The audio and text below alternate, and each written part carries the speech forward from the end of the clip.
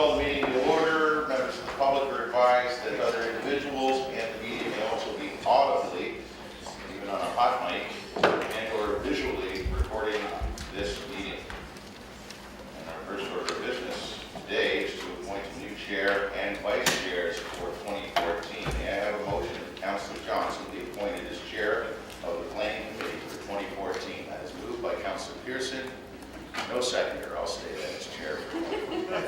Seconded by Councillor Basuda. All in favor? Congratulations, Councillor Johnson. May I have a motion that Councillor Partridge be appointed as first vice chair of the planning committee for 2014? That's moved by Councillor Pearson and seconded by Councillor Johnson. All in favor? Congratulations, Councillor Partridge. May I have a motion? May I have a nomination for a second vice chair? I nominate Councillor Collins. Councillor Chad Collins is nominated as a second vice chair. And that's from Councillor Johnson, seconded by Councillor Pearson. All in favor? Carried. Any opposed? Seeing none. Congratulations, Councillor Collins. May I have a motion that Councillor... Oh, we did that. Madam Clerk, are there any changes to the agenda? We have two delegation requests from respecting item 5.3 on the agenda today. So those have been added. And we also have 3 items of correspondence respecting item 6.5 on the agenda. Councillor Johnson. With respect to 6.5, unless there's anyone here from the public other than the applicant that's here to speak on it, I would like to table it to January, just to get that off the docket right now.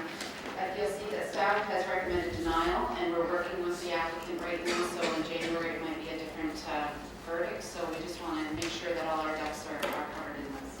So, Item 6.5 is an application for an amendment to the Glenbrook zoning bylaw, that's number 464, to permit a place of worship for lands located at 3075 Tisdale Road in Glenbrook, Ward 11. Is there anybody here today that wishes to speak to item 6.5? Was there anybody wishing to speak to item 6.5 in committee today?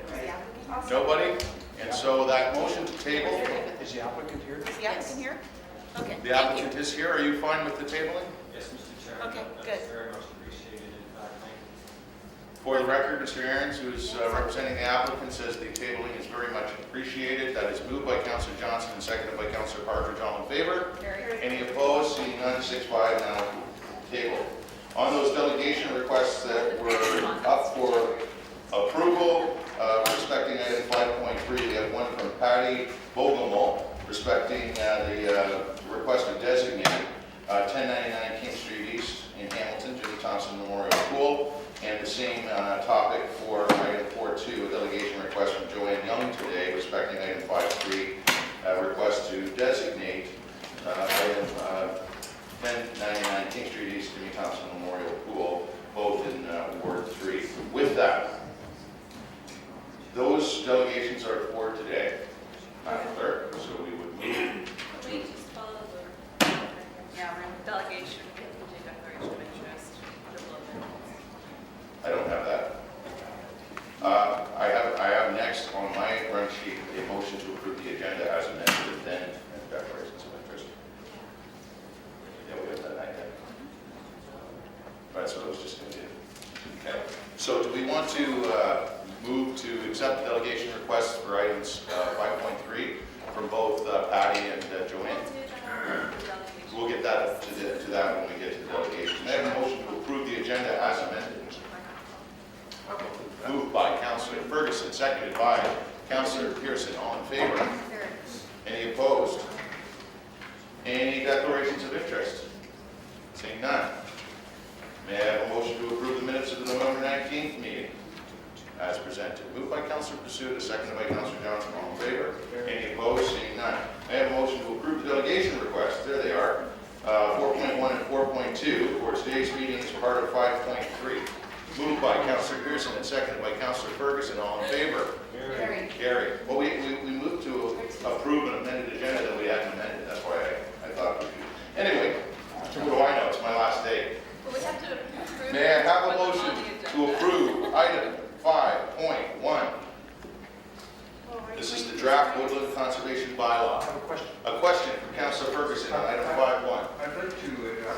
staff person, I'm not sure who that would be, so we'll start with Steve. Kathy? Okay. So, the Lancaster bylaw currently requires a permit when there's any tree removed over 450 millimeters. I see a lot of definition of area of definition of woodlot, but I can't see, and maybe here I just couldn't find it, the definition of when you need a permit to take a tree down. What size tree do you need a permit for?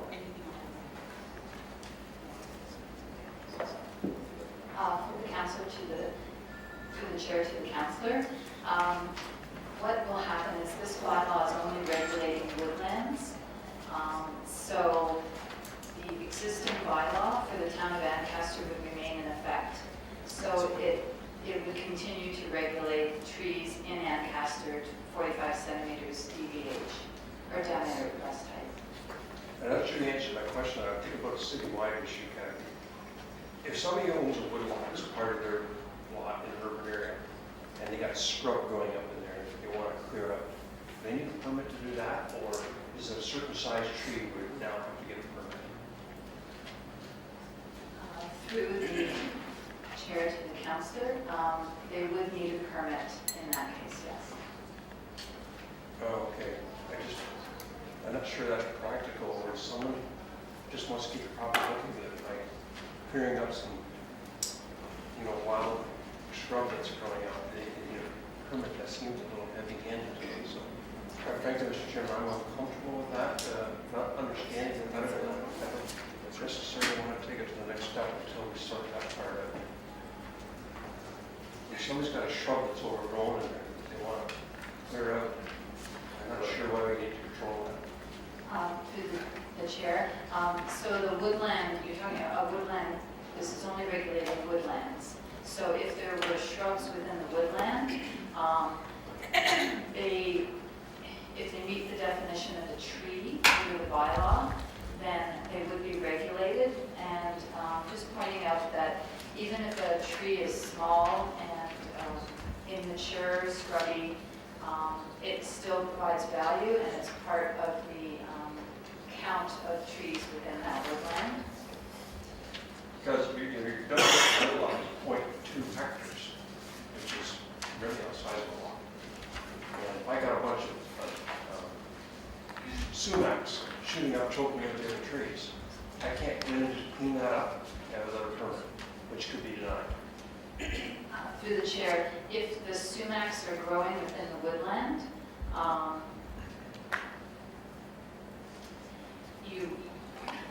generally sumacs don't grow within woodlands, but if they were growing within a woodland, then yes, you would require a permit.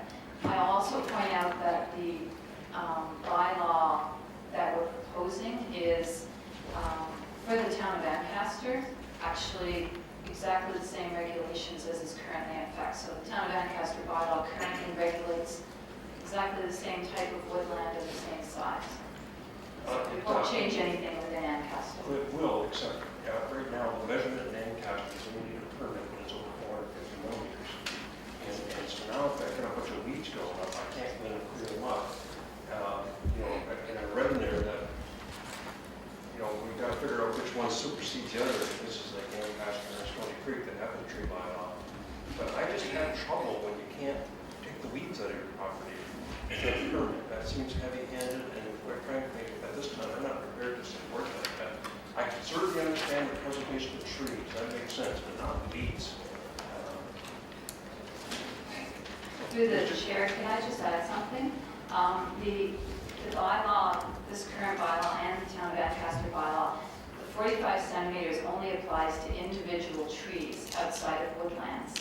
So there is a difference between a woodland, which will, and this is regulating trees of a variety of sizes as shown in the definition of a woodland, and what you're talking about, which is a 45 centimeter tree growing on somebody's lawn. That's what the 45 centimeters refers to, not the woodland. There's no minimum size DBH for trees within woodlands currently.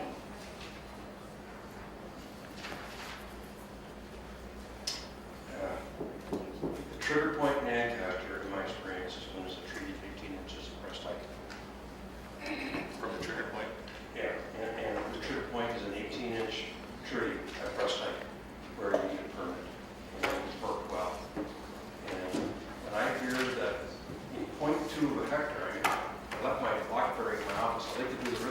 20 square foot lot that is, but it's a small lot.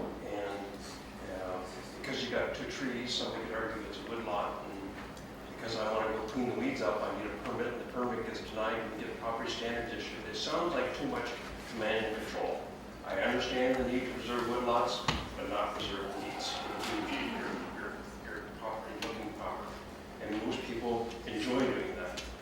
And so I'm just uncomfortable taking this the next step with that particular control, so I can't support this. Thank you. Councillor Pearson. Thank you, Mr. Chairman, and through you to Kathy. Kathy, 2 questions. First off, and recognize that Stony Creek had the bylaw also, but that was for woodlots, correct? We're proposing to maintain the Stony Creek bylaw. The reason I'm asking is the new bylaw has no fee, but the Stony Creek bylaw has a fee. So which is going to supersede now?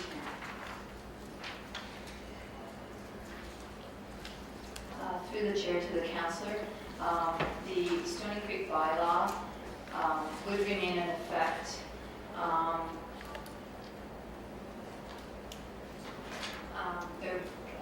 guess, I wonder if maybe Lisa Pasternak could.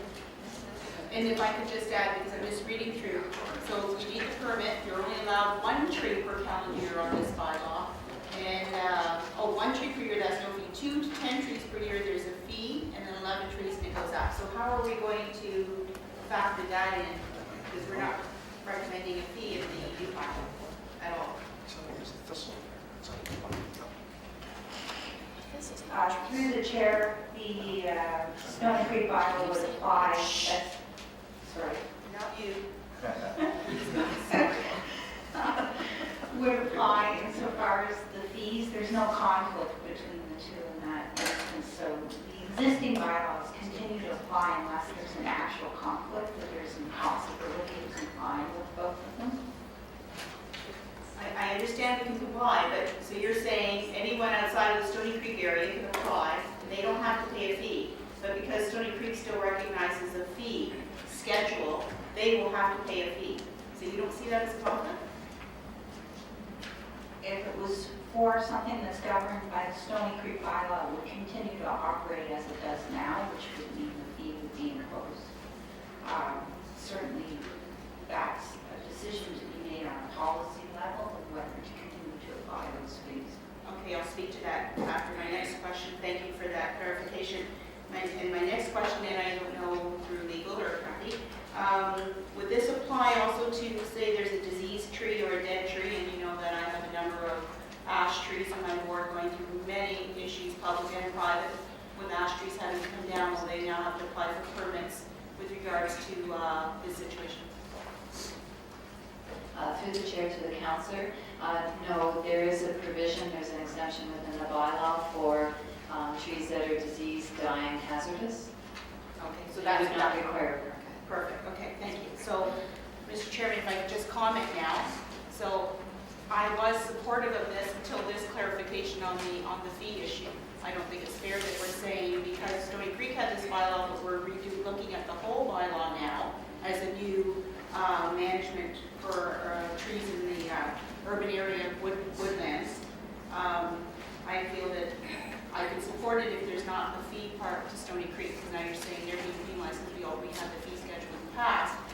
But one prior issue is the new bylaw, and the fee should be removed as for the Stony Creek residents. Thank Would you. you prefer to I'll move do a a motion. charity amendment to I'll this? move a motion if I can at this time that we remove the fee structure with regards to the Stony Creek bylaw, and it falls in line with the recommended bylaw for us for the rest of the area as no fees to be implicated. Okay, And moved by Councilor Whitehead, or seconded by Councillor Whitehead. Noted, Clerk. On the motion or amendment, Councillor Ferguson. Me too. So he triples it. Move second. We have a seconder. Also, wait a minute. Anyone else on this amendment? Moved accordingly, seconded by Councillor Whitehead. Get back, Madam Clerk. Aye. Acaster's now also part of the. Let's come back. We'll come back and vote. She can- I still have a speaker, so are you okay with that, Councillor Ferguson? We'll come back to your Yes. amendment. Now, Councillor Whitehead. Thank you. I know in our ward,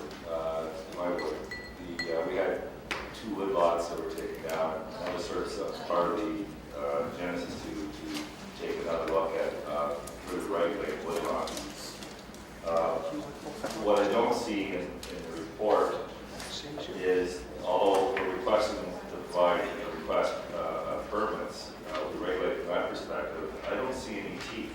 So and that was one of the issues that we raised in the past when woodlots without a permit is taken down. What is our recourse other than going to the courts? Can we actually identify a fine, a fee, some form of a penalty when they go outside the regulations? Lisa or Kathy? Lisa? The remedy is a charge and a conviction. He added a remedy that's available specifically under the municipal act for this type of bylaws, a replanting order in addition to the fine. So that's the tool that's available to require replanting. So is that, help me understand, I don't see that here, the replanting. So can you identify the date or the location of that particular? My concern again, Mr. Chair, is we have, I think there's one charge in front of the courts now. I think it's up to the courts to decide, but what do they decide on is my concern. Do we lay out what the penalty is, or do the courts make a determination based on another form of law? Lisa?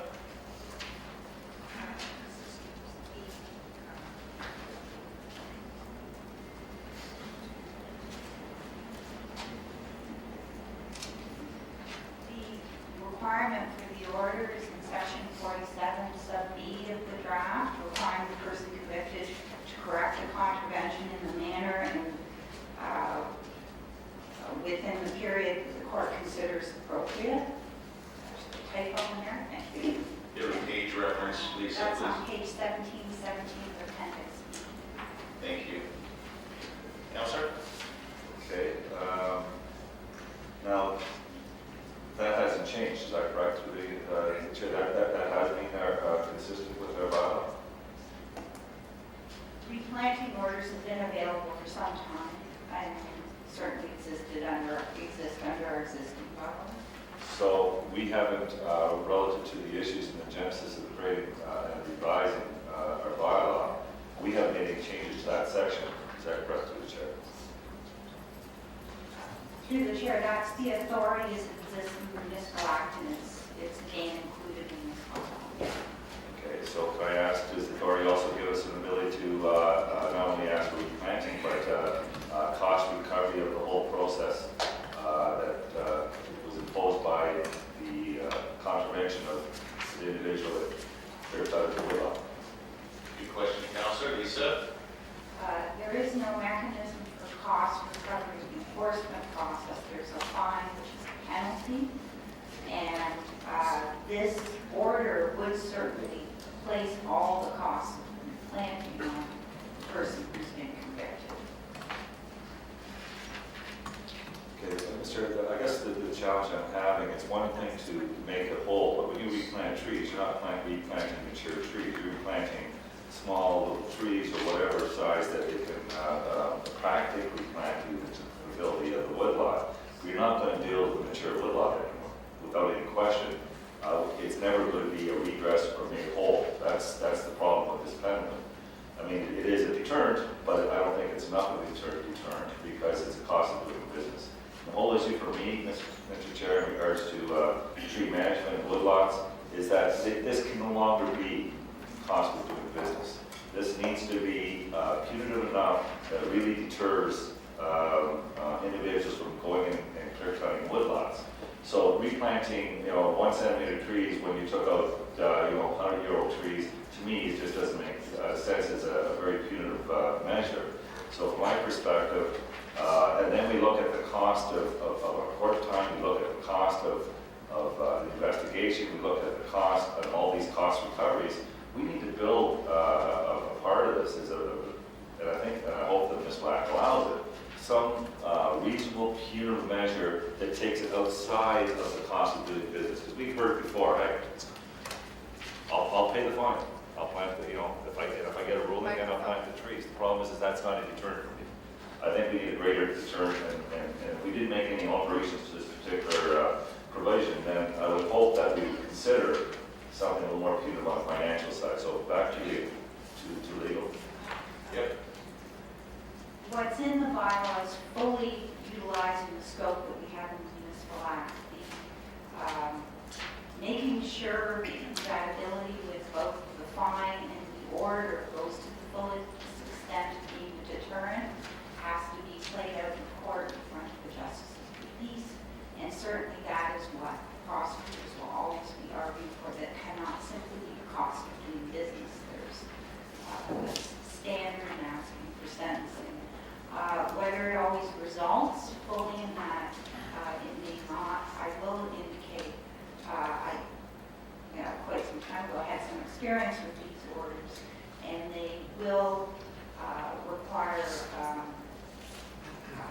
perhaps not just seedlings, some of more mature trees, and they certainly will last for a number of years of taking care of the trees and ensuring they grow to a certain level of maturity where we can have some assurance of generation.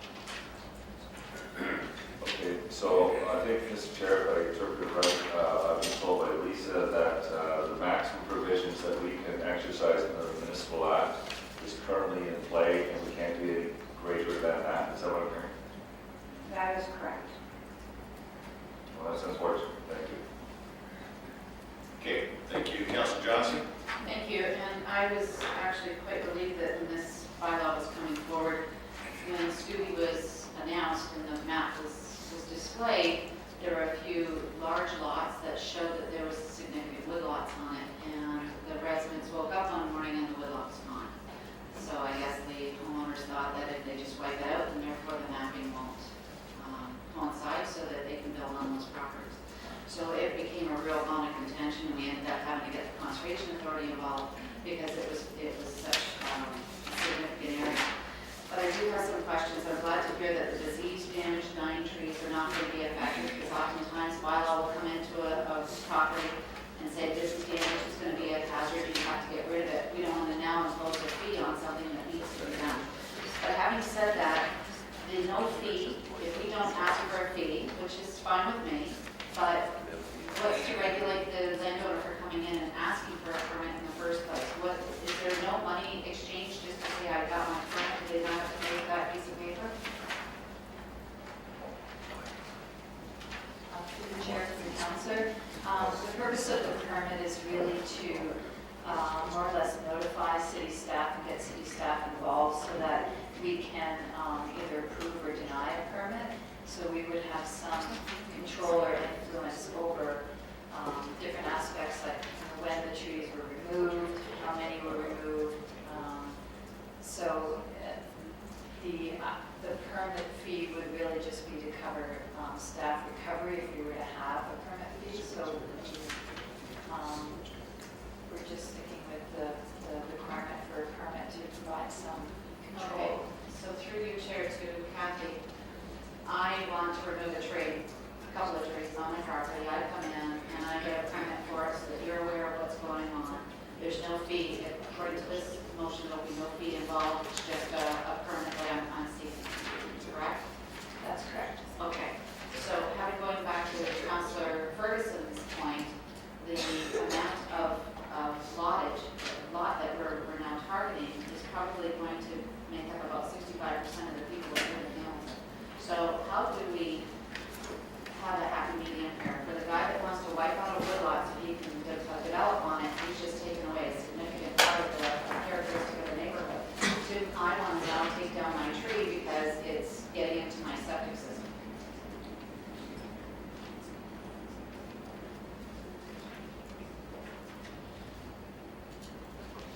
Sorry, through Mr. Chairman, I just wanted to correct that point from Councilor Ferguson, right? It's not actually lot size. If you use the example of someone who had a half-acre property with a couple of trees on it, that would not constitute a woodlot for the purposes of this bylaw, so that homeowner would be exempt from the regulations of this proposed woodlot bylaw. If the trees on that, in this situation, met the Ancaster tree bylaw, then they may be regulated. What we look at is defining a contiguous wooded area as a woodlot, and if it meets that test, then this bylaw would apply. But for an individual that has a half-acre or 1 acre lot with a couple of trees that they planted, part of their landscaping plan, then this bylaw would not apply. That would be sort of a defining characteristic. It's not lot size. It looks at the woodlot as an ecological unit, and if it meets the minimum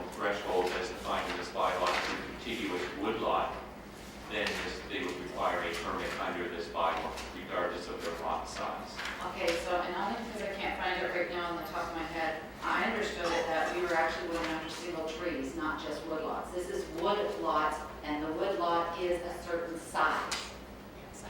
That's it. That, sorry, through you, Mr. Chairman, that is correct. Individual trees may be regulated under the former or the current tree bylaw, but this bylaw specifically speaks to the issue of urban woodlands as opposed to individual trees. Okay, thank you for clarifying, I appreciate that. Thank you. Thank you. Councillor Pasuda. Thank you, Chairman Barr. And I'm looking at item D in the recommendation, it talks about an additional FTE. So probably through you, Mr. Chairman, to Marty, who's come under enforcement. Do we need another FTE for this bylaw? Through Mr. Chairman, yes, absolutely. We have no capacity to handle any additional workload in that area. Just not going to be short and sweet about it, not in a position to hire any more employees in the city of Hamilton at this point in time. So I think we have to figure a way around this, but, you know, I think what I'm hearing around the table, almost to the point it should be referred back to staff and consult with the individual councilors or give them a bit of time to designate a forum for the committee. And I'll kind of leave it to my colleagues to comment on that, but I think maybe that's the road we should be taking. Okay, we are looking at, Councillor, a draft. That's what's before us right now. We're still in the recommendations consultation. We have an amendment coming. But fair enough. Councillor Parker is next. Yes, thank you, Mr. Chair. Kathy, I am getting confused. I understand in reading the report that it is a woodland. I don't see any reference in this report to Flamborough or to any existing bylaws in Flamborough. Can you tell me what is there right now? Through the chair to the councillor, right now there are no tree cutting bylaws regulating trees in Flamborough, other than the regional woodland conservation bylaw, which covers the entire city, so it would cover Flamborough. All right, but specifically this one is addressing the urban area. So I see the urban area of Waterdown would be included in this. It does not apply to the rural area, is that correct? Through the chair to the councillor, that's correct. And can you just clarify for me the definition of a woodlot? Because I'm looking at some developments in Watertown, and some of them are only 1.5 acres to 2 acres, and they're looking at putting up 3-story buildings, ground floor commercial, multi-res, but there's a significant amount of trees on that property now. Would that be defined as a woodlot? Through the chair to the councillor, it would be defined as a woodlot if it met the definition in the bylaw, which is in Appendix B. And it refers basically to a size, so it would have to be 0.2 hectares in size, the woodland area. And it would have to have a certain density of trees, which is outlined under the definition of the woodland, which is on page 5 of Appendix B. And I understand that. But it doesn't, this bylaw does not address individual trees at all. We've heard that 2 or 3 times now. So it really depends on if it meets the definition of a woodlot as it is in this bylaw. Yes, that's correct. Okay, thank you. Thank you. I have myself on the speakers list. I'll pass the chair over to our incoming chair, Councillor Johnson, and just a few quick questions. And, first off, to whomever, with respect to this, and generally speaking, through you, Chair, who is our target group? Maybe a quick refresher on who it is we're speaking to with respect to this bylaw. Steve or Kathy, Sorry. would you repeat the Would question? you repeat the question, please? Who are we reaching out to primarily with what we have here in the form of a draft bylaw? Who's our target group? Who's our target group? In terms of the genesis behind doing this, or the roadmap for going forward? In terms of why this report is before you, there was a direction that came from GIC and the Food Council for that staff to prepare a bylaw dealing with urban woodlands in response to there was some tree removal issues that were occurring in the city last year, and that's what was the genesis behind the council direction for staff to bring forward a report with a recommendation on an urban woodland bylaw. Thank you. On the staffing issues presented by Councillor Pasuda earlier, through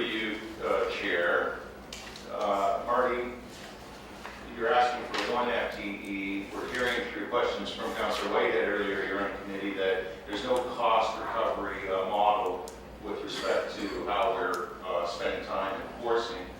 However, your department often works with that model. So can you identify at this point, I know we're in draft form here today, where that financing for staff would come from? Through Mr. Chairman, as Lisa explained, the enforcement process, there would be no opportunity for cost recovery or staffing, so it would be simply pressure on the levy. Okay.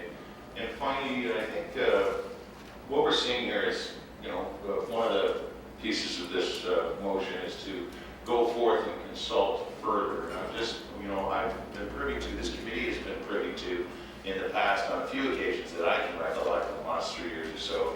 The Hamilton home builders come in and it's often right under the wire and say, hey, they talk to us. So I just wanted to make note of that and maybe through you, Chair, identify that as we go forward, and I forget what part of the motion speaks to the consultation piece, but will we be reaching out to Hamilton home builders? Steve? Through you, Madam Chairman. Yes, we will. In addition, for the development industry, they would normally be exempt from this bylaw if they received Planning Act approvals, which included a tree preservation plan, because council's already adopted the requirement for a general vegetation inventory and sort of a tree protection preservation policy. So where a development application comes in, they're required to give us a general vegetation inventory that shows the current number of trees on the property. And if those trees have to be removed as part of the Planning Act approvals process, then we look for compensation at a rate of 1 tree to be replanted for every tree to be removed. So we will have further consultation with the home builders as relates to the specific bylaw, but there's already a council adopted policy in place for dealing with development applications. That was approved 2 years ago, I believe. Okay. And finally, ultimately, committee, on recommendation E, what we're doing here is following up on past council concerns, recommendations from a little while back. I think what we have before us is a lot of good preliminary work, but again, you can't emphasize enough that this is draft OD. It's recommended that what we have before us not only protects but enhances trees and woodlands in the urban and rural areas of Hamilton. I think that wordage, having built into the motion that wordage, is apropos. And it should, I think, give this committee some sense of importance, that they're respecting the issue at hand. I will take the chair back. We have second-time speakers and Councillors Whitehead, Pearson, but first Ferguson. Thank you, Mr. Chairman. And I found the debate interesting and appreciate all the questions that have come up. And I certainly understand why we want to prohibit some owning 200 acres of fair. That makes tremendous sense. I'm just wondering how we protect that homeowner who owns a 100 by 200 foot lot. And I'm looking at the definition of woodland, and 1,000 trees, or it says 250 trees with the west height over 20 centimeters, which is, I guess, 20 inches per hectare. Probably the definition of the actual area of the woodland. So if you get 250 trees times 0.2, which is the smallest one. So they have to have 50 trees on 0.2 of a hectare to get the definition of a woodlot. I guess where I'm trying to go with this is understand how we protect the homeowner, trying to keep his property looking nice, but at the same time protect woodlots that are great size from developers on wind and clear cut it, which takes the property value of $5,000 an acre, culture to $750,000 an acre because it's now affordable. I'm trying to find that balance, and I would really appreciate, as Councilman Sue said, an opportunity to talk to staff offline about this, just so I can really get my head around it, to know what the impact is to both sides. Because actually, Council Whitehead is on something. The fines are not big enough for someone to clear 100 acres. But for someone who takes down one lonely little tree in his backyard, it's punishing them out. And I just need a way to get my head around how we strike that balance. So I would really appreciate, I can't move it now because I've spoken to the refer back staff, even if it's to the next planning meeting, so I can talk to Kathy and Steve offline to understand the impact of that little property. That's your preference as opposed to having given it the draft form here, having staff just note our concerns and when they do report back to the planning committee, address those concerns. Offline conversations, your preference, I fine. And we'll look for, I believe Councillor Collins has appreciated what you said, and we'll move accordingly at the appropriate time. Councillor Pearson. Mr. Chairman, yes, thank you. And I just want to be sure that we realize that recommendation C in here also says that we have a public meeting scheduled. And that's going to be in the new year, early 2014. So no matter what happens here today, we still have another opportunity because we're going to hear public input at that point. So I mean, I have no problem in tabling it for another couple of weeks or whatever's needed, but we're still going to have another step to this process. So if it's absolutely needed, that's fine. If my colleagues feel that they want to get more input, that's fine. I have no problem. But there is another tool here after we get the public input of maybe further amendments that might be requested. Thank you. Fair enough. Councillor Whitehead. Thank you, Chair. And the thing about consultation is you want to ensure that, and the reason why it's before us as a draft, I like to build and put the building blocks in as early as possible in the process so that any suggestions, for example, coming out of this particular committee, when it goes out to full consultation, it is part of that consultation because it's now embedded in the report. Currently, some of the concerns and comments around this table is not embedded in the report. So I think it is prudent for us to table this particular piece and have an opportunity for councillors to meet with staff and make those appropriate changes, or at least get some clarification on those issues so that we have a fairly solid document going forward for broader consultation. So I sort of support that effort. The other piece, I think Councillor Pasuda nailed it as well, is that, you know, I thought we had this constraint that we're trying to control budgets and anything we do on a go-forward basis was about sustainability and doing it within the current envelopes. This report doesn't make any effort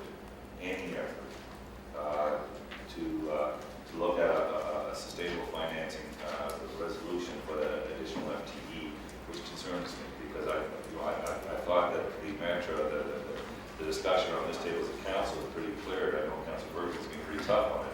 No more new FTEs. So I don't see in this particular report, and this is not going to be coming from the broader community, this is internal because at the end of the day, when it comes to financing of staff, that's more of an internal process, that's an external process in the context of the consultation. So I think that's important to have further flushed out before we actually have the document for the broader community. So I want to provide those comments, and I certainly will sit down with our staff and raise those concerns offline, so hopefully in the new draft document that will be out to the broader community, we can address some of those concerns. Third time. Councillor Pearson. Well, Mr. Chairman, I'm not sure if at this point I can put the motion on the floor, but in light of conversations being made, I would still like to put the motion on the floor to remove the fee schedule that Stony Creek is the only one that has right now. And whatever happens with the new evolution of this bylaw, after the public process, after dialogue with the councillors, whatever, then whatever is approved there is what follows forward, that it's blanket, it's through the whole city.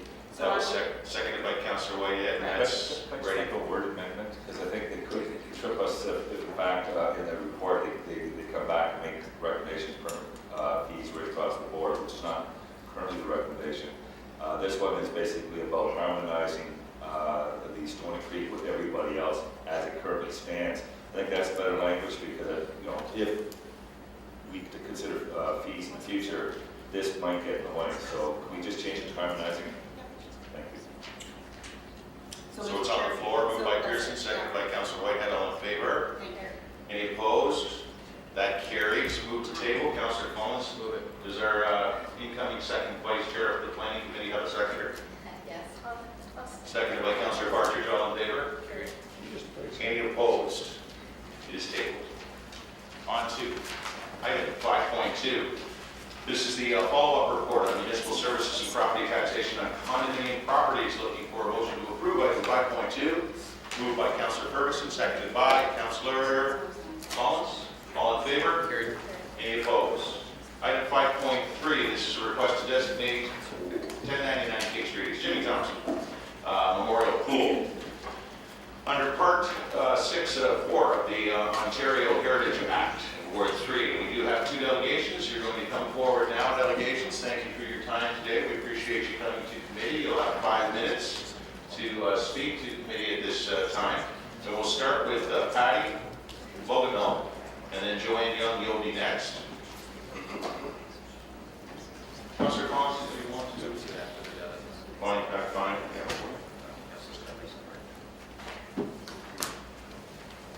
Councillor Collins has indicated he's had a good conversation with our Ward 3 Councillor Morelli, and we'll speak to that conversation following the delegations. So we're looking for Patty. Are you here, Patty? Are you Patty? Yes. Okay. Does she need to sign in? Okay.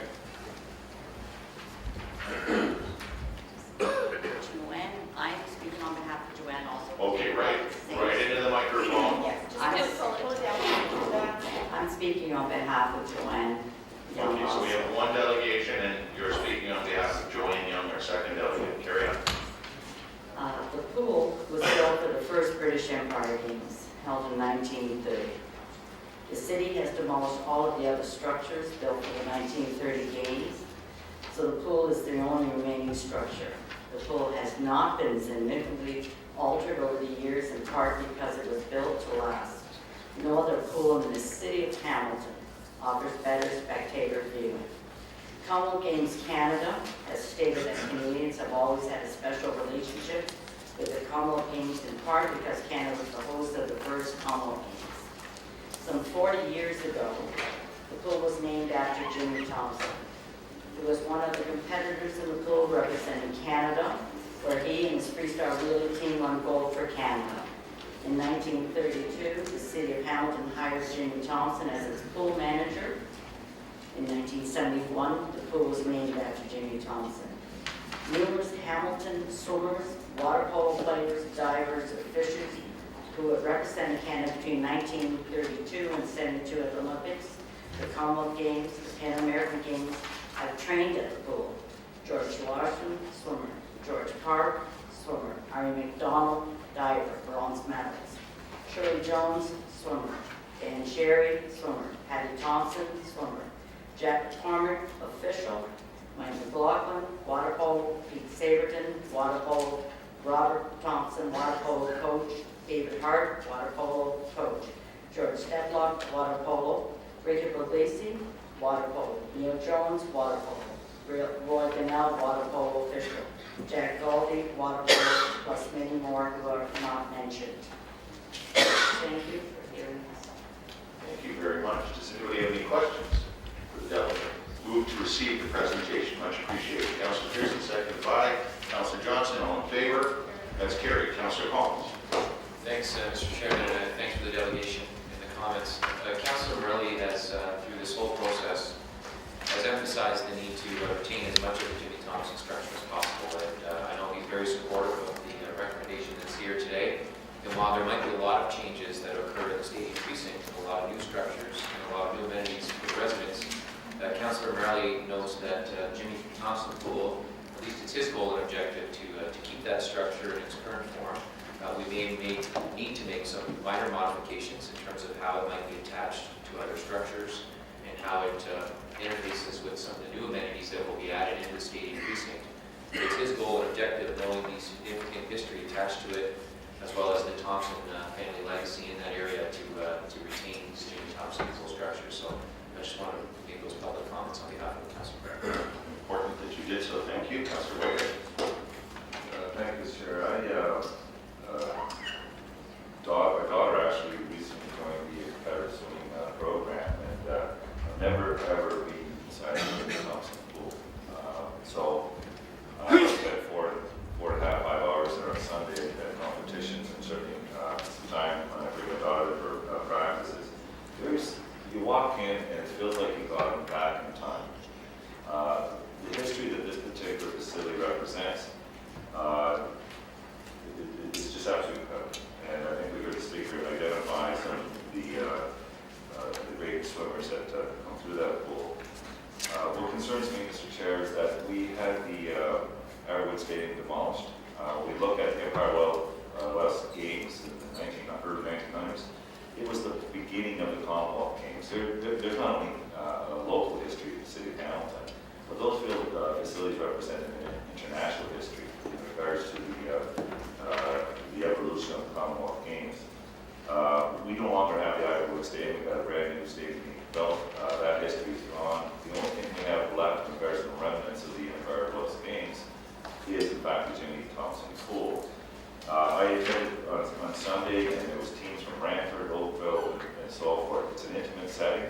it's great for parents to watch, and it's close, and it provides a great level of competitiveness and service and amenity to this community.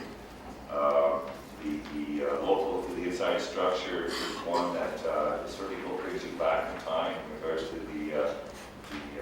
the structure and the finish and so forth. So I would hope, and the other point I was going to make, unless we're looking at building another 100-meter pool, which this city so badly needs in regards to competitive level swimming, which is not the proposal of this particular site, then it doesn't make sense whatsoever to change the integrity of this particular building, other than to affix it to a greater and larger amenity to service the broader community, which Councillor Collins alluded to.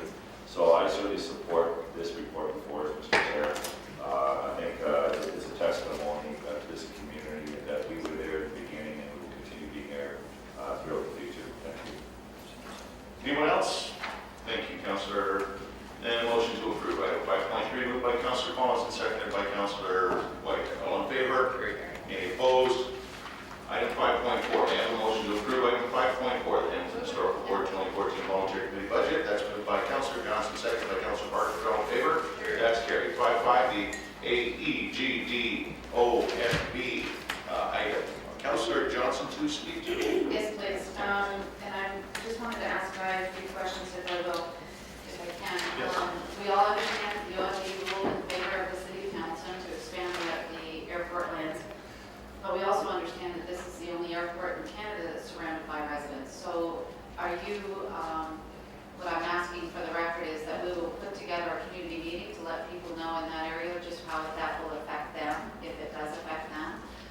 We just went through a Scooby process not once but twice, and now it's going to be 3 times. People are coming to the podium saying, am I getting appropriated now? So there's that fear out there in the community. I think we need to have something for the community to understand how this affects them, if it does affect them. So I just wanted to get your thoughts on that, please. Through Mr. Chairman, to the councillor, no, we had not planned any further public meetings or open houses of that nature. If that's something that council requires, we're at your disposal. But at this point, we're in the 3rd phase of the hearing, which is essentially delineating a line around the land budget that was approved recently. And there is no policy or intent to expropriate anyone, if that's one of the fears. I've talked to dozens of people, and probably hundreds over the last 5 to 6 years about that. If people wish to have information, our website is being updated right now, plus I can be reached for any discussion or meeting if people have concerns regarding that. Thank you, Guy. And I still would like to, even if it's an informal one, I'd like to have an information session for those to understand what the implications are in Mount Hope for this ruling. So thank you for your thoughts, and we'll go offline for those. Thank you. Nobody else? Move to receive the item. Councillor first. Yeah, I just want to find out the end after the airport public road district's been an exhaustive thorough process. We went through numerous public meetings, one at the Interactive Fairgrounds, which was a community liaison committee that met for about a year and a half, sat in that, met regularly. We went to public meetings in this gallery, the rezoning process, so it's an exhaustive public process. But if the board council wants to have an information meeting, we'll board that perfectly okay. But I don't think the city needs to re-engage. We've done that. This is an opportunity to get some employment lands on communities. You're running out of lands at Red Hill Industrial Park. I guess Hamilton's been discovered beyond the customers that a lot of meeting reports us. So, but certainly the board council wants to have a meeting or privilege, certainly welcome to do that. Thank you. And so to move to receive, Councillor Ferguson, seconded by Councillor Whitehead. Councillor Whitehead. I want to reiterate that this was a council priority. I believe it was almost unanimous in regards to being a priority. So I'm glad that we finally got the ruling we did, and I don't blame the ward councillor in making sure they understand the implications of such decision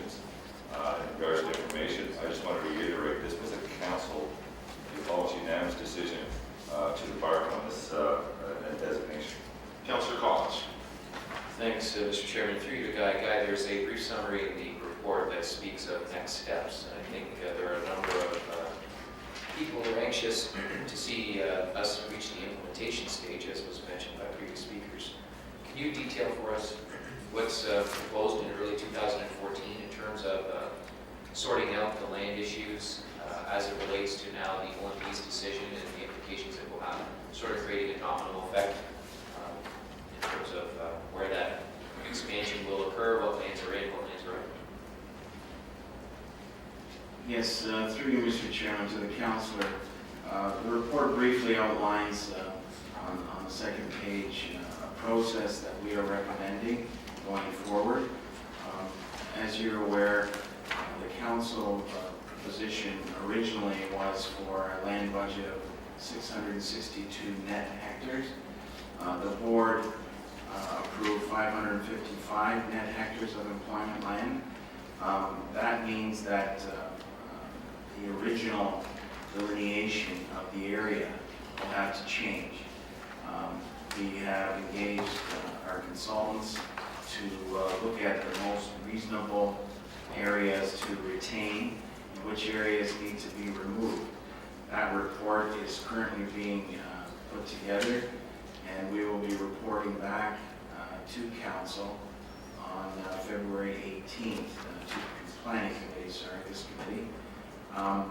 Prior to that, however, we felt that it was important for people to have an opportunity, particularly those who may be being removed from the area, to have an opportunity to digest the report that we'd be bringing forward, and also to commit to bringing forward any issues in advance to staff or as a delegation to planning committee on February 18th. So we're proposing to put out and release the staff recommendation report to planning committee and councilors on January 10th, so they have it in advance.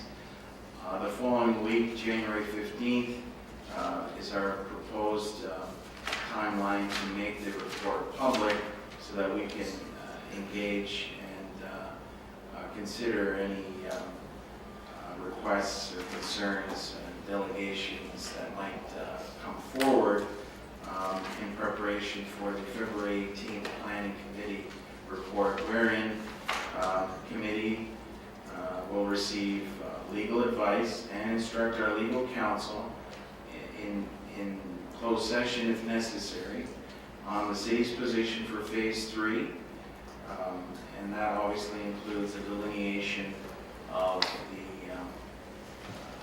line of 555 net hectares and any further instructions that might remain confidential until they're ratified by council the following week. So we're not expecting the hearing. Based on what we've heard from the OMB, it's taking 6 or 8 months to schedule a hearing, so we're not expecting to have that hearing until later in the summer or in the fall of next year, which is unfortunate, but in the meantime, there will be pre-hearings with the various appellants and other parties who have representation in order to delineate any procedural items, legal or otherwise, for the phase 3 hearing itself. That's worked very well in the past, and it makes sure that we have an agenda that is itemized and very specific to the issues that need to be addressed in that hearing. So that's what we are proposing at this time.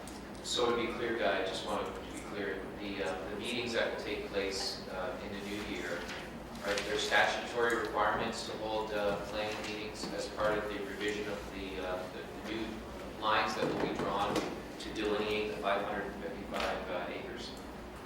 Or is that still part of the original OMB case?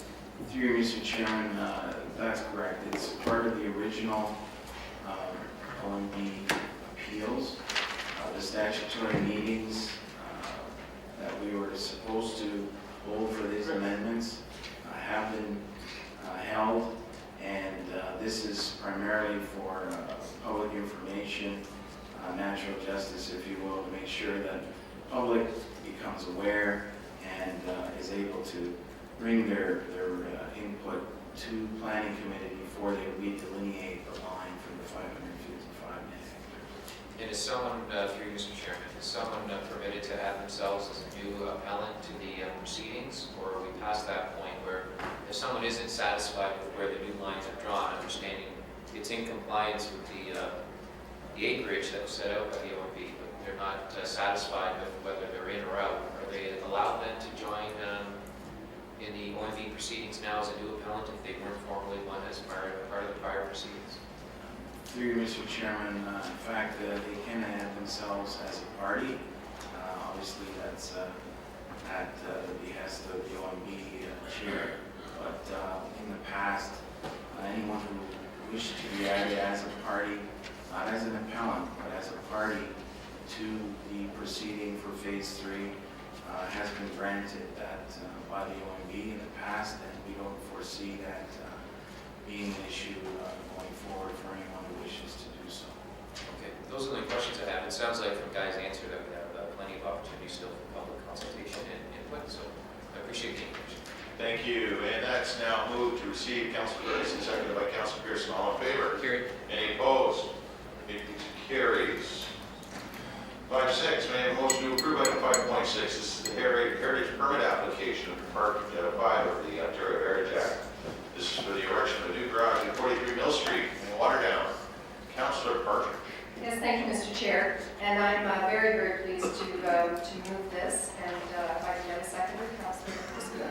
Councilor Pasuda, and this particular resident, it's in the Mill Street Heritage District in Waterdown, and this particular resident has been a champion of all things heritage in Waterdown, and indeed in Flamborough for the past few years, and has really championed the whole issue, brought it to the community's attention, and so I kudos to the resident involved in this, and I'm very, very pleased to support the work that's being done. Thank you.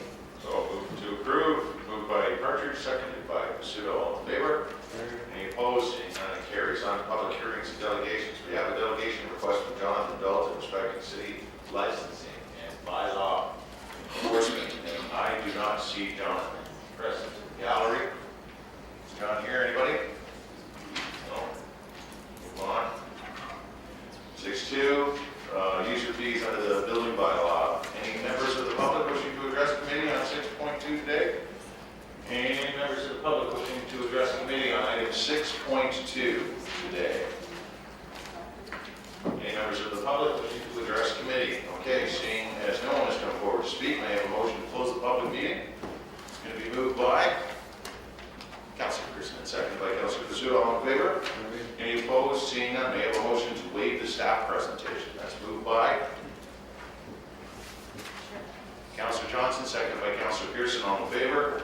May I have a motion to approve the recommendations? Moved by Councilor Pasudo. Question for staff. Sure. Question for staff.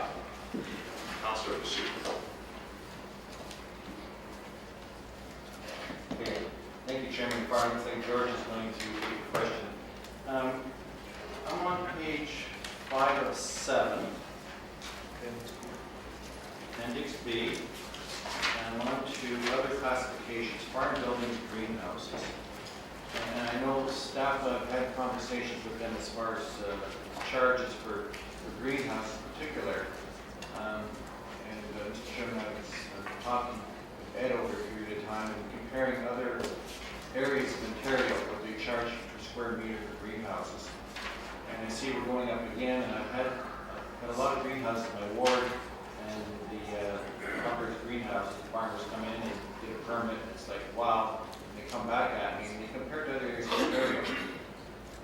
Where are we, Mr. Chairman, today, through you, compared to other areas of Ontario with our charges per square meter? George. Through the chair, we haven't carried out a survey this time around, but last time we did it, we're pretty comparable. We're slightly above the average. But we're operating on the fees at all the time, so we will be looking at that again. But we did review it a few years ago, and that's why we have a separate fee for greenhouses. At one time, it used to be 4 million, and that was too high of a fee. So we did revise it slightly. But we can come back to you, Councillor, if you want us to do a survey of the other municipalities again. Okay, Mr. Chairman, I'm getting a lot of competition out there in the greenhouse, particularly the cucumbers. And Western Ontario, Southwestern Ontario has a lot of greenhouses down there. And the competition's for our people here who are trying to survive without greenhouses. So it makes it harder.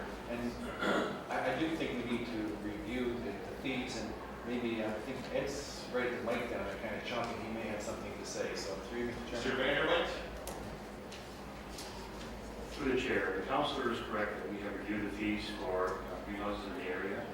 Councillor referring to the Dean's area where the fees are very cheap, and they're in the greenhouse business. We compared it with local municipalities around Hamilton, namely towards the Toronto area, towards the Niagara area, our fees are very comparable. I would request we agree with that again.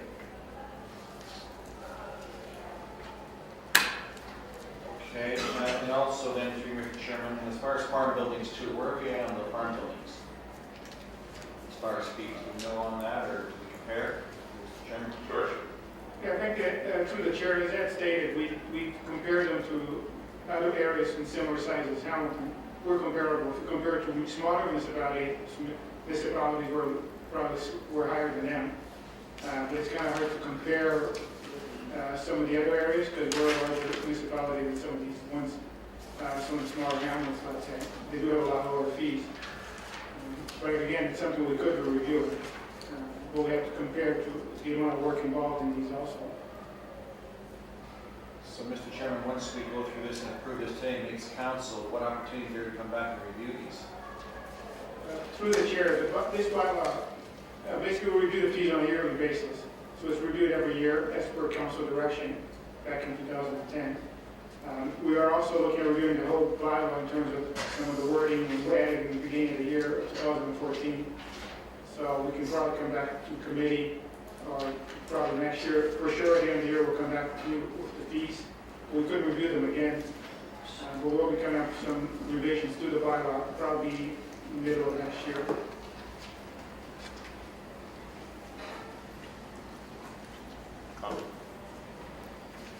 Well, Mr. Chair, I think we need to be competitive with our people in Southwestern Ontario. They encompass a large area of glass.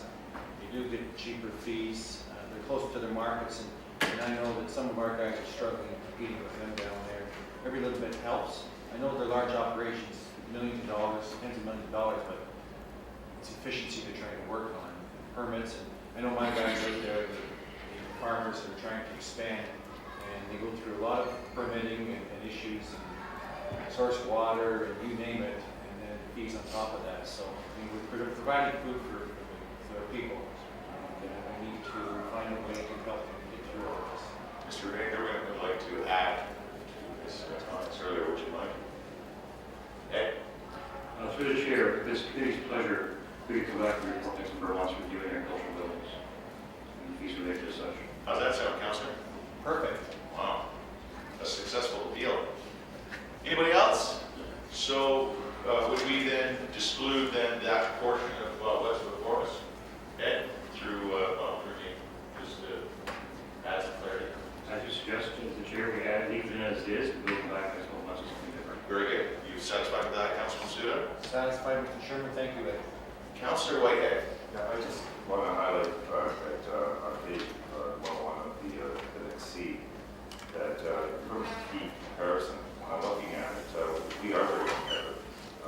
Group A, Group B, Group C, Group D, Group E, Group F, we're pretty well in the middle of the pack in every one of those. So certainly I support what's before us, and the concern was raised.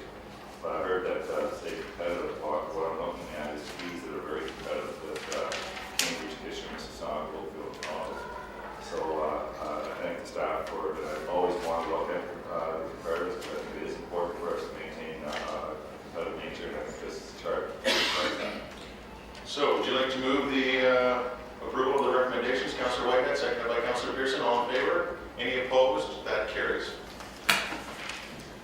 6.3, application for a condominium conversion for lands known as 54 Mohawk Road West, Ward 8. Members of the public, in accordance with the provisions of the Planning Act, please be advised that if a person or public body does not make oral submissions at a public meeting and make written submissions to the council of the city of Hamilton before council approves, in this case the condominium conversion, the person or public body is not entitled to appeal the decision of the council, city of Hamilton, to the OMB or Ontario Municipal Court, and the person or public body may not be added as a party to the hearing of an appeal before the OMB unless in the opinion of the board there are reasonable grounds to do so. Are there any members of the public wishing to address the committee on item 6.3 today? Any members of the public wishing to address the committee? Are there any members of the public wishing to address committee? I am seeing none. So may I have a motion to close the public meeting? That is moved by Councillor Whitehead and seconded by Councillor Johnson.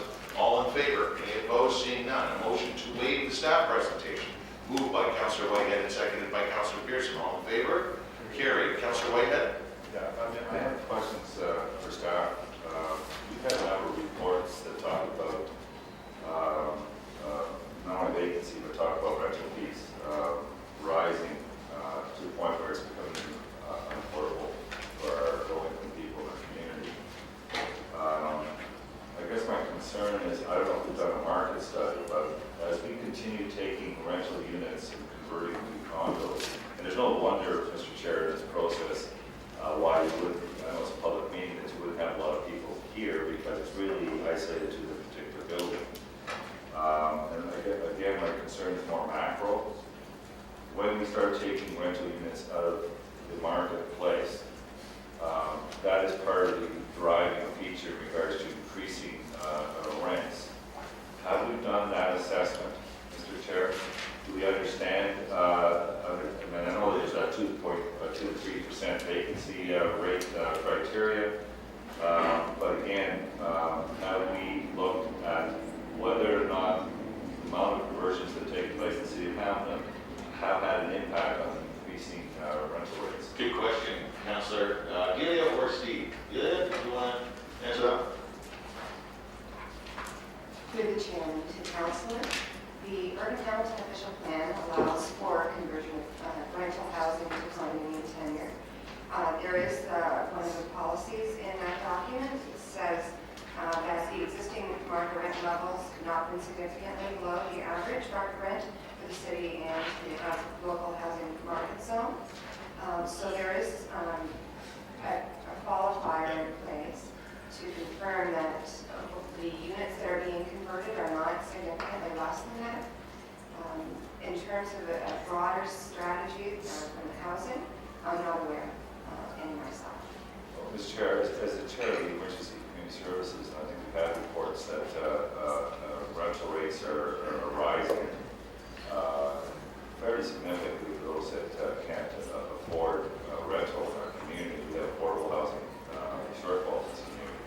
So my concern and issue is that it's great to have a policy based on 2 to 3%, but we really haven't done a study, and these are rising concerns, that the conversions are not having an impact on the rental increases. So without that assessment, I'm having some challenges on the macro side. The other issue, Mr. Chair, that I've raised is that it appears that the high end of the better rental units are the ones being converted, which means that we look at 2 to 3% vacancy, you're more likely looking at a housing stock that is inferior, is a little lower in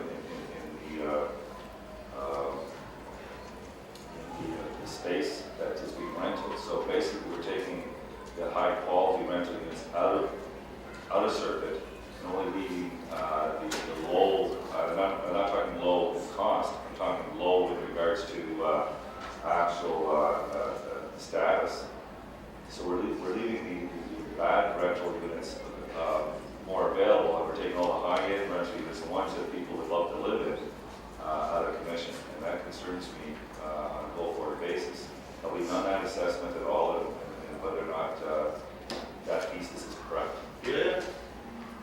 Steve? Through the chairman to the councillor, that is outside of my area of expertise. would suggest that the housing division, David Burdatti, might have some input in staff looking into the matter. So, Mr. Chair, what I'm going to suggest is, this is a macro issue. I'm not going to get in the way of this independent report and request. But I think there's a macro issue that's taking place in this community as it pertains to this particular policy of conversions that we really need to take a serious review. We haven't done that review as far as I can see. We need to hook up with the housing organizations in this community and do that assessment and analysis, and then report back to the community and council. I would think that would probably be better to have a joint effort between the Emergency Community Services Division and the Planning Division to do that. So I will be working with our staff at Emergency Community Services to do that type of assessment, work with all our housing providers and do that assessment. So those are my concerns. But as far as this report is now, again, it's just a one-off, but I'm looking at the bigger picture going forward. Councillor Collins. Thanks, Mr. Chairman. And apart from the issues raised by Councillor Whitehead, my concern would be financial issues. And in the report, you'll notice there's nothing listed under the financials, but my concern would be as multi-residential buildings are converted to condominiums, they are taxed under a different tax line. And as we all know, the single-family or single-unit tax code is lower than the multi-residential. And so my concern would be the loss of multi-residential units, although they're still there in build form, they're now taxed, I believe, under a different way through impact and then essentially by the city. So I would like to know when these are converted, whether the city is in fact losing tax assessment through the conversion process. And so the motion would be attached to this, that if it's passed today, that staff report back to the committee with the implications related to conversions related to the municipal tax structure. Essentially, I'd ask staff to go back and look at other conversions that have occurred maybe in 2010 or 2011 and come back to us and illustrate whether there was a zero-sum loss or whether there was actually a true loss in tax dollars, apart from whatever assessment increases they might have occurred. So just compare the rates, show us what those figures are. We only deal with a couple of these each year, but there's a growing trend over the last number of years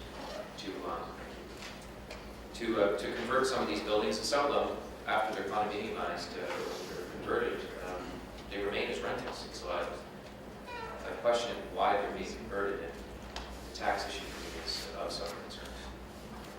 Okay, I have myself on the list. I'll pass the chair. You're up next, Councillor Pearson. Through you, Chair Johnson, to staff. One of the reasons why, as our former speaker just noted, they remain rentals is built in on these conversions through, I believe, the Landlord Tenancy Act is a stipulation that current occupants renting cannot be forced out of their abode. True? Through you? Delia? Through the chair to the council, yes, that is true. They are protected. They can remain in their units for their lifetime. Okay, I'll take the chair back. And sorry, Councillor Collins, we'll come back to you for the motion. Much appreciated. And Councillor Pearson. Thank you, Mr. Chairman, and certainly to that, I appreciate your clarification of the previous information you asked for.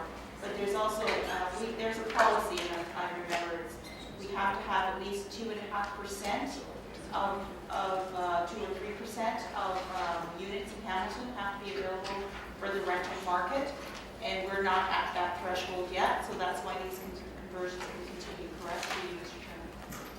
Through the chair, yes, that is correct. The proposed conversion can't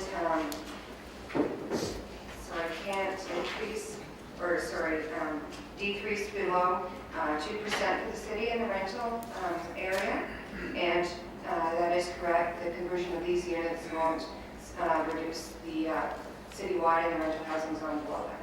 Thank you. Good question. Second time, Councillor Whitehead. Well, I think it'd be interesting, Mr. Chair, that we can, since we embarked on this particular program, we can get a number of total conversions that's taking place. And I think Councillor Collins raises a very interesting point. We might want to take a look. I presume that there's a significant loss in taxes to the city of Hamilton as a result of this particular program. I wouldn't mind getting that assessment as well. So I would certainly support what Councillor Collins is putting no further speakers. I've been advised by the clerk, Councillor Collins, that we would proceed with this as a notice of motion at the end of today's agenda. Are you comfortable with that? Okay, and at that time, I'll have one other question as it relates to any savings in terms of city services as a result of conversions. But we'll wait for that. Right now, we have a motion to approve the recommendations before us, and the ward council would like to do that. Seconded by Councillor Pearson. All in favor? Any opposed? Seeing none, the motion carries for item 6.3. 6.4 is the application for amendment to the City of Hamilton zoning bylaw for lands located at 83-89 Stone Church Road West. Back to Ward 8, members of the public, in accordance with the provisions of the Planning Act, please be advised that the person or public body does not make oral submissions at a public meeting or make written submissions to the council of the City of Hamilton before council approves, in this case, the zoning bylaw amendment. The person or public body is not entitled to appeal the decision of the council of the City of Hamilton to the Ontario Municipal Board, and the person or public body may not be added as a party to the hearing of an appeal before the OMB unless, in the opinion of the OMB, there are reasonable grounds to do so. If there are any members of the public wishing to address the committee on this item, there is one. Come on, wait, don't come down yet. All right, so there is some interest.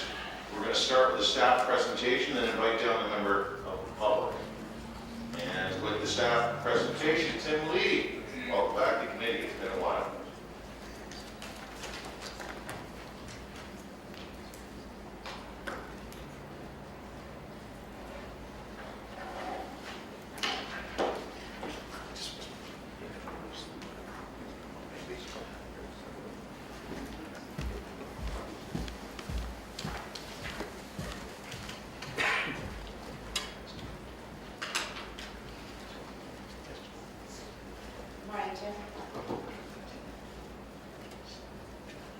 Good morning, Madam Chair.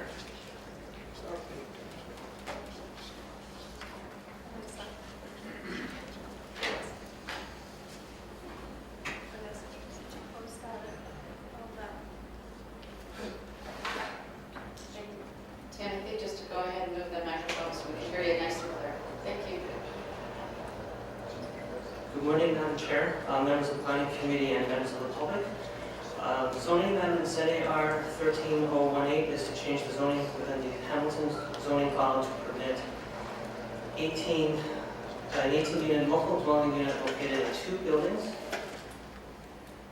with 9 units each, located at 83 and 89 Stone Church Road West in Hamilton.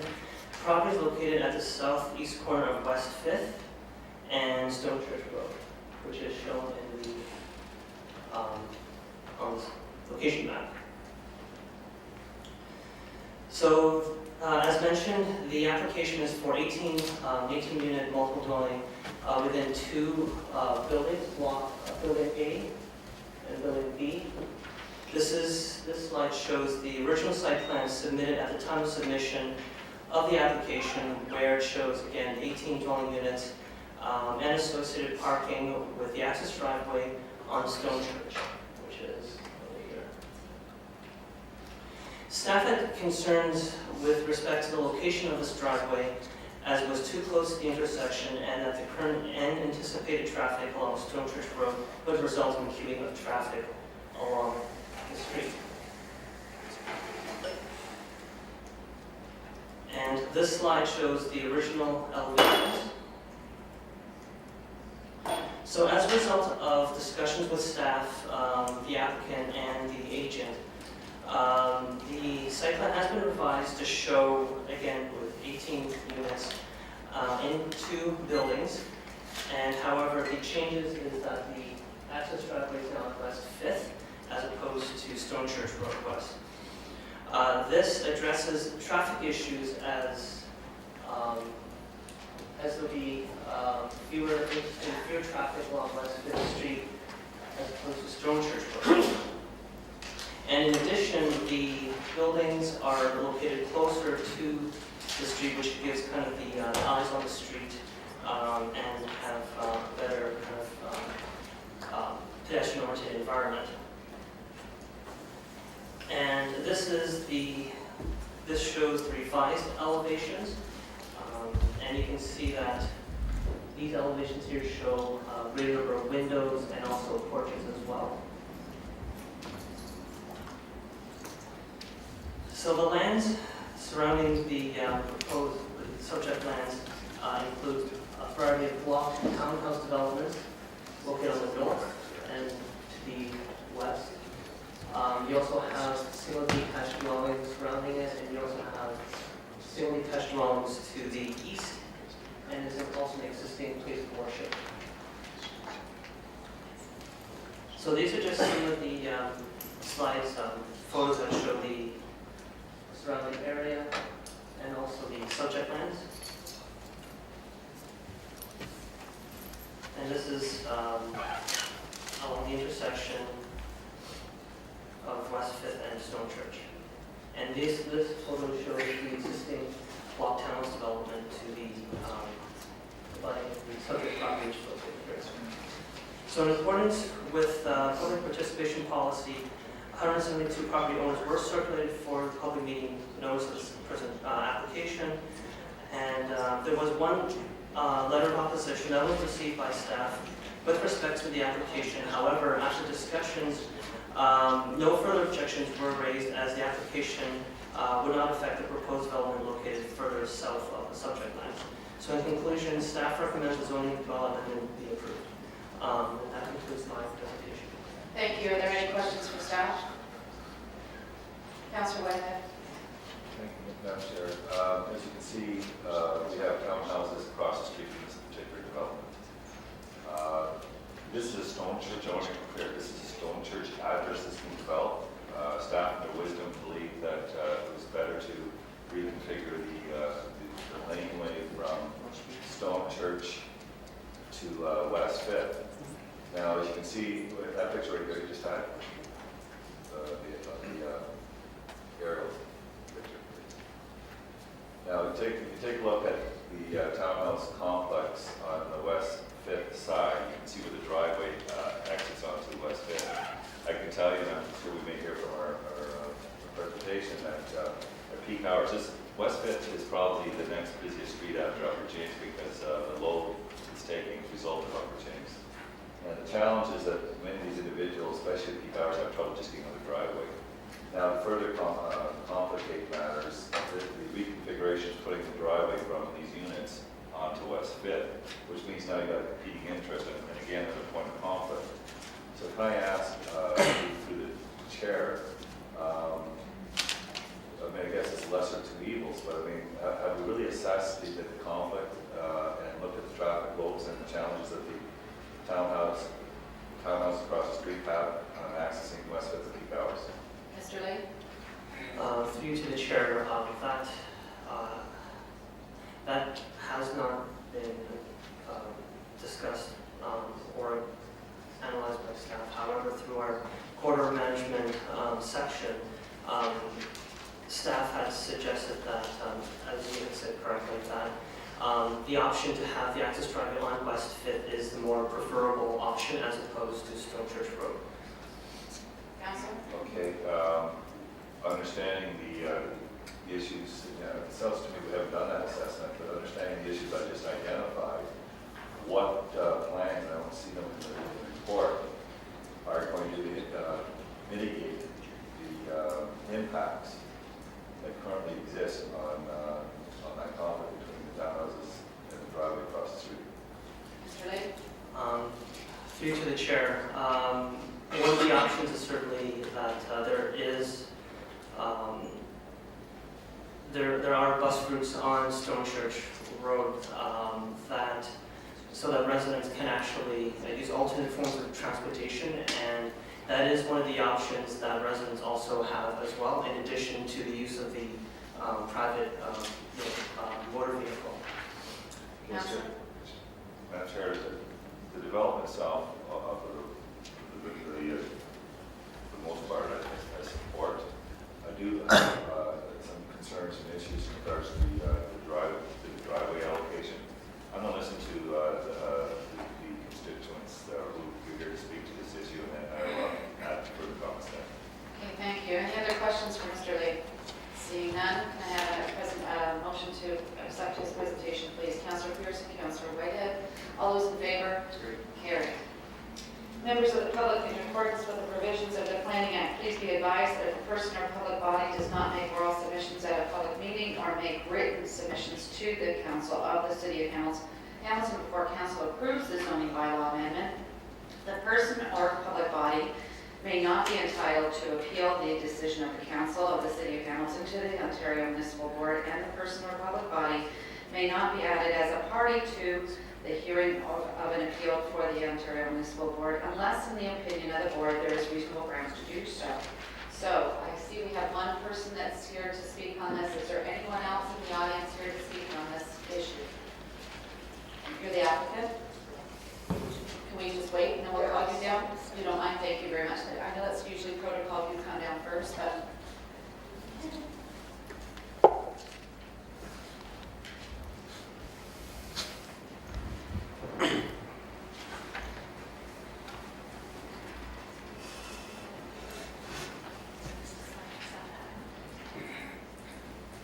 Please move the microphone to you so we can hear you nice and clear. Thank you. And when you're finished, Vanessa just needs you to put your name on them and address. And can you introduce yourself for us, please? Yes, I'm Kathy Charlevoix. I live at 1030 West 5th, Unit 30. I'm here on behalf of our complex.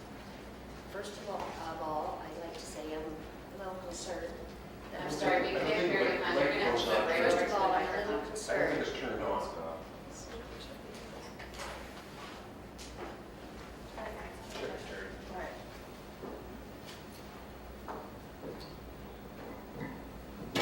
Now it's on.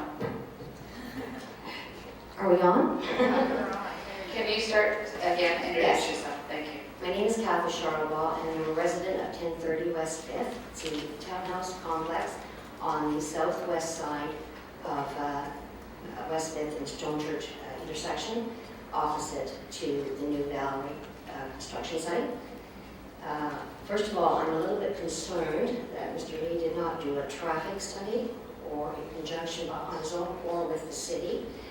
That we have lived there now for approximately 8 years. It's a very, very busy intersection. First and foremost, the widening of the road, I'm not sure when that's supposed to come into place, but even when the road is widened, which I'm speaking of West 5th, it's still going to be quite a disastrous problem.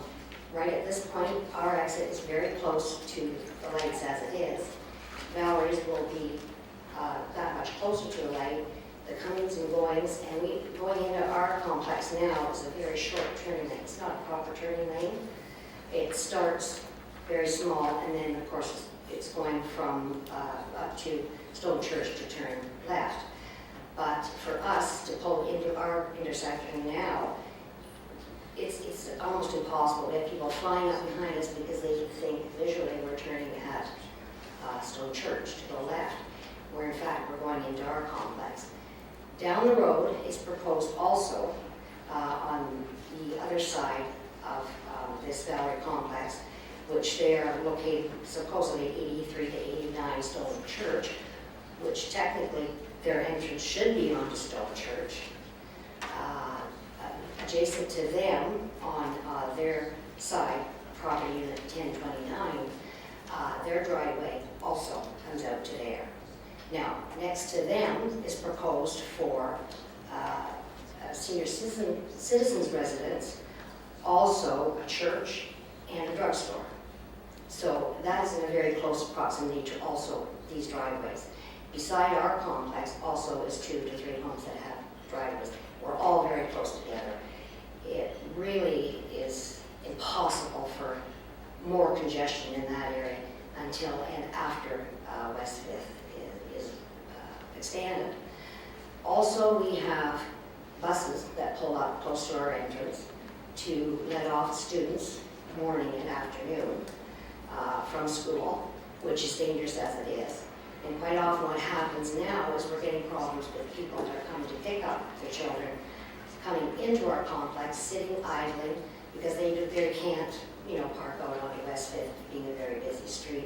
And it causes problems for us to go around them to get in and out visually, and it's just an impossible marriage of driveways on West 5th.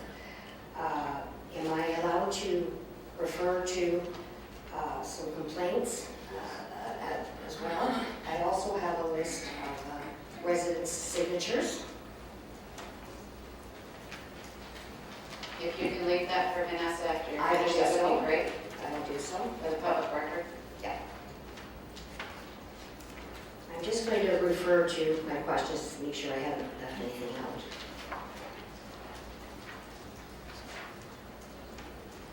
I'm not sure, but I'd also, if I could, if Mr. Whitehead could clarify, if anyone here could clarify, if there's a proposed date or time for expansion on West Fifth. And if you don't mind, keep asking your questions. Your ward counselor will write them all down, and he'll make sure they get answered by the end of this session. Thank you. And I just wanted to know if Valerie was aware of the extra building, as well as Sonoma Homes, building approximately 100 and some odd townhouses farther south on West Fifth. Plus, I believe there's another builder that's applying for that area. Also, we have on the west-south side of West Fifth, O'Connell Park, and that will be developed eventually too. This is major traffic we're talking on this road, and I think that can be dealt with, obviously, when the widening of the road and so on, which will ease a lot of the pressure. But at the moment, it's just too much congestion from our exit to where the location of the Valerie Homes driveway will be. And as I looked over the plans, I realized that there could be an alternative, which originally was designed to go down to Stone Church. And we strongly, strongly believe, our community, that that should be reverted back to the Stone Church entrance. Considering, I don't know how it works with the city of Hamilton, but is it not appropriate that if you do have that address, 83 to 89 Stone Church, your entrance should be on Stone Church? If, in fact, in case they only have one entrance and exit? So that's a question to Terry Whitehead as well. Okay. I would like to just read.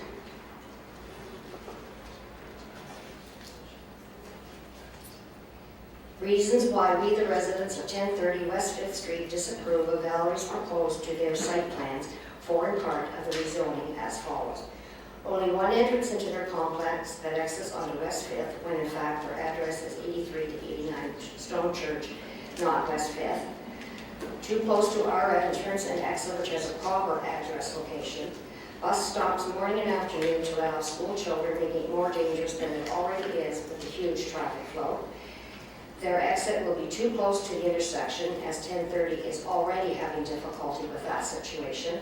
1030 also at this time has a very short turning lane into our complex coming from the south turning west.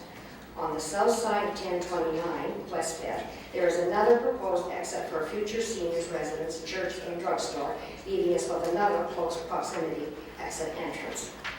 There also is more development farther south being proposed on West 5th, including multiple townhouse units and the development of O'Connell Park, leaving us with a massive traffic flow that will congest at the West 5th and Stone Church intersection with or without the widening of West 5th in the future. All in all, we, the residents of 1030 West 5th, strongly believe that Valerie's proposal, exit, and entrance would be better located in Stone Church, on Stone Church, as it is too close to ours and the intersection of Stone Church and West 5th, making it difficult for the two complexes together to maneuver safely and efficiently into a high and congested traffic area. And thank you. Thank you. And just for a second, I just want to ask the committee, does anyone have any questions for the presenter, please?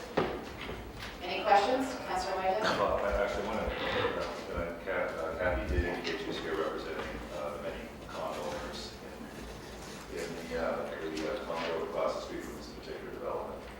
I've heard the issue loud and clear. I will get the answer from Madam Chair on the widening of West 5th. Hopefully by next year we'll have the urbanization of West 5th all the way to Stone Church. The issue though doesn't pertain to the section south of Stone Church to Rimo. That's because there's so much more development to take place.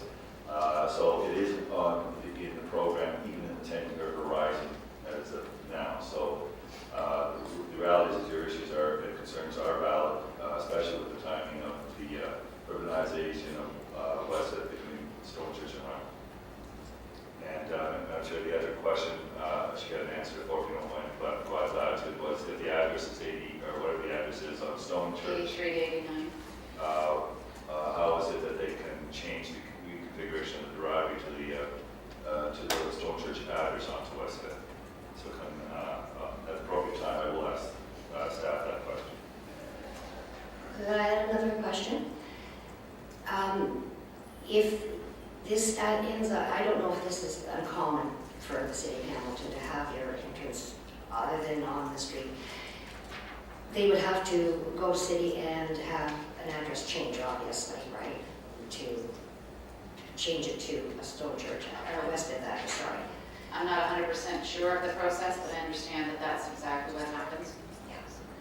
I will be asking that question specifically, Madam Chair. Yeah, reason being too is because the townhouse complex across from it is considered 74.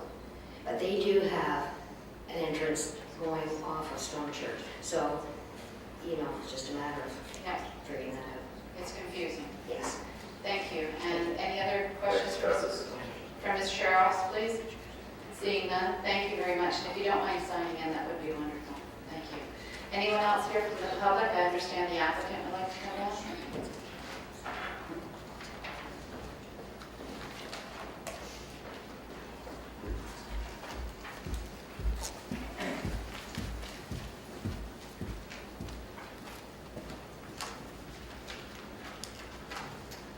Thanks, Madam Chair. Just for the record, my name is George Zajac. I'm a registered professional planner with IBI Group. Just to start off, just like to thank staff for their assistance with this file. This is one of those feel-good files where it moves along in a timely fashion. I know you hear a lot of complaints from private consultants about sort of how files move too slow, but this is a good example of a file that where staff and the agent and applicant work well together with respect to site design and moving things forward with respect to issues. Just getting to the residence issue about the driveway, my only suggestion is that here before you today is a holding provision. And that has to do with the consolidation of the properties. So what I suggest is that we work again with staff and try to figure out the proper location of the driveway. I'm just trying to find the site plan. Maybe we move back to Stone Church through the site plan process, or we do one entrance off of West 5th and one exit off of Stone Church. The other suggestion is that through the holding provision, if you use you use the red button, that's your laser. Sure, sorry. So we can have a right in, a right out, or we can try to work with traffic with respect to maybe having an exit or an entrance either off of Stone Church or West 5th. And as part of the holding provision, maybe we add that our applicant can perform a traffic analysis that the city can use with respect to the overall traffic for that corner. I mean, these are collector roads, and again, you know, it's expected for high volume at intersections. So that's one suggestion how to deal with the residents' concerns across the street. Any questions for the presenter? Seeing Councillor Whitehead, please. Yeah, thank you for the presentation. I take it the original site plan that was provided to show Stone Church's access. That was your plan originally for staff tinker particularly with it. You would be happy supporting the original plan? Well, through the chair, that's correct. We'd be happy to go back to Stone Church.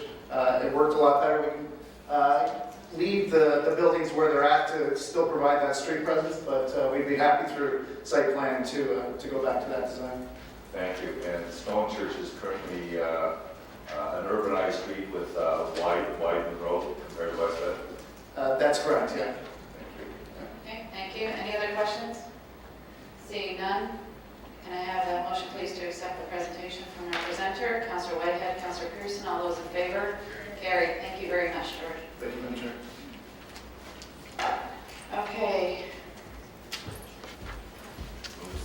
need to have a motion to close the public meeting. Before I do that, is there anyone else here who wants to speak to this issue? Anyone here from the public who wants to speak to this issue? Last call. Anyone here from the public who wants to speak to this issue? Seeing none, I need a motion, please, to close off the public meeting. Councillor Pearson, Councillor Pizzuto, all those in favor? Carried. All right, so, speaking to the, I need a motion to approve the staff recommendation, and then we can discuss can we put this on the table, please? Just put it on the table, we can amend it? Well, I'm sure normally this is an opportunity us to, as a result of the presentation, ask staff questions. So At the will of the committee. could we deal with that now? Okay. Mr. Chair, there was a question in regards to the addresses and how that works relative to the development plan. So can I get somebody to clarify, in regards to your address, what is the process?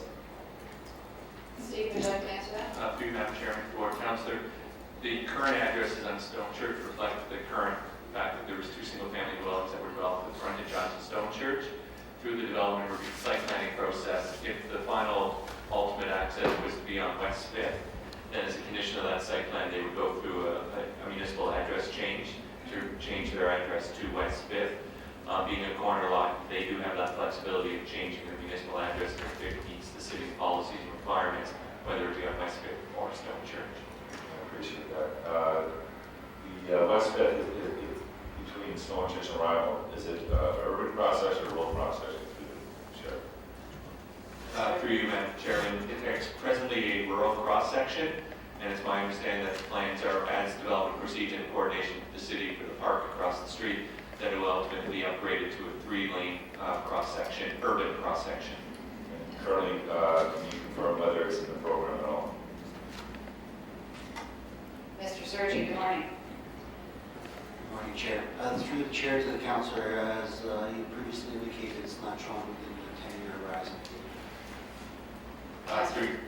It's also related to the timing of the development applications in terms of coordinating the city's capital investments, in terms of both the hard infrastructure, underground infrastructure along West 5th, the programming of the park, and then the private development in terms of private development in the Neighbor neighborhood in driving those upgrades. We're trying to coordinate all of that, so if we can get a resolution of those other developments within the Neighbor neighborhood in conjunction with what the city wants to achieve here, then we can start trying to bring forward the upgrades along West 5th. Thank Councilor you. Whitehead? We also have a number of applications the staff are working with on West 5th. Through the chair. Steve, we have a number of applications along West 5th right now in the... Through you, Madam Chairman, West 5th. Yes, you are correct. Within the Neighbor neighborhood, there are 3 development applications directly fronting onto West 5th that we are dealing with. They are currently before the Ontario Municipal Board. They've been either appealed for non-decision or appeals by other landowners, as well as there's the stormwater management pond at the back of the old former White Rose Plaza that's also involved in this. These appeals, so once we try and resolve all of those issues relating to the appeals and the land use issues, that would then allow for the development to proceed, which relates to the upgrading of West 5th. And as part of those development applications, one of the things that we do need to secure are the necessary road widenings from those developments so that we can move forward with our infrastructure upgrades. Can I ask the chair, how many units are we looking at in regards to development that will impact West 5th? To clarify, all the applications coming together, how many units now would we be looking at, worst case scenario?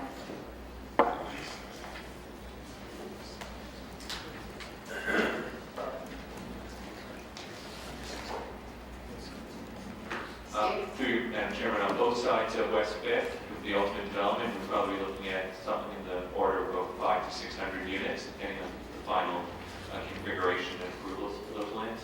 Councilor Whitehead? Thank you. And I just wanted to highlight those issues, and I'll be speaking to it at the appropriate time, Madam Chair. Okay, thank you. Any other questions to the staff? Seeing none, so can we put the motion on the table and we can discuss it and amend it, or do whatever you want to do with it? So Councillor Whitehead, Councillor Pearson, we have a motion now in front of us to approve the staff recommendations. Councillor Whitehead. Thank you. Madam Chair, as you heard from Kathy, thank you very much for extending your schedule to represent the views in your complex regarding what is a potential conflict with the driveway on West Fifth. The reason I asked the questions I did, Madam Chair, is that it's fairly high density that we'll be building along West Fifth, primarily on the east side of West Fifth. West Fifth currently, as a rural cross-section of road, it's already exceeded the modeling in regards to traffic flows. And one of the reasons for that is West Fifth is a much quicker route to Rymal than up to James is. So, for example, Madam Chair, I'm going to give you an example because I say this one often. We had complaints about empty buses traveling down West Fifth to the barn yard, and the issue was, the empty buses wasn't the most direct road. So the most direct route was out of James. So we had staff move the buses out of James. A year later, I got a call from Don Hall and asked if they could put it back on West Fifth because it's costing between $12,000 more a year. So clearly, what's happened with all the stops and starts in Upper James, there is an impact, and most people understand that, and that's why the load is being absorbed by West Fifth. These neighbors, Madam Chair, and I've observed myself, have a very tough time in peak hours in the daytime to get out of the driveway currently with the number of units they have. To further complicate that, the driveway immediately across the street would be very challenging for those individuals. And the reason why we have this process, Madam Chair, is to clearly provide the opportunity to hear and make the appropriate amendments and adjustments. We heard from the developer, Madam Chair, that and the planner, that they had no problem sticking with the original plan to access on Stone Church. He also offered a regress and egress approach that might alleviate the pressures. So there are some solutions here. So I would suggest, Madam Chair, that on a go-forward basis, that we approve what's before us with the amendment to find a solution to the driveway. So I asked staff, through the chair to staff, I'm not sure how I would word it because it appears to be, the easiest thing is just to support the original application on Stone Church. I was interested with the egress approach. West Fifth Stone Church would alleviate pressure as well. So meaning that cars could turn into the complex from West Fifth, but go out onto Stone Church when they leave the complex. Is that a feasible solution? And who would like to address that?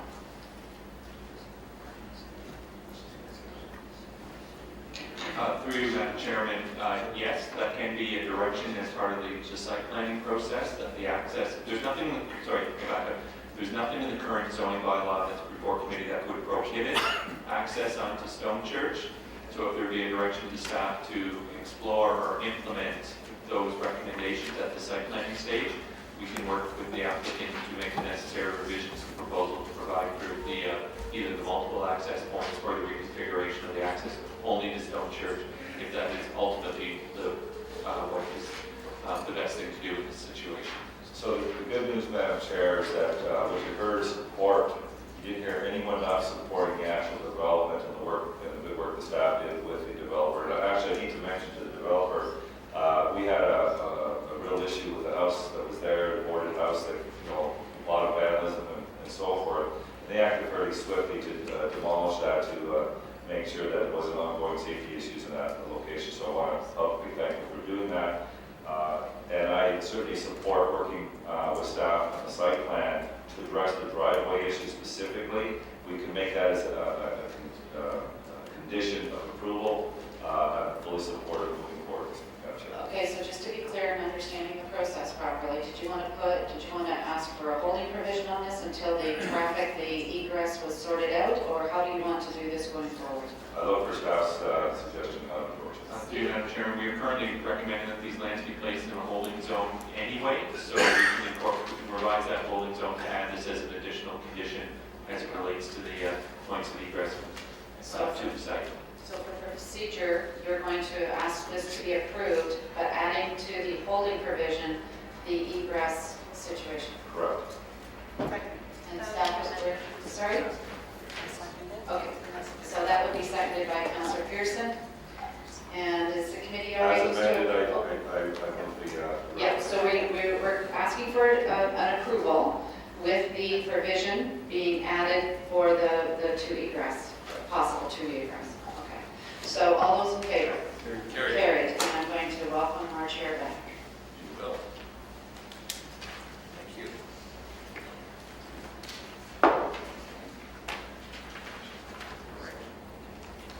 All right, on item 6.5, we'll go back to Councillor Johnson. I believe you would like to table 6.5. I think we approved that at the beginning of the meeting, so it's already approved. We did, thank you. On to item 6.6 then, members of the public, in accordance with the provisions of the Planning Act, please be advised that if a person or public body does not make oral submissions at a public meeting or make written submissions to the council of the city of Hamilton before council approves the zoning bylaw amendment, the person or public body is not entitled to appeal the decision of the council of the city of Hamilton to the Ontario Municipal Board, and that person or public body may not be added as a party to the hearing of an appeal before the OMB unless, in the opinion of the board, there are reasonable grounds to do so. So with that, are there any members of the public wishing to address the committee on item 6.6? This is the application for amendment to the Stony Creek zoning bylaw number 3692-92 for lands located at 1310 South Service Road, 400 Winona Road, and 39550 Road in the former Stony Creek Ward 11. Any members of the public, one more time, any members of the public wishing to address the committee? Okay, so no one has been showing any interest to come forward and speak. And I'm looking at hearing from the council that the applicant is here. Is the applicant interested in speaking? Support the staff recommendations. In support of the staff recommendations. So may I have a motion to close the public meeting? That's moved by Councillor Ferguson and seconded by Councillor Partridge. All in favor? Any opposed? Public meeting is closed. May I have a motion to waive the staff presentation? Councillor Johnson. Actually, I just would like to ask staff, I'm supportive of having Costco coming in, that's not the issue, but we've been working very tirelessly on this file for the traffic concerns. We had an open house, we had over 300 people show up, and their biggest concern was traffic. So if I can ask Leanne to come down, and can you put up the map, if you don't mind, Leanne, of the area, or Peter can put up the map of the... So Leanne, do you mind? I'm going to be asking you the questions, and this is all pertaining to traffic. I'd love it, and I love it.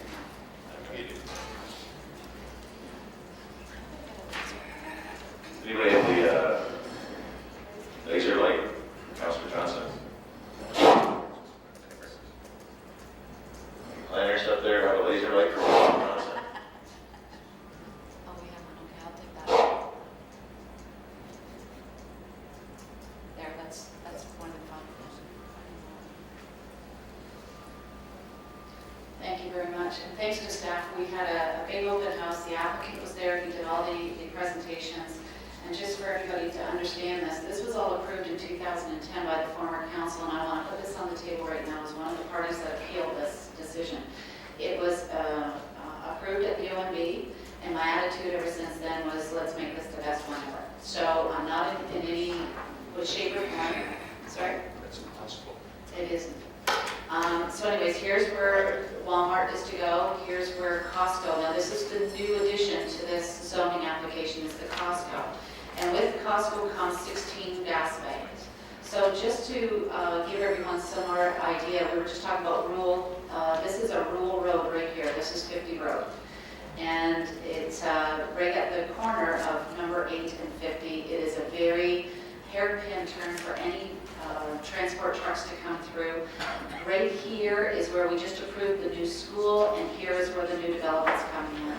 This is a very quiet residential road. This is Winona Road. And it has a bridge that comes over to the other side of the QEW, and where there's another quiet residential area. So as we did with Eastgate, as the former council did with Lime Ridge and Center Mall, what they did was they tried to deter traffic from going through all these quiet areas. So I just have some questions for staff on the traffic component. And Peter, do we have a better aerial shot of this, if you don't mind? I would assume you do. There we go, perfect. There's Winona Road right here. These are the train tracks. and here's the other quiet area here, and this has all just been built out.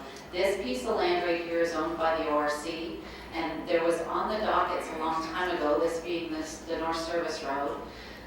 There is a road that comes in here and cuts through the residential area, so people who live on Winona Road end up using that pathway instead of coming all the way here and coming all the way back. So in order to keep these neighbors from having all the influx of traffic, ORC owns this land. They said they are going to be putting this on for surplus, it's just not in the books yet. So the plan is to actually acquire this land and put a bypass in here so that this would alleviate all the traffic in this residential area. People can come right off the service road, right onto Baseline, and then come over to the development. Originally, the CLC met, and we were meeting for, I would say, about, what, Calvin, 2 years almost? And the first thing out of their mouths was, what's the entrance here going to look like? Just like Lime Ridge, just like Eastgate Square, right in, right out is usually the common practice to avoid all the traffic using right here. And these are out-of-town traffic, not just the residents' traffic. So, Leanne, you're right there, hopefully. We've met on this a number of times. Down here being Barton Street, we've got the school here, we've got all the development coming in. There was a request right here at Barton and 50 and at Winona and 50 to have traffic lights, also to have traffic lights up here because we have another commercial development coming in here, and this one's slated to have as well. So in other words, this is all going to be built out. We want to be proactive rather than reactive. So can you give us a status, please, on those 3 locations? Through you, Mr. Chair. So there's a lot of information to relay, so I'll try to organize it. Start at the beginning, that's fine. Okay. In terms of that road between North Service and Baseline Road, that may provide an alternate route for vehicles rather than using Vigo and Baseline. We did identify that. That information has been sent to the real estate section. When those lands come through the surplus ministry, we'll try and get a jump on that. For Barton Street, the entire section is to have an EA from Fruitland to 50 Road. We know in the Transportation Master Plan and in Scooby, it's identified to have a 3-lane cross-section, so 1 lane each direction, the center turning lane. It was my understanding that that is to commence this year, so that's something that we can check with other staff when I'm finished. 50 Road as well is a rural cross-section from Highway right up to South Service Road. The developer will be urbanizing the section from the railway tracks northerly, as you're showing there, with sidewalks. Right.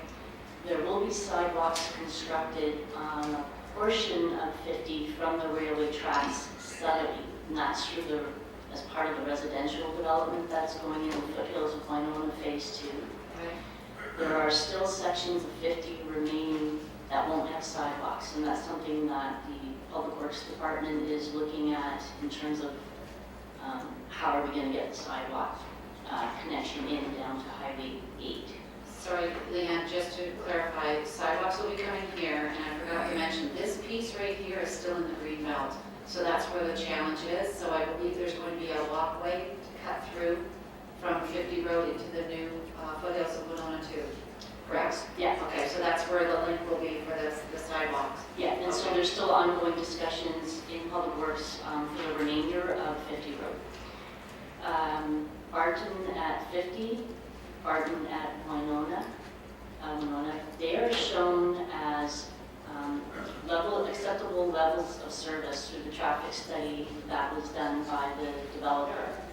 However, I have done some number juggling from their traffic study, and our traffic engineering group are aware of the concern of those 2 intersections, potential upgrades. Again, those are ongoing discussions in the office. We realize that with an EA proposed, that the best opportunity to implement any changes is during that that EA process or during construction. Absolutely. And I think you mentioned North Service, and did you mention North Service? North Service and 50 up here, because we're going to have commercial on both sides up here as well. Right. So that intersection, that is already flagged. Every year I schedule traffic counts at that intersection because we are getting very close to meeting the warrant system for some type of upgrade there. So we are looking at that one again on a yearly basis. Okay, and Leanne, thank you for that. What I would like to do right now is, and we've already asked the staff to look at 50 Road, and this was way back last year in regards to this development, but also the others that are coming in, that we were going to actually look at improvements on 50 Road for traffic. So those 3 intersections right now, I'd like to put staff on notice that we need to put them in sooner rather than later, because the inevitable is it's all going to be needed. So we might as well do it now, be proactive. Also, can you discuss Winona Road and the entrance going in and out of this area right here, please? I'm sorry, folks, this is all for the public record. This is to let people know at home what's being done, what we're going to be doing proactively, because this was a huge, and Leanne, you were there, you took a brunt of a lot of these questions. So you understand that this is a big concern with the community. Through you, Mr. Chair. Peter, do you have a slide that shows the actual development concept? So we heard loud and clear from the residents that there was concerns about Winona Road and the increase in traffic volume. As staff, we've had that same concern right from day one of the zoning application. So we have sort of a 2-phase approach. The concern is at Winona Road and the service road, which is at the west end of the site there. We know that the volumes will increase on Winona Road, that's a given. So our first sort of line of attack with that is through the developer. They are going to be funding the installation of some traffic calming devices, and we're at this point looking at speed cushions, which are a little bit, they're similar to a speed hump, but they're a newer design and they allow for emergency vehicle access. They have grooves in them that allow the tires to go through without going over the hump portion. So we're looking at about 3 of them on Winona Road, one north of baseline, and that is specifically to try to address any cut-through traffic coming in off North Service through Leo. And then 2 on Winona Road between Barton Street and Sonoma Lane. And we've been out on site, we've picked a couple locations that don't interfere with residential driveways, that are far enough from the railway crossing, that don't interfere with existing intersections. And we're also going to have a street meeting about this as well, just to inform people where the decision is. Yes. And to get them. Is there any plans at this point here to put any traffic lights? No, there are no plans for any signal or upgraded control at that intersection. I'll just take a step back. The phase 2 that we can fall back on, we've had discussions about this in the past and with the developer as well, is to do some turn restrictions at that intersection of Winona Road and the service road, specifically to prohibit outbound left turns. So customers, say, leaving the site, turning left on Winona to head down to Barton Street. As I said, we're kind of wanting to pursue that as phase 2. We'd rather do the traffic calming first, and then if we find as traffic patterns sort themselves out and as more the next development, potentially comes in that same site area, that's another option that we can pursue if we find we need to. But we really want to try to maintain the intersection open, give people opportunities for alternate access in and out. Thank you. Can you go back to that aerial shot, please, Peter?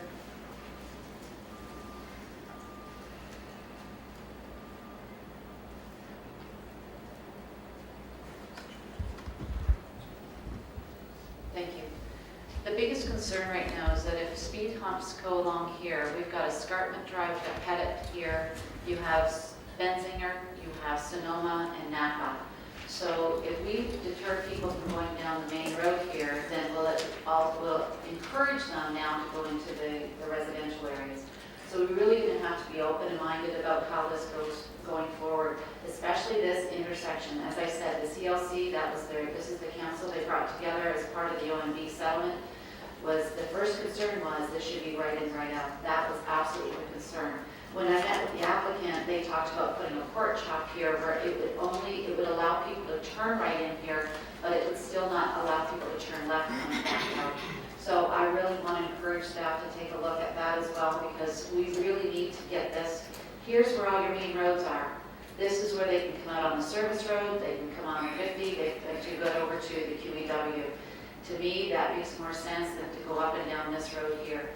So one of the things, was one of the criticisms that Cadone came in with, and rightfully so, that the traffic study was done prior to the possibility of Costco coming in. So if you can imagine, there was a lot of concern about this being a huge retail complex to begin with, but now we've got Costco, so now the term Meadowlands kept coming up. So have you got any concerns that the traffic study wasn't completed afterwards, it was completed prior? Through you, Mr. Chair, when we knew that the Costco was going to be coming in, we asked for an updated study that would incorporate Costco volumes. So we did receive one in July of 2012. In the fall of 2012, I read through it and I asked them to update it again because they were using projected IT, so trip generation that we would normally use, but I felt that they had just finished updating the Costco in the Meadowlands, and I wanted to have actual volumes from another site versus generated volumes. So in March of this year, we did receive a revised study that incorporated actual Costco volumes. Thank you, Leanne, and are you content with that now? To you, Mr. Chair, I am. The one item that, as I said, I'm still working on with our traffic department is the two intersections at 15 Barton and Winona at Barton. Still working on those two intersections. Okay.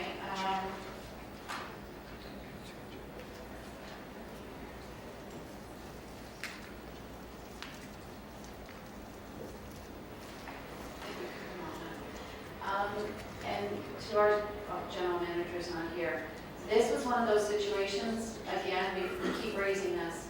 All the notifications went out 120 meters from this lot. Even though this is going to have an impact on the entire community, I'm going to ask Steve Robichaud or Peter, how many people actually were sent a letter about this zoning? Through the chair, 64 property owners, but there was also 3 signs on the property, one on 50 Road, one on the South Service Road, and one on Winona Road. Thank you, Peter. And other than Cadone writing in their concerns, was there any other concerns from the 65 property owners? Through the chair, we received no correspondence, no emails, no letters. Okay, thank you. And Leanne, I think you would agree that there was over 300 people at that meeting and they were very concerned about these. So I'm glad that we had the opportunity to go through this for the public record.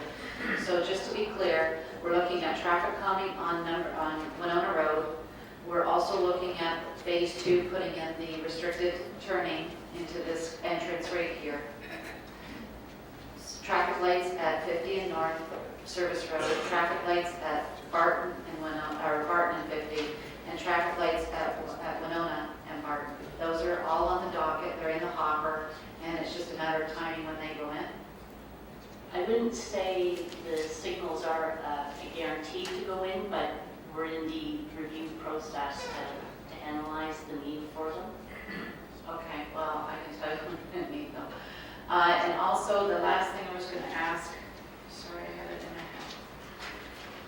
And through you to Peter. Peter, when this was originally approved, the entire property was approved, 442,960 square feet of retail space was approved. It has increased. Can you speak to that, please? Through the chair, I believe the current charts, it's about 1,000 square feet more, 443 now. 660. It's just a readjusting the size of the Costco is a certain size. Certainly the Walmart's come down in size now. So it's just a matter of fitting what's allowed on site. The official plan policies and certainly the zoning allow for what this slight increase. It's the metric conversion. It's okay. Okay, thank you. And just to give everybody an idea, there's also an application in the hopper for this piece right here, which includes a grocery store. What else was it, Peter? A grocery store, do you remember? A couple of restaurants, and I don't know whether or not that there was movie theaters, but there was something similar to that in the entertainment. It is really cool, but again, we really need to understand how this is going to affect the community here and how we make sure that it's a positive addition to the community and it doesn't become a negative one. So, thank you very much, and thanks very much, Leanne. I really appreciate all those answers, and again, we're going to be pushing for those traffic lights going forward. Anyways, thank you very much, folks, for all your patience. I really appreciate it. Okay, thank you, Councillor. Are there any other speakers on this? No? Okay. Would you like to move it, Councillor? I move the rezoning application for Costco. So that's 6.6. I will move that, please, with the understanding that we're still going to continue to work on the traffic concerns. Okay, now, sorry, folks, I'm just stepping in to I got chair, it. so Sorry about that. all right, so was that 6.7? 6.6. That's 6. You got it? Okay, thank you. Item 6.7, thank you, Vice Chair. This is the application for an amendment.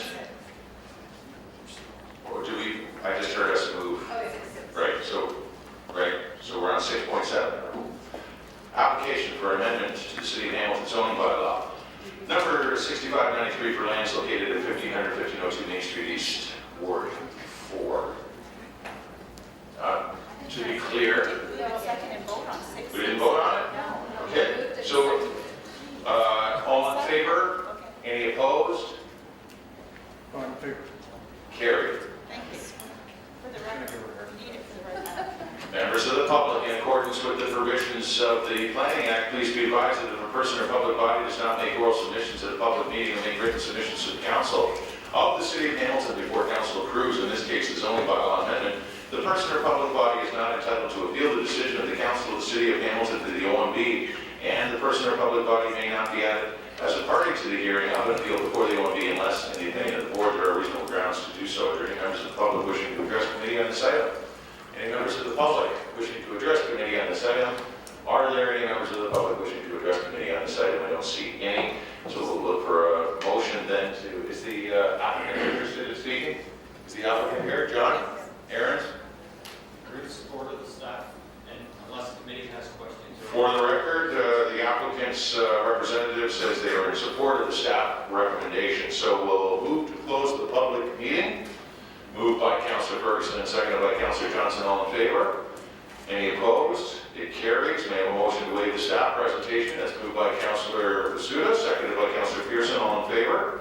That carries. Motion now to approve the recommendations in report 6.7. Moved by Pearson, seconded by Councillor Johnson. All in favor? It carries. On to item 6.8. This is the proposed zoning bylaw amendment for 307 and 325 Clifford's Green Road in Ward 12. Beautiful Lancaster. Members of the public, in accordance with the provisions of the Planning Act, please be advised that if a person or public body does not make oral submissions at a public meeting or make written submissions to the council of the City of Hamilton before council approves, in this case, the zoning bylaw amendment, the person or public body is not entitled to appeal the decision of the council of the City of Hamilton to the Ontario Municipal Board, and the person or public body may not be added as a party to the hearing of an appeal before the Ontario Municipal Board unless, in the opinion of the OMB, there are reasonable grounds to do so. We do have a registered speakers list, so we're going to start with the staff presentation and then invite our members from Lancaster to come down and speak to us as well. So, Cam, it's all yours.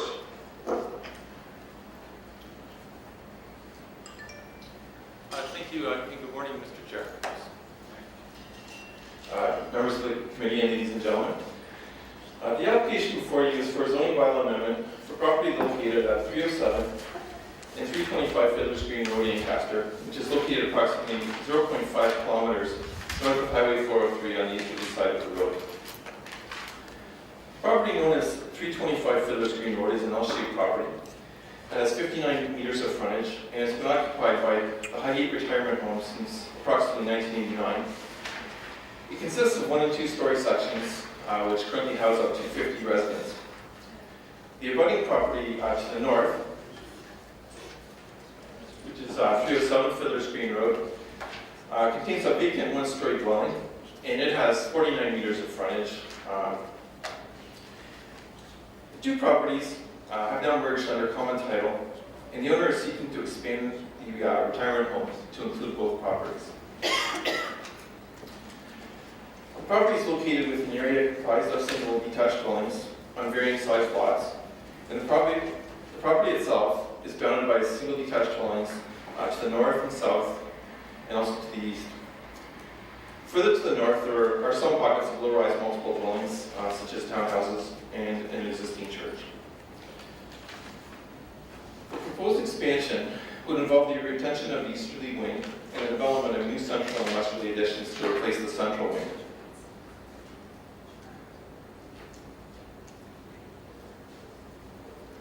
This is the easterly wing, and these are the proposed additions.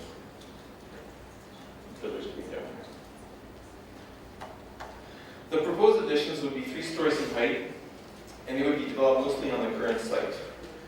The proposed additions would comprise 1,872 square meters of gross floor area, and they're designed to accommodate 120 residents within 100 suites. The suites would allow for better residential living, and they would replace the existing single-room units.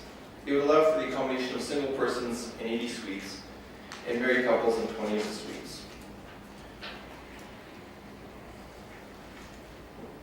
This is an elevation drawing. This is a better drawing just showing what the proposal will look like along Fiddler's Green Road.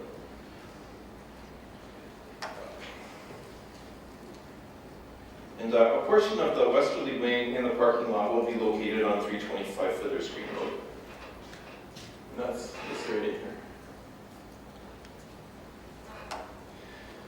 The proposed building would be oriented so that most of the building mass will be facing Fiddler's Green Road, but it would be set back 18 meters from the existing road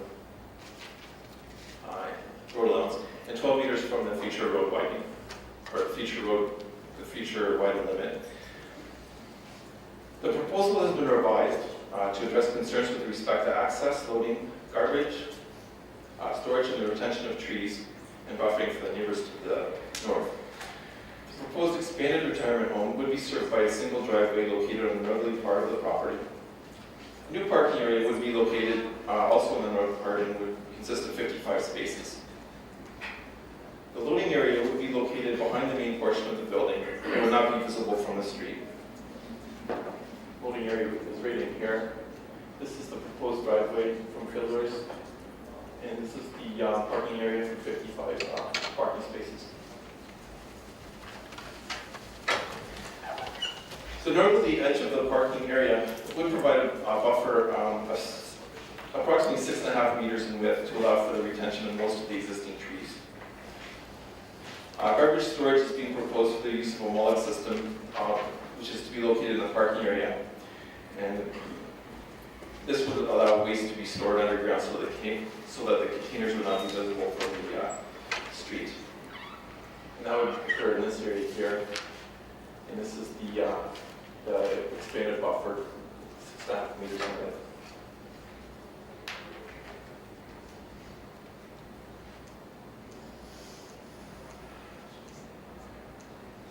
And this is some photographs. This is Highgate Retirement Home, currently at 325 Fiddler's Green Road. It's another view. View of the expanded parcel at 307 Fiddler's Green Road, currently a single detached dwelling. This is a view north along Fiddler's Green Road. This is a view south along Fiddler's Green Road. And another view looking north. This is along the the rear property line. The existing building is over here. This is a landscape buffer area. This is a current view along the northerly property line. Bit of landscaping.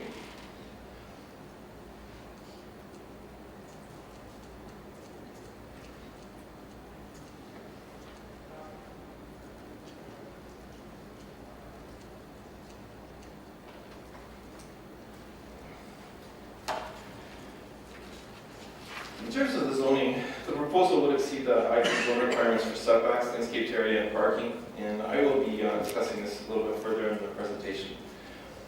With respect to planning policies, staff have considered provincial documents which include the PPS, Places to Grow, as well as the Urban Hamilton Official Plan.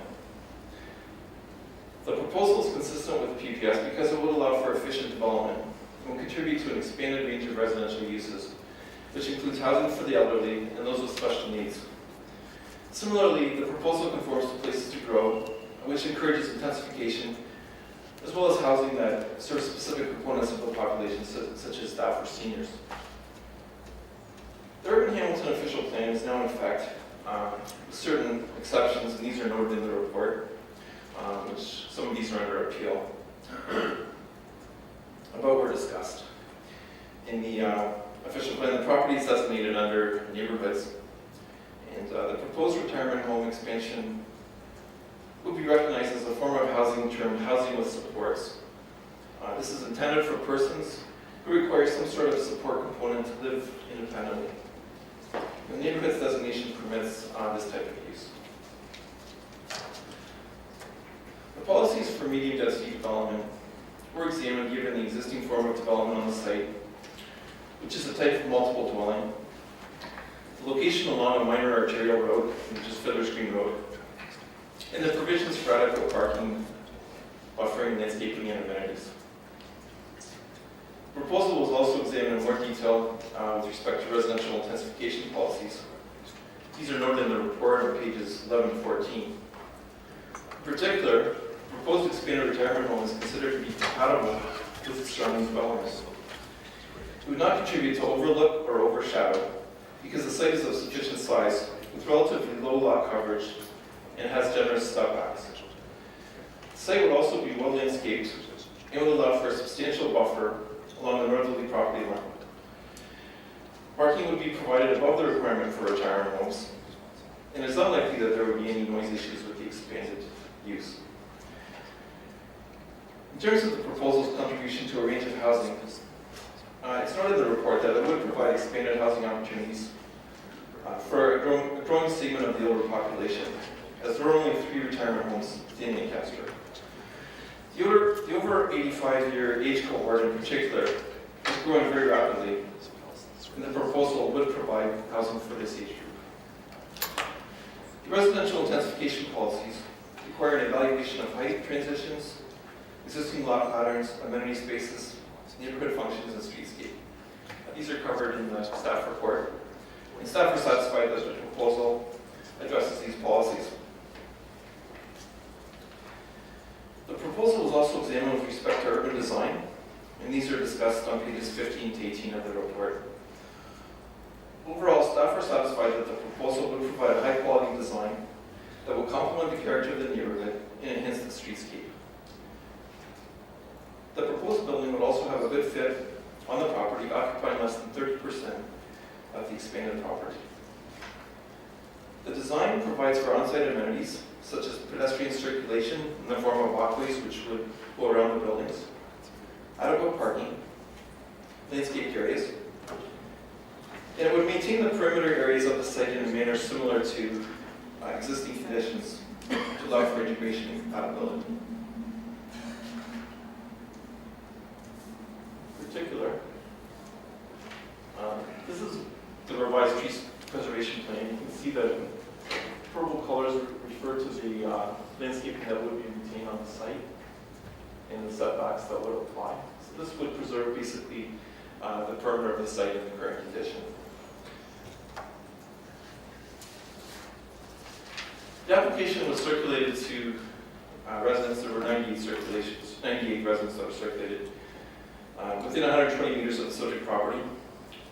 In addition to the circulations, there were also 2 meetings of the Ancaster Advisory Committee, the most recent of which was on May 6th. There was also an open house on June 13th at Highgate. There were 16 letters received from the public, and there's also a petition with 325 signatures.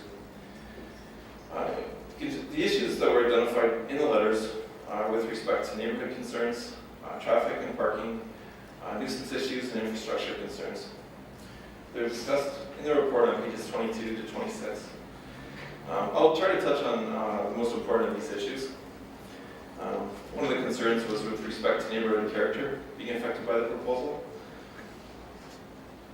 Expanded retirement home achieves a larger built form on the property. However, staff are of the opinion that the development would enhance the streetscape, and that the setbacks and parking areas will provide sufficient separation to maintain compatibility with neighboring properties.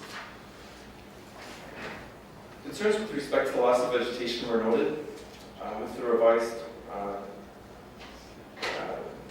tree protection plan. Approximately 50% of the existing trees on the site and most of the perimeter trees will be retained. And some of the street trees will also be retained. Parking and traffic concerns were noted in some of the letters. Proposed parking would exceed the 05200 bylaw requirements for retirement homes by 37.5%.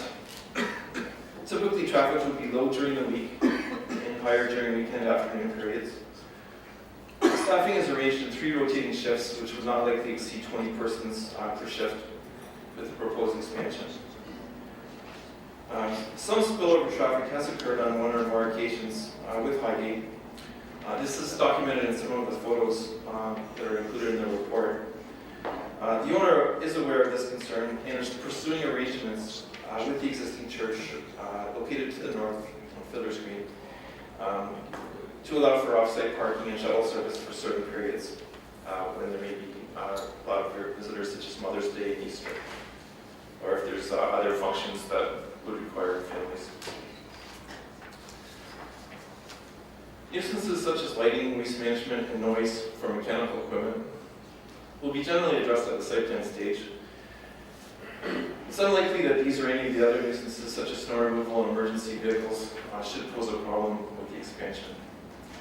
Concerns with servicing and infrastructure will also be dealt with at the site plan approval stage. This would ensure that there's proper connections and upgrades to sanitary and water, and this will be addressed through a functional servicing report. A new private stormwater management system will be required on site within the front yard because there are no storm sewers along Fiddler's Creek Road. And this will also be examined in detail at site plan approval. There will be an extension of sidewalks to include 307 Fiddler's Green Road. However, the timing of additional sidewalks to the north is not known. For the residents of the retirement home, an internal sidewalk system would be provided around the buildings to allow for the enjoyment of the property. The recommended zoning will be a site-specific community institutional zone, and a revised Appendix B has been provided. The zoning includes some specific regulations that reflect the proposed expansion, so the proposal would actually be developed to stricter requirements than under the standard I2 zone.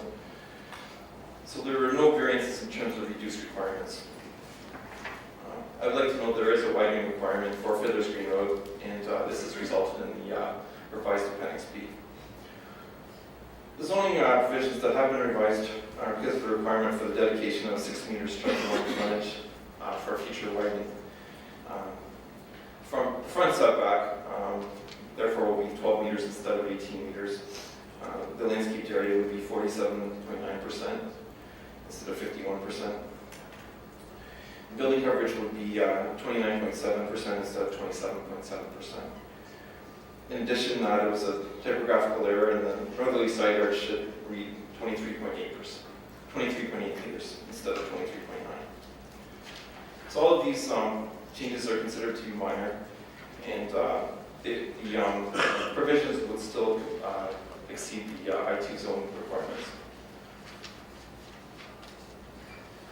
In conclusion, staff support the application for the proposed expansion of the Highgate retirement home. The proposal is considered to be consistent with the PPS and conforms to the places of growth plan.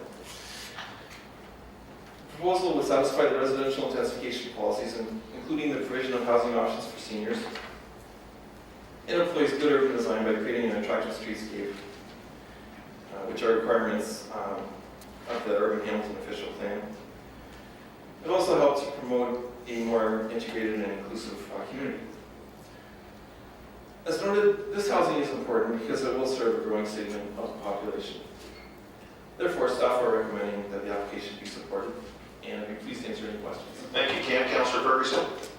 Thank you, Mr. Chairman. This is obviously a very contentious issue in my community. It's referenced by over 300 signatures on the petition, and some of the people who are concerned with the application are in the audience today. I'm going to leave my comments until I hear from them, but just for some clarity on a few things. Cam, on page 4 of the report, it says the applicant is proposing to amend the existing zoning for both parcels in order to establish a community institutional trail zone with several special modifications. I know one modification is to take the 50 units, which I think is in the new official plan, maximum 50 units in an institution, to 100.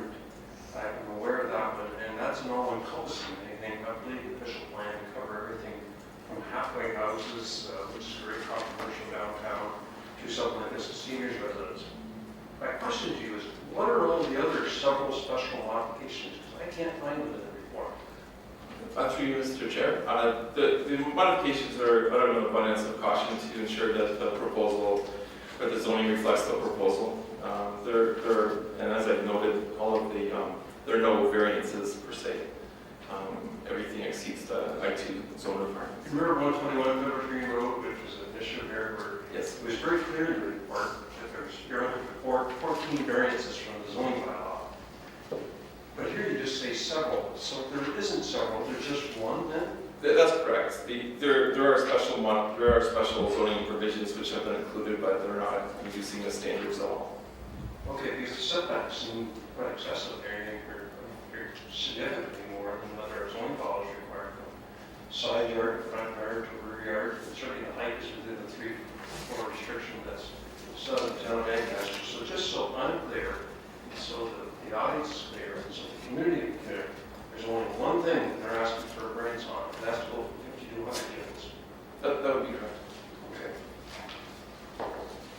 On the nuisance issues, you mentioned during your presentation, because there's two things I found in my community that become controversial in nursing homes or retirement homes.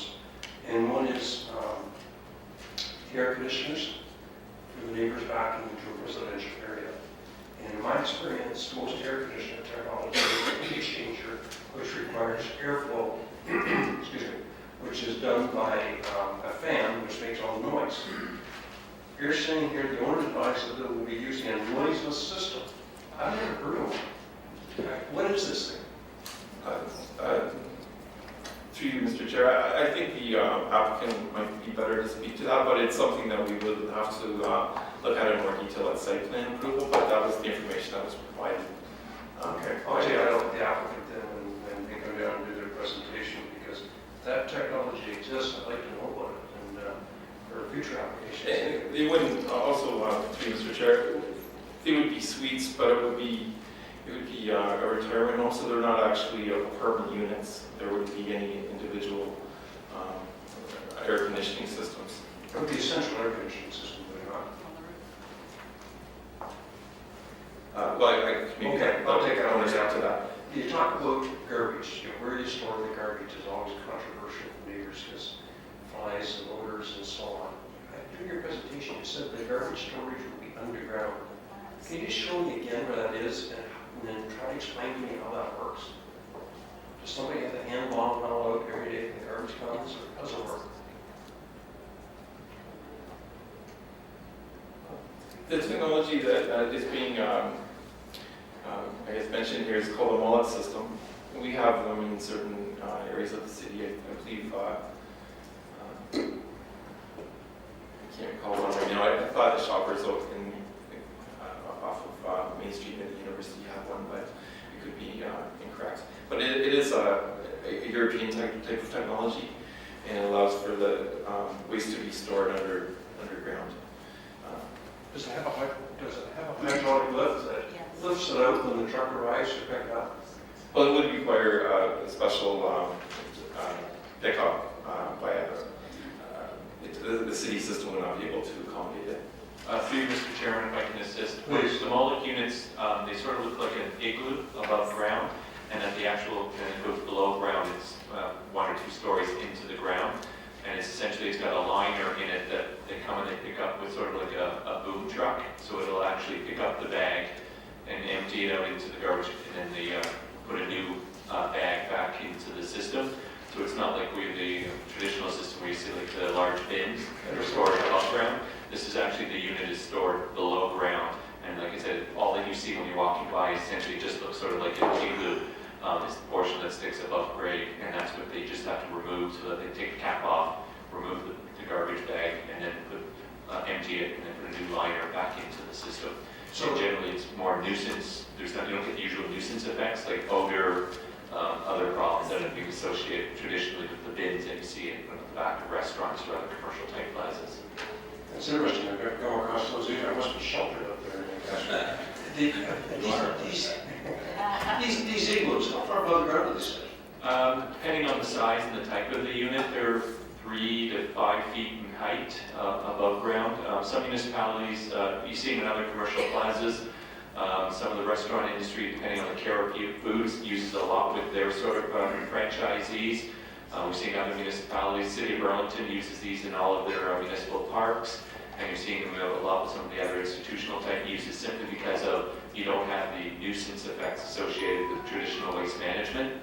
And it works very well in that sort of industrial, commercial, institutional sector where that they are responsible for their own waste pickup and collection as opposed to traditional other developments that just use the front end loader type systems. So staff with the retirement home come out, open a seminator type door, put the garbage in and close that door? Depending on the nature of the units, yeah, essentially that's what it is. It has a small door that they can put the garbage in, and also depending on how sophisticated they want, they can have them for different types of waste streams, so that they can have one for their recycling, one for sort of their green bin type waste, and one for more just traditional waste, depending on the nature of their waste streams. Okay, and to you, Mr. Chairman, then to back, and where's that just put me without being located again? Oh, certainly, to you, Mr. Chair. This is just conceptual at this time, so it may... So the middle parking lot then? It's just a conceptual location. Okay, I'll take that question on the floor too.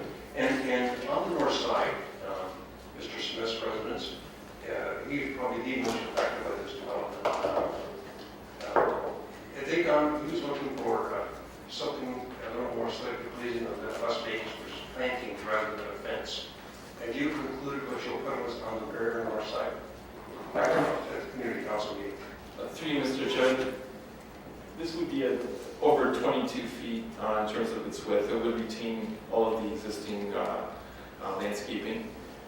There may be opportunities to enhance it further with additional landscaping, and then we will look at that at site plan stage. But I know that there was a request for a berm, and it's unlikely that we would consider that. But we would try to maintain as much privacy as we can for the neighbor. Okay, do you know if Mr. Smith is now satisfied? Have you had a conversation with him? No, I don't. Okay, I suspect he'll be here today anyway. We'll probably hear from him. Okay, back down to my final question. The big one, which is the intensification point. 50 units is set out in the old P200. How does a professional planner, can you justify that? Well, what's your reason for doing that? Now, when you want to answer, Steve wants to answer that, but that's what you decide between the two of you. Through you, Mr. Chairman, the current configurations that are refined within 05200 were brought forward from the old City of Hamilton zoning bylaw when they did around 2000 when they did the residential care facility study, which also carried forward in terms of looking at retirement homes, nursing homes, et cetera, et cetera. We have witnessed that from an operating perspective in terms of creating sort of a sense of community or with neighborhoods within each of these residential care facilities or retirement homes, there has been a bit of a shift towards larger numbers. And then we want to ensure that where there is that increase in the capacity, it's based on the site characteristics to make sure that we're not overbuilding or intensifying the site. So we looked at it not only in terms of the absolute numbers, but what would be that building footprint and the building envelope, the landscaping, and the rest of the other zoning bylaw provisions. And since this proposal was actually exceeding what would be normally permitted within the zoning bylaw, we felt that from a built form perspective, there wouldn't be any impact on the adjacent property owners in the immediate neighborhood, as well as the nature of the development, that it would be consistent with that sort of approach where you're starting to create almost sort of within these retirement homes, you're creating almost neighborhoods or pod type developments. So that's why we felt that it was appropriate to provide, in this case, the increase in the numbers. Okay, Chair, that's all my questions this time. We'll have comments out here in the public. Any other questions for staff? Seeing none, can I have a motion please to approve the staff presentation? Councillor Pasuta, Councillor Ferguson, all those in favor? Carried. Thank you. Thank you, Kim. Thank you. So now we'll hear from the public. I have, hello. I'm the applicant's representative. Thank you. We have a list, just a second please, and we also have a list. We have Murray Smith, Janet Mahoney, and David Fallis. Anyone else, it's not a problem. We'll make sure you all get heard, so don't panic. I won't close the public meeting until everybody's had their say. I'm actually missing work right now to be here to speak. And I've canceled my clients in order to be here to speak. So I would like to be able to make my statement so that I don't keep my clients waiting any longer. Is that at all possible? I'll look to my colleagues and ask them what they'd like to do. I couldn't check, she's asking to speak now, right? Right now. That's okay, I think we should come. Do you mind, I don't please? mind, That would be wonderful. No. Thanks for your Thank you. consideration. No worries. Come on down.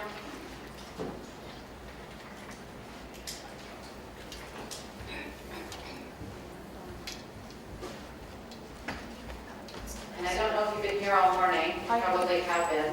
So you can sign in after you finish speaking. If you could just introduce yourself at the podium, please. And just adjust that whatever you feel is necessary.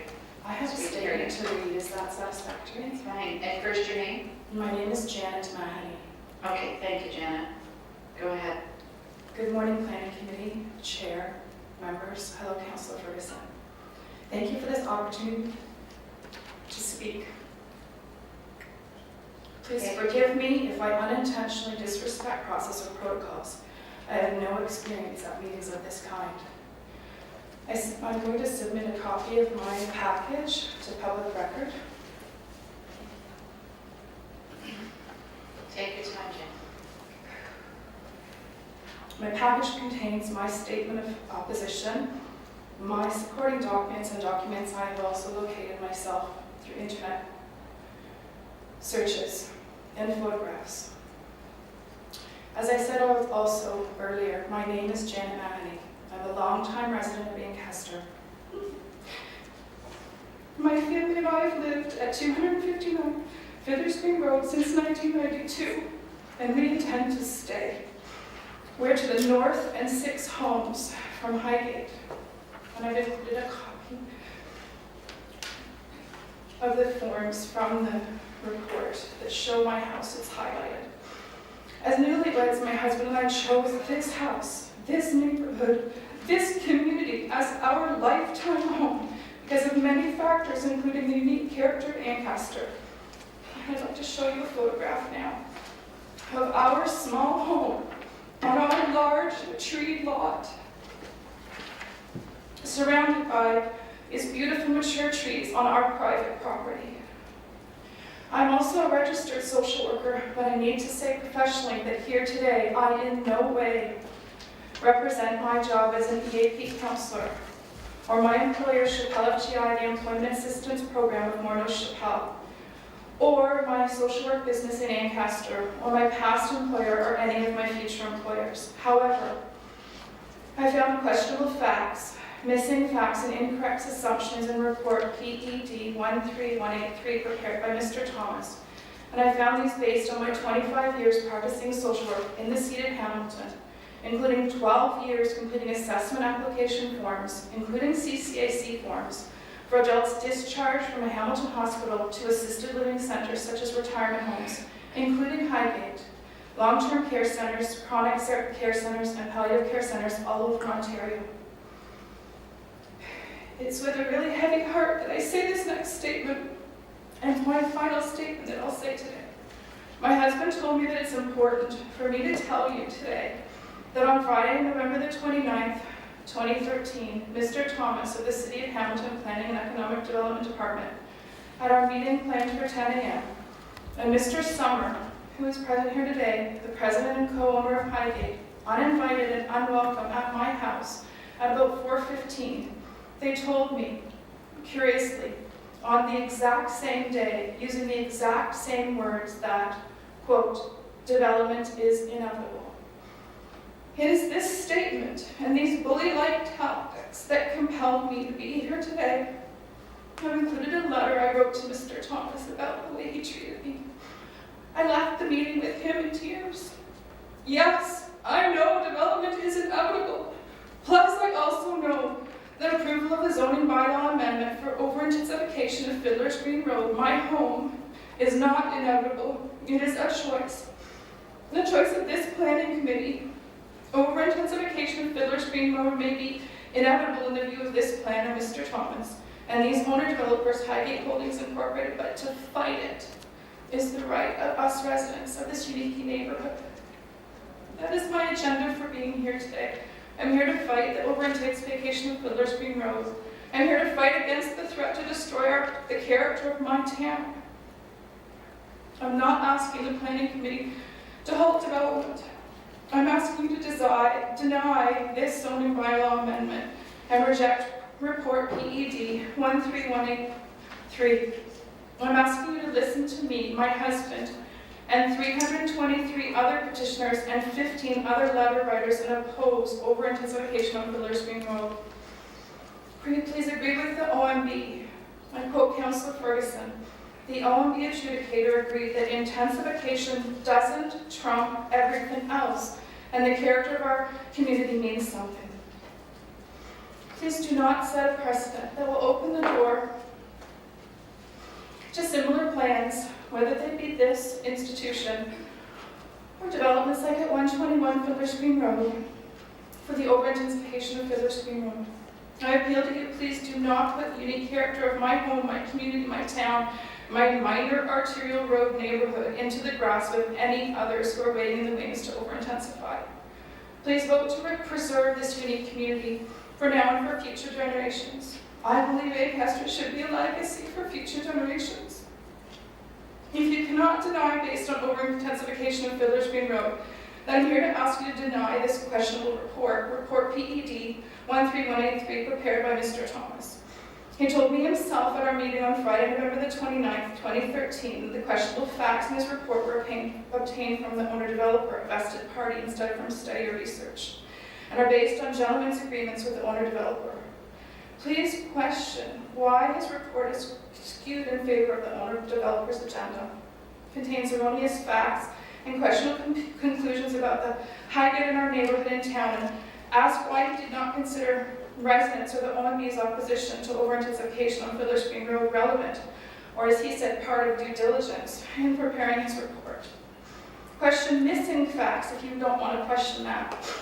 Like missing facts on page 11 of 30 of this report, there's no mention that Ancaster also has 297 long-term care residential units for the senior cohort requiring care, 128 at the Meadows and 169 at Willow Grove, in addition to the approximate 300 retirement home units mentioned.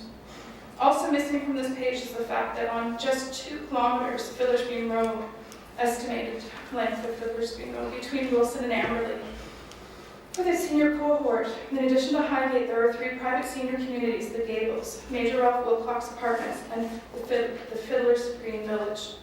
1 seniors apartment, Green Acres Apartment, which is also geared to income, and numerous suitable private 1-story homes. In fact, my family and I personally know a senior couple, both well over 90, living independently in their 1-story home on Fiddler's Green Road with visiting nursing care, support from family, and some neighborly help from us and from others.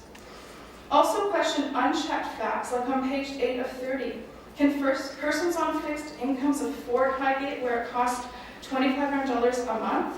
And that quote was given to me by Mr. Summer, president and owner of Highgate, at my door on November the 29th, 2013, when I asked him, does this quote include HST? No matter, don't worry, I can't afford it even on my current salary. And Mr. Thomas admitted during our November the 29th meeting that he could not afford it. And he only had the quote that I gave him from 2001 at $1,700 a month for Highgate. That's the last document that I knew of as a social worker. More alarming is that the same meeting, Mr. Thomas told me that he did not know how much it cost to live at Highgate before I told him on November the 29th, 2013.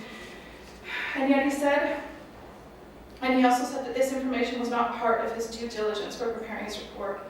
So why does his report for the approval of this zoning amendment include information that says that Highgate is for persons on fixed incomes?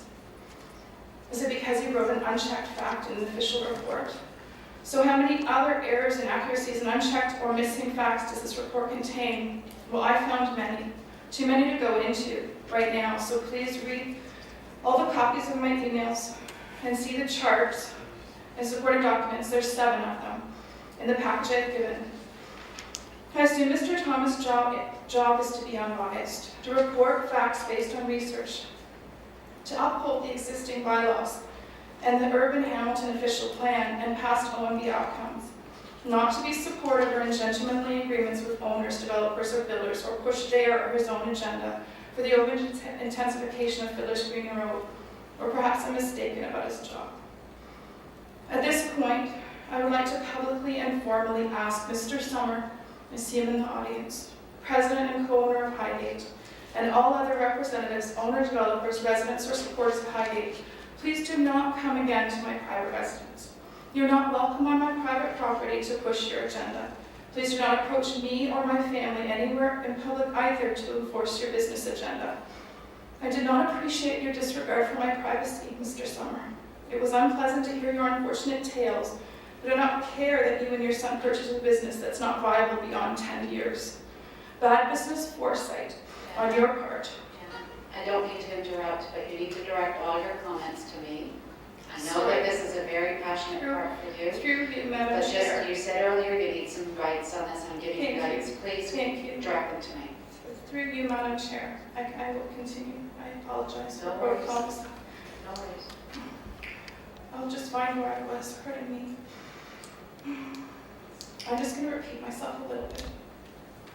I do not appreciate your disregard for my privacy through Madam Chair, Mr. Summer.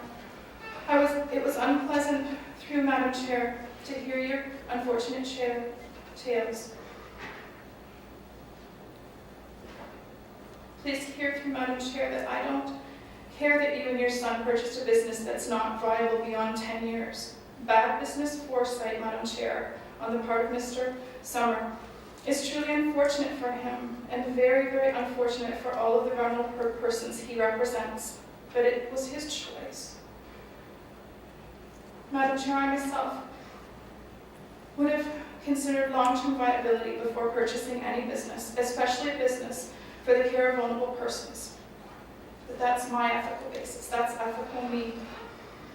Please do not, Mr. Summer, via Madam Chair, tell me that the cost to increase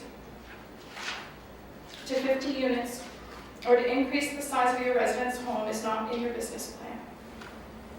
Madam Chair, I do not care to hear from Mr. Summer about these things on my private residence property. Madam Chair, don't get me wrong. Please don't assume that I'm against Mr. Summer, Highgate, or seniors or vulnerable persons. I am not. I'm only against Mr. Summer coming to my private residence to use his bully-like tactics to try to tell me his business. Madam Chair, I appeal to Mr. Summer, through you, to respect my privacy and refrain from visiting my home or from approaching me in public to get me to support his current business plan or to support him. Madam Chair, through you, I promised Mr. Summer, and I promised him on November the 29th, when I politely asked him to leave my home.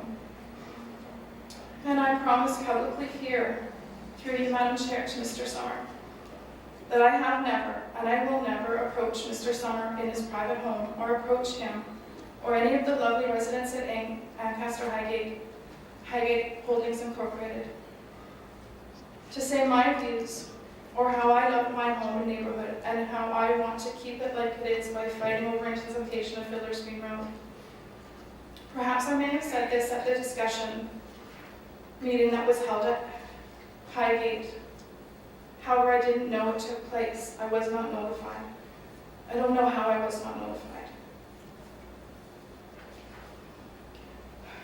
Also publicly, through you, Madam Chair, to everyone employed at, associated with, supporting, or resident at Highgate, including Mr. Summer, I, as a registered social worker with very strong professional ethics, and as a kind, peaceful, loving woman, promise, through you, Madam Chair, the highest of level of professionalism when in contact with those who I've spoken about in my social work role, and the highest level of respect and kindness to those who I've spoken about when I am in contact with them in my public role. And Madam Chair, I am asking that I will be treated, and my family will be treated, in the same way in return by those who I have spoken of. Madam Chair, to the Planning Committee, thank you for listening to my opposition. I apologize for my tears. This is an impassioned moment for me. But my tears are not crocodile. I have real concerns. Please deny the zoning bylaw amendment. Please deny report PED 13183 because Mr. Thomas prepared a questionable report, in my opinion. Please oppose over-intensification of Fiddler's Green Road and anything that makes a threat to the character of Ancaster and its unique character. Madam Chair, I'm asking the Planning Committee to consider that they can make Ancaster their legacy to future generations. Thank you for the opportunity to speak. Thank you, Janet, and we have someone who would like to ask you some questions, please. Councillor, do you want to take a minute? No, I'm fine. Help yourself to water if you need it. Councillor Ferguson. Thank you, Madam Chair, and Janet did a great job. I'm sorry for my I know it's tears. not easy to come up and stand and speak in public if you're not used to it. You'd think a professional could hold her tears, but right now I'm just a woman. The house she loves, and a family to raise there. But you certainly around that message true. And 250 Fiddler's Green Road, I never had the privilege of meeting you before. 250 Fiddler's Green Road. 259, pardon me, I probably didn't speak clearly. Where are you located? How many homes away from Highgate? There are 6 homes between mine and the Highgate. And you're north of Highgate? Yes, correct. And you make quite an issue about your privacy, Mr. Summers and your privacy and Ken House. I just want to be clear, when they met with you in early November, were they invited by you to come or did they come unannounced? I was at a meeting with Mr. Thomas.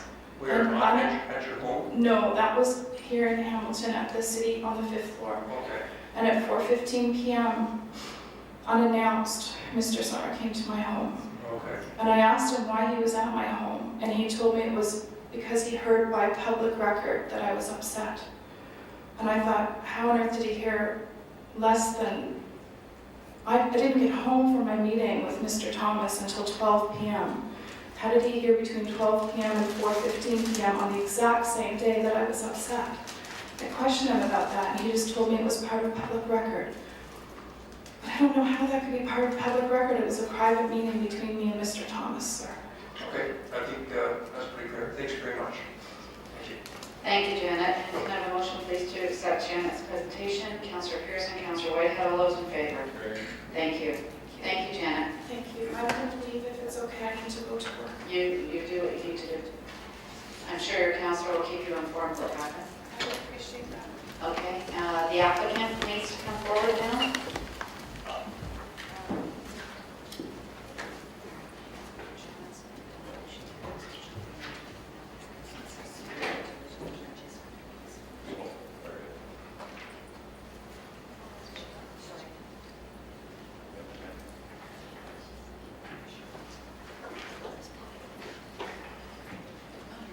Hi, good afternoon, Mr. Chairman, council members. My name is Glenn Wellings. I'm the planning consultant for Highgate on this matter. And behind me, or to my left, is Christoph Summer. He is the current owner of Highgate. We're certainly here to answer any questions. Mr. Chairman, just in response to the previous delegation, we did hear her concerns loud and clear regarding future contact, and we will respect those wishes. So just to be on record regarding that. We would like to thank Mr. Thomas for handling this file and bringing this report forward. For the record, Mr. Chairman, I've been in this business close to 30 years. I've got to know a lot of municipal planners over the years. I know Mr. Thomas, I've known him for many, many years. I've never heard of Mr. Thomas being accused of being a bully. And I want to go on record for that. I've dealt with him in many different files. So just for the record.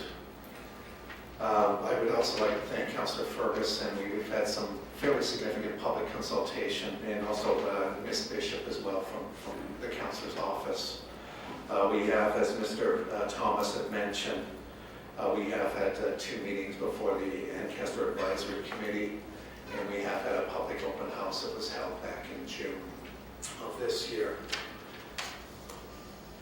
In terms of some of the site plan refinements, in response to some of the concerns of the residents, as well as concerns from city's urban design staff, we've undertaken a number of adjustments or modifications to the site plan.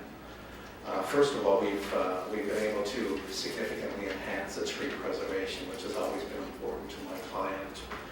The length of the building or length of the addition has been shortened, where there is less building and less mass of building facing Fiddler's Green, which was a concern with one of the earlier public meetings. The front loading area and most utilities have now been located away from the frontage of the property, internal to the site. There is no longer a second access to the facility from Fiddler's Green. It is a singular access point. And you had heard, Mr. Chairman and committee members, about the Moloch garbage system. It is a garbage system that my client is quite familiar with, has used them in other facilities that they currently operate. And Mr. Thomas quite correctly pointed out that the location of the Moloch system would be in the middle of the parking area away from the adjacent residential. In terms of the building and driveway access from Fiddler's Green, it has been shifted significantly away from the north property line, which is the property owned by Mr. and Mrs. Smith. And that's to address their concerns. They were, the original proposal did have the driveway flush to their property with a minimal landscape strip. That landscape strip is now 6.5 meters, which exceeds the zoning bylaw requirement of 6 meters. And the building itself, or the addition itself, is 23.8 meters from the Smith property. So there is significant setback, significant opportunity for buffer fencing. And through you, Mr. Chairman, to Councillor Ferguson, we are very open to discussions with the Smiths regarding how they would like that buffer treated, and we welcome that discussion. With respect to parking and traffic, that was probably the more significant issues that were raised at the public sessions. The use by itself is a very low generator of traffic. Presently, only 3 residents do have their own vehicles and drive. The city parking standard for this proposal would require 40 parking spaces. The proposal that's before you provides for 55 parking spaces, which well exceeds the standard requirement of the city. There has been concerns, and I know Mr. Chairman, Councillor Ferguson has experienced the brunt of these concerns with special events. And it stems back to a barbecue that was held back in August 2012 when they were relatively new owners of the facility. There were a number of vehicles parked in the street. There was overflow in terms of the parking. It was a barbecue event. And since that time, my client has made arrangements with the Marshall Memorial United Church for overflow parking. So what they would do is offer their site for parking. People would be shuttled into the residence and to avoid an overflow situation. And I should point out that since that's been implemented, Mr. Chairman and committee members, there has been no issues with respect to overflow. As noted by Mr. Thomas, in terms of the draft zoning bylaw, there were a number of adjustments. There is a road widening that's required along Fiddler's Green, which did necessitate some changes to the draft zoning bylaw. My concern there, Mr. Chairman, was that once the road widening is granted to the city, that we would not be placed in a non-compliant situation. As Mr. Thomas did mention, there are no variances to the I2 zone standards, with the exception of the one increasing the number of residents. In fact, there's a number of situations in the draft zoning bylaw where the zoning provisions have been enhanced, where the requirements are greater rather than lesser. The 3-story height limit, or the 10.5 meter height limit, is being respected, and that was a concern of Councillor Ferguson from the outset in the process, and we have respected that. Some of the zone standards, as I mentioned, parking, setbacks to the Smith property, the northerly property line, and the landscape area far exceed the current zone standards for under the I2 zone. In fact, the minimum landscaped area is 10% under the zoning bylaw, and in this case, we are providing close to 50% when you factor in the reduction based on the road widening. So there's significant landscaping, open space, or area that's being proposed. We have responded, we feel, positively to many of the concerns of the residents, knowing full well that some residents' concerns cannot be satisfied. Every improvement we've made along the way, as some residents have just said, no, it's just not good enough. And from that, you simply move forward in the planning process. We do look forward, Mr. Chairman and committee members, to the site plan approval process, and we're more than pleased to engage the residents through that process and continue with the dialogue. Highgate has been more than willing to work with his residents, and Mr. Summer, Christoph's father board, did approach the previous delegation, so not with a malicious intent. He certainly wanted to find out their concerns and try and deal with that. But anyway, moving forward, we're certainly happy to work with the residents moving forward on this process. Just a few concerns. The noiseless air conditioner, I'm with you, Councillor Ferguson. I've not heard of a noiseless air conditioner, but certainly the technology is much better than it used to be, and that's something we'll address at site plan approval. With respect to the market issue that was raised by the previous delegation, Highgate has a waiting list of over 30 people.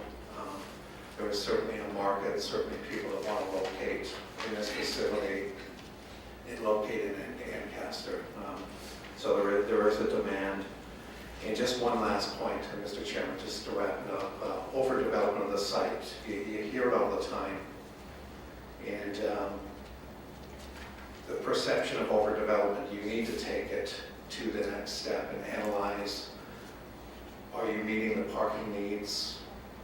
Are you exceeding the height requirements? Are you varying the zoning bylaw to reduce setbacks? Are you reducing the amount of landscape area?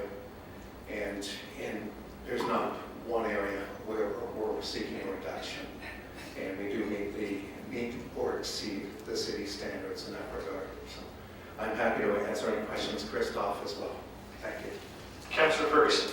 Thank you, Mr. Chairman. Just a couple of quick questions. And I just want to see, this is a controversial issue the way communities even expect. And I always found the Summers and the professional planners approach everything on a very professional manner. And I would publicly state that too. I've never seen Cam Thomas do one. That was just uncalled for, although obviously she's very strong about it, and I get that from the but disrespect, Canada's specialist. I just wanted to get that on the public record. I wonder if I could speak to Mr. Summers. Explain to me noiseless air conditioners. I'm not familiar with this technology. Through you, Mr. Chairman, Council Ferguson, that statement I don't believe we ever made. They are certainly much quieter than the old style air conditioners. We are looking at using GE air conditioning units, which use heat pump technology, which don't run as loud as the old clunking in and out of compressors and so on. So noiseless, no, I cannot say that, but certainly they are much quieter than what you're used to in the home. Okay, the matters of tranquility, I get complaints constantly with the air conditioners, and they've been as responsible owners have met with me and put noise attenuation on them, but they're still not quiet. So this may be an outstanding issue for me. So they will have fans in them, they're on high speed, which creates a noise. Where will they physically be located, those units? The common area units will be located on top of the three-story buildings, so therefore they're not ground-based, so the noise will be pushed upwards and away. And the individual units, little ones for suites, etc., they are located within the wall. So there's two types. There's suite air conditioners, window air conditioners, the public prefer to. Not window like the old style, which used to be at Highgate. We have upgraded the existing Highgate building at this point to use PTAC units, which go underneath of the window permanently installed, which have actually reduced the noise for the present building already significantly. So they control the individual unit temperature, and then you have a large HVAC system that does the common areas. And that's correct. And now, where will they be located on the roof? Can you commit to locating them near the front of here, for the green road away from the residences? That is certainly fine with us. Okay. That's not a problem. So you wouldn't mind if I embedded that in a resolution or made sure that was put in place during the site plan approval should committee decide to approve this today? That's fine with us.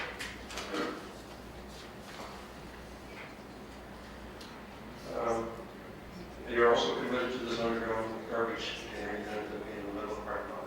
That's correct. The full access to the reason it's actually in the middle there is for the truck access to be able to pull up beside it with the boom and to be able to pull them up. We are currently using them at the Mountain View Home in Georgetown, and they do work quite wonderfully, and they're actually located there within 15 feet of the residents' windows, so they don't even have odor issues. They are very nice and nice to be around. And your public committee is shielding the line so there's no spillage. That's correct, yes. We will use LED cutoff lights, which we have installed some right beyond the existing building. Okay, that's all my questions this time, Mr. Chairman. Any further questions? Move to receive the presentation. Moved by Councilor Johnson and seconded by Councilor Pursuit. All in favor? Carried. Carried. Thank you. Thank you. For your time. Murray Smith, please.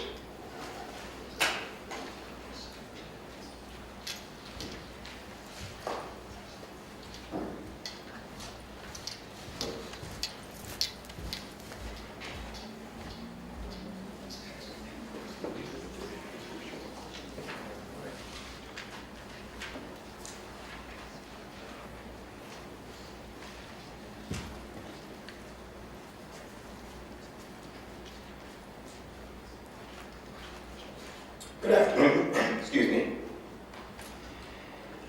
Thank you for allowing me the opportunity to address you in what not only myself, but over 325 other residents who signed the petition in your package believe is a very important decision that you have to make regarding what we feel is an inordinate expansion to our neighborhood.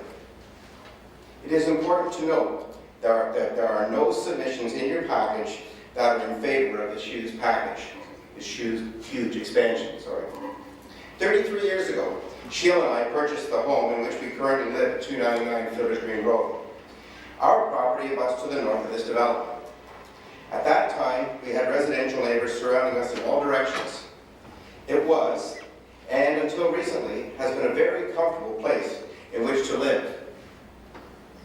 Our neighborhood is now under siege. Firstly, I must say that retirement homes are a necessity. At some point, we all will grow old, hopefully, and a great many of us will end up in such homes. In regards to the current Highgate retirement home, the size of the home, the placement of the driveway close to the center of the lot, along with the number of residents, allows allows for reasonable entrance and egress to our property, with the exception of special events when the parking overflows on the Fiddler's Green Road and the bike lanes.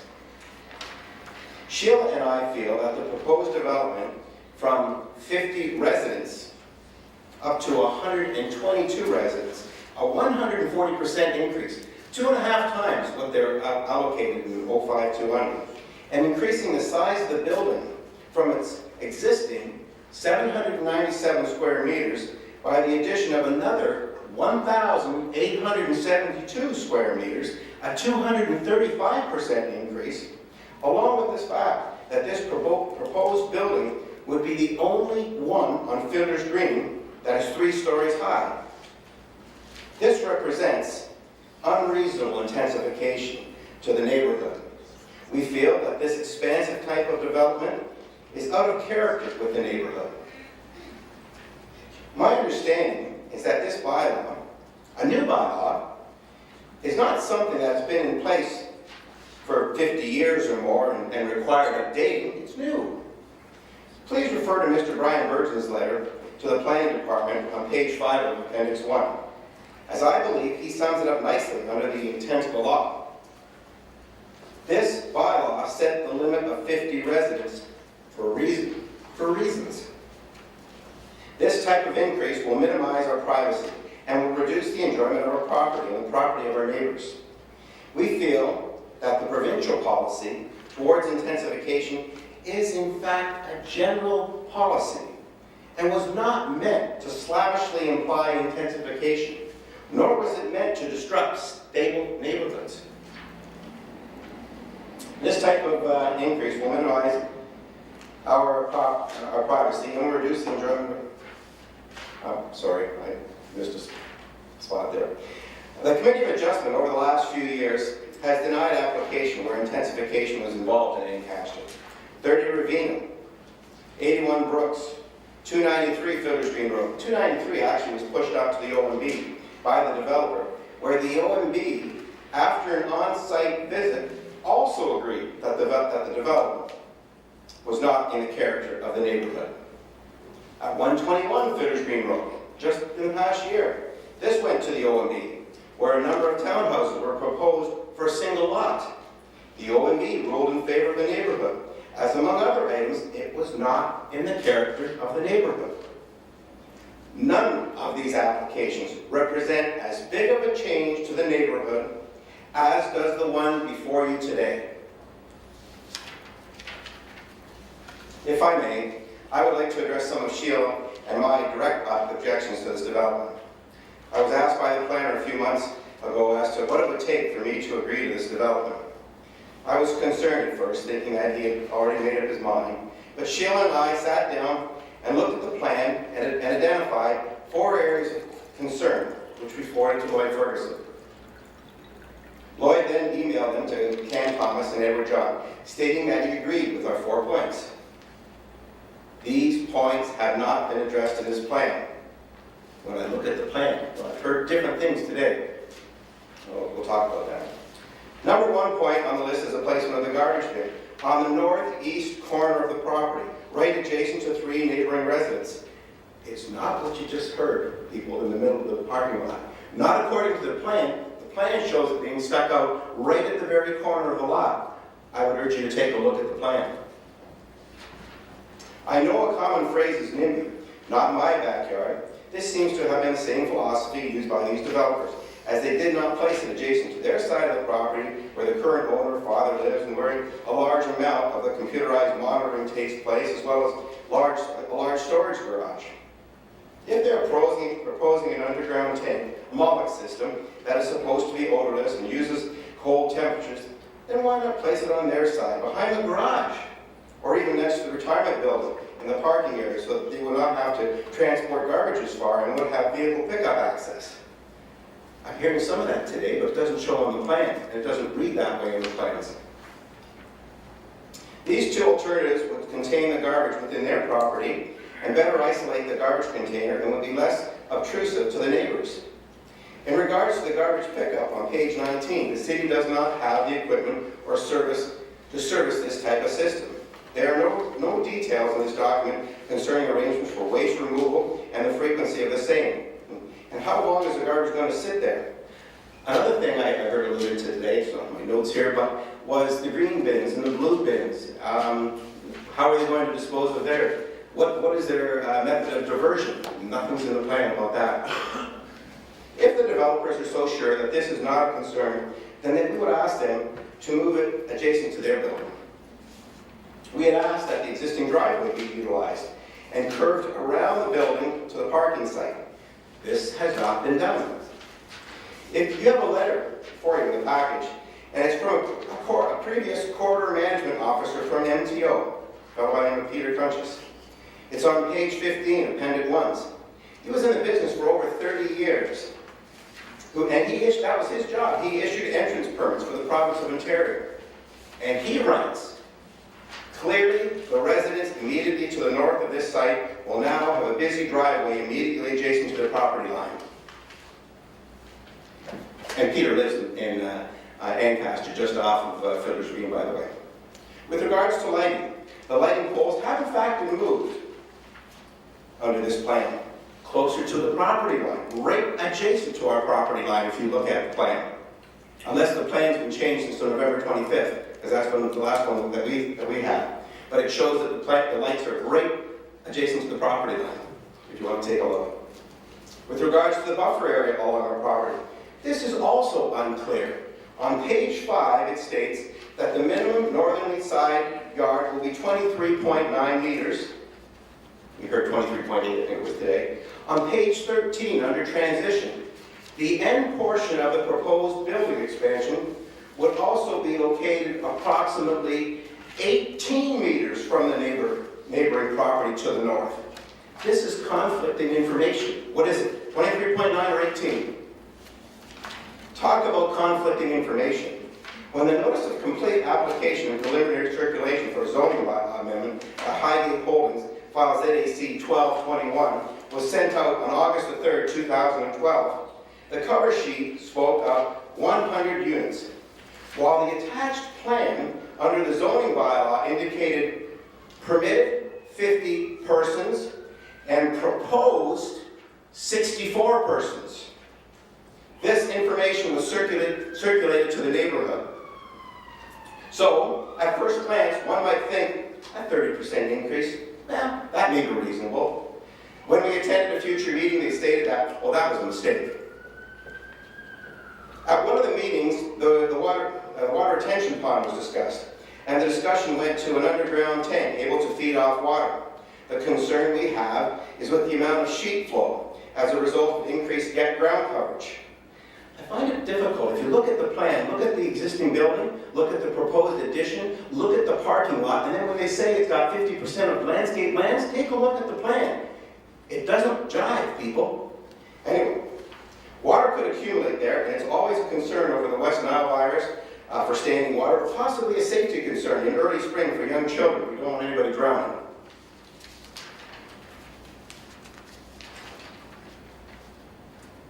What is also confusing is the reference on page 19 under corridor management when it states that the east driveway must be a minimum of 7.5 meters wide at the property line to accommodate two-way traffic. I do not see an east driveway on the plan. I think if you look at it, I think it's on the west end, if I'm not mistaken. There are other inconsistencies in this report. One glaring one, under background, page 3, is the location of 307 and 325 Fiddler's Green Road, and the accompanying information with regards to a maximum cap on residents at 307 Fiddler's Green Road. 325 is the retirement residence. I do not believe that 307 was ever permitted to be a retirement residence. When I first met the Summers, they advised that they had built a larger retirement home in Georgetown, and that the neighborhood opposed that one also, but the neighborhood was unable to stop them. I was told, in no uncertain terms, that I would not be able to stop them in this venture. I sincerely hope that the city of Hamilton, that you people do not reward this type of developmental bullying. And I'll use that word again. We hope that the committee will recognize that this expansion is not reasonable intensification and not within the character of the neighborhood, and that there are enough discrepancies to warrant denial of this application.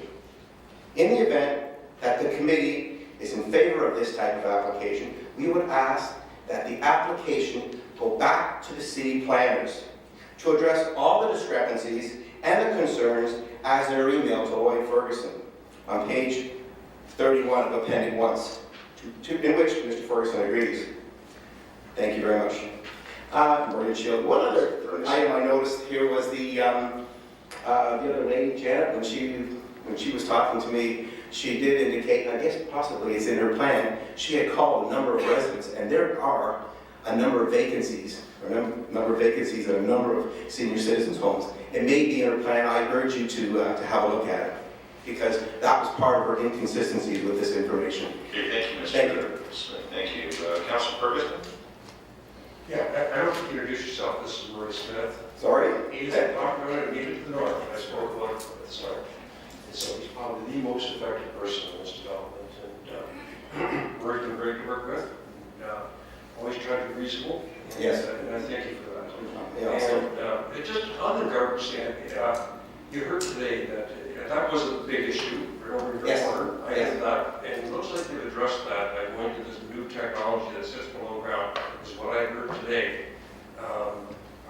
Does that solve your concern with the garbage if it's correct?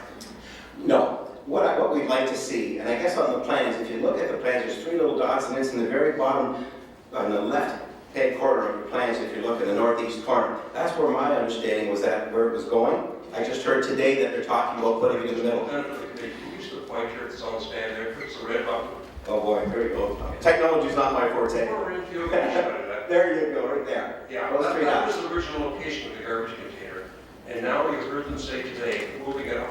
I've heard that. I don't know whether it's along here or here. I see this right spot there. Yeah, that's what they're supposed to make this underground vault. But yet, it was showing on the plan here. That's what I'm just wondering, that there's inconsistencies once again in the plan.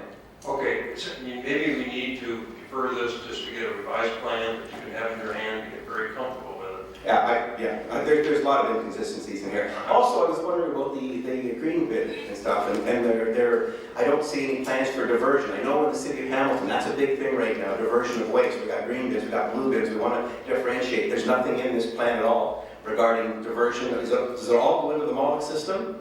It's because I looked at a video on the Moloch system. I found one on it, and I see where as you say, it comes out in a big bag, it slides right out, and then somebody's on the bottom, and they just whoosh, open all the stuff. You're still going to get odors and stuff.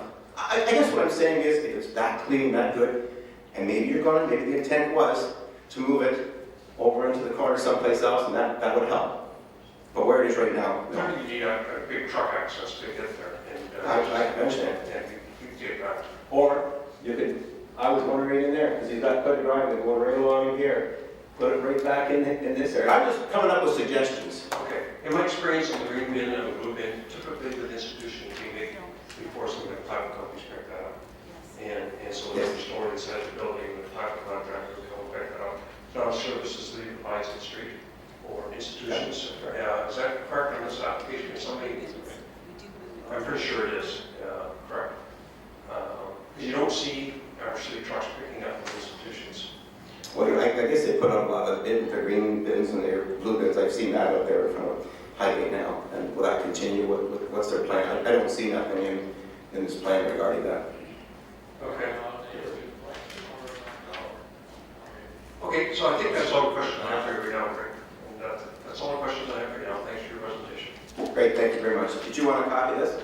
Yes. Just leave it there. Great, thank you very much. David Fallis?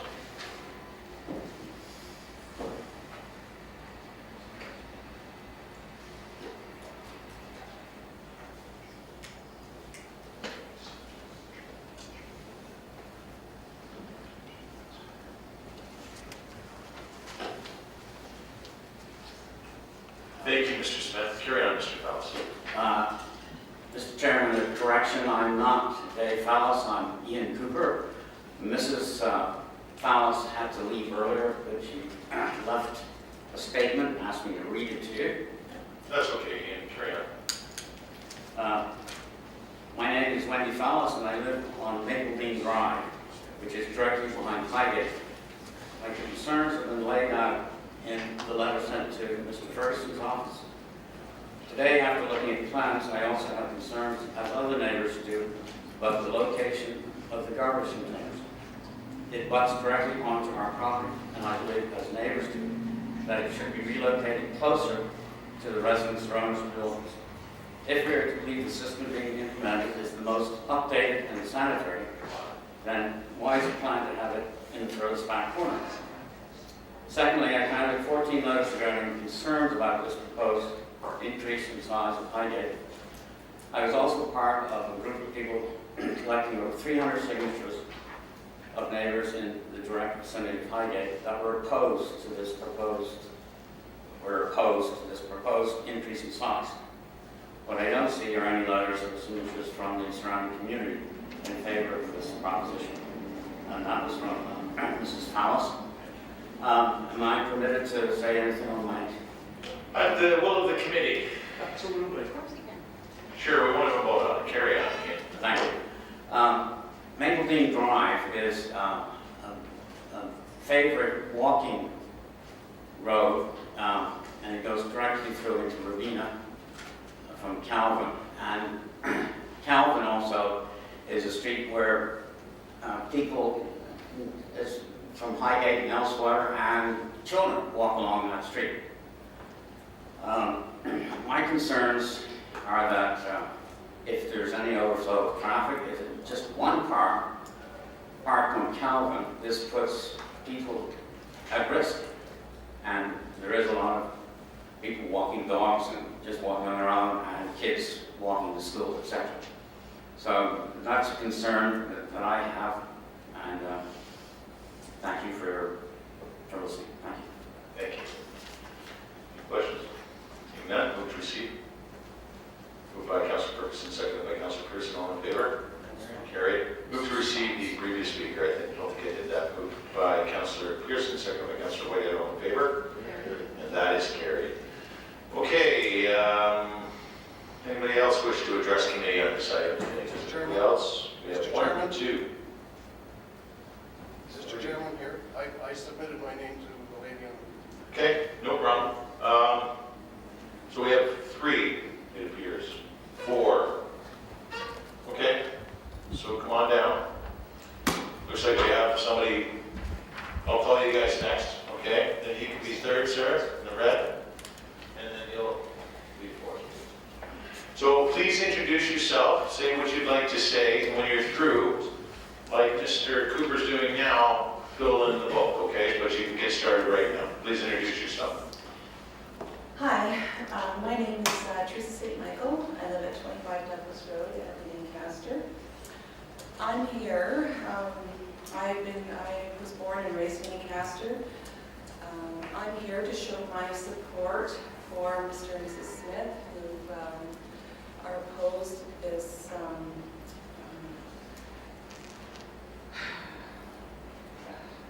development.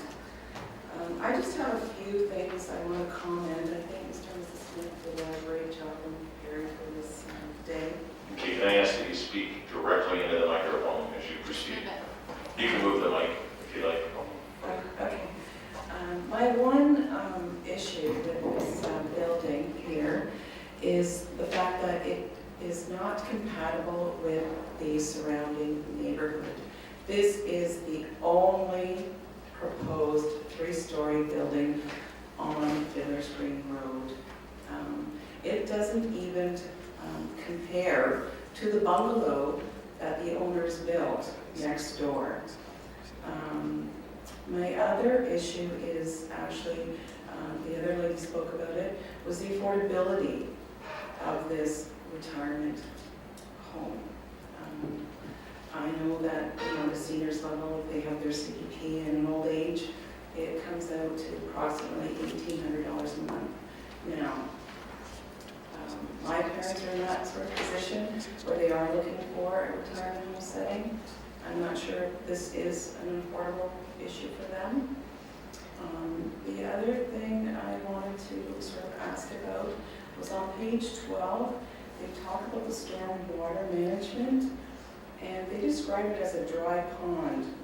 Now, at the last meeting I attended to, it was about a year ago, they talked about a sort of a Chicago-style stormwater management. Now, anything, in my opinion, that sort of is a label of the Chicago-style stormwater management, I don't think is acceptable at this level, for town. Dry pond, I guess the water's just going to sit in the front of the building or run off to the neighbors or whatever. So I need some clarification on that, when it's on page 12. The other thing I was sort of listening to, and they kept repeating, was all of these problems, the dry pond, the underground garbage, it just kept referring to a site plan approval. So all of our issues that we're trying to sort out with the setbacks and the widening of Fiddler's Green Road, it just got, well, that will be a site plan approval, site plan approval. So we never had any of these problems worked out. It's just going to get shoved over to site plan. So really, we have a document here that doesn't really hold up any weight because it's full of problems, and now we're shoving it over to the building department to try to figure it out at the site level. So that's how I see it. I see it as problems being shoved over to be solved at a site level. So I don't see how this can be approved.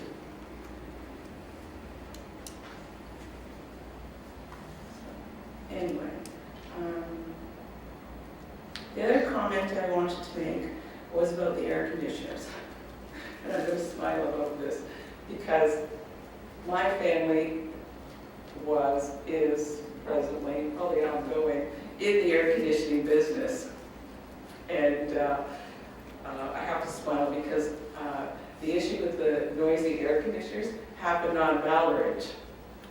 And they were so noisy that all the people in the townhouses in the surrounding area had to wear earplugs because the air conditioner at the nursing home over there was so darn loud. And I asked my brothers and I asked my dad, and I said, how come that is? And he goes, that's the unit.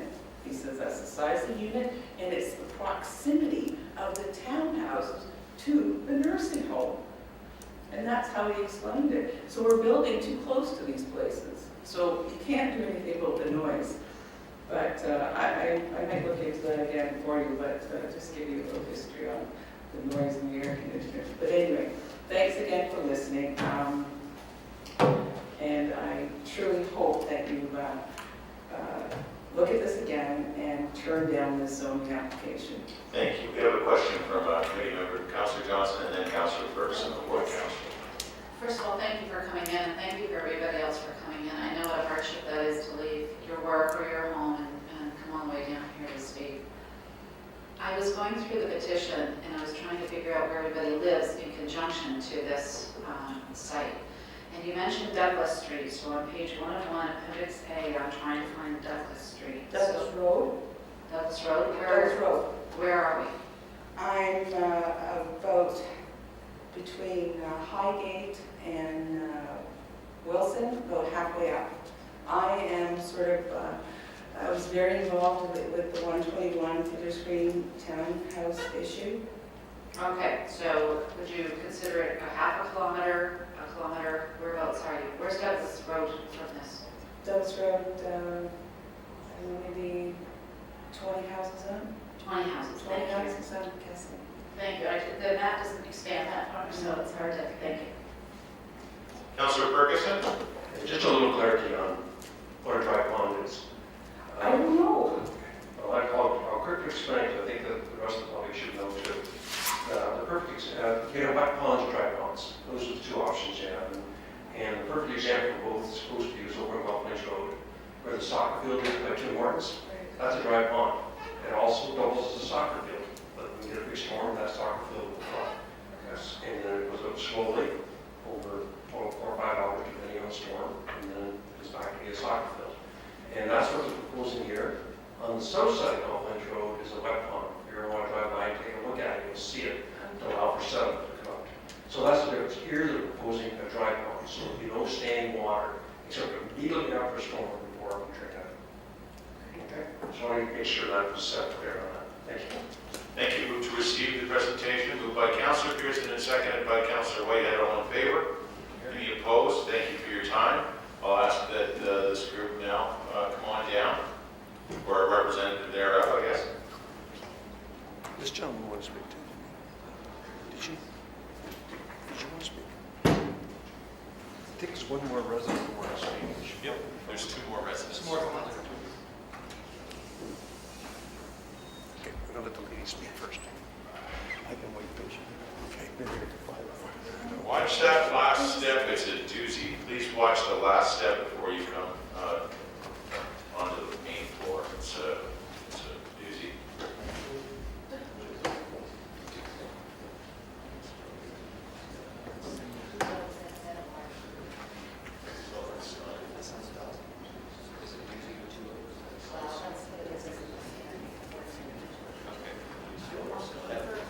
It's your walk right there.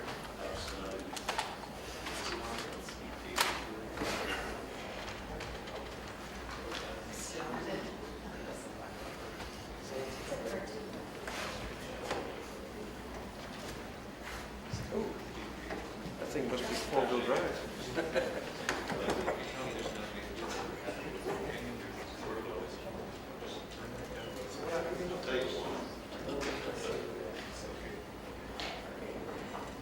I'm sorry for all the problems.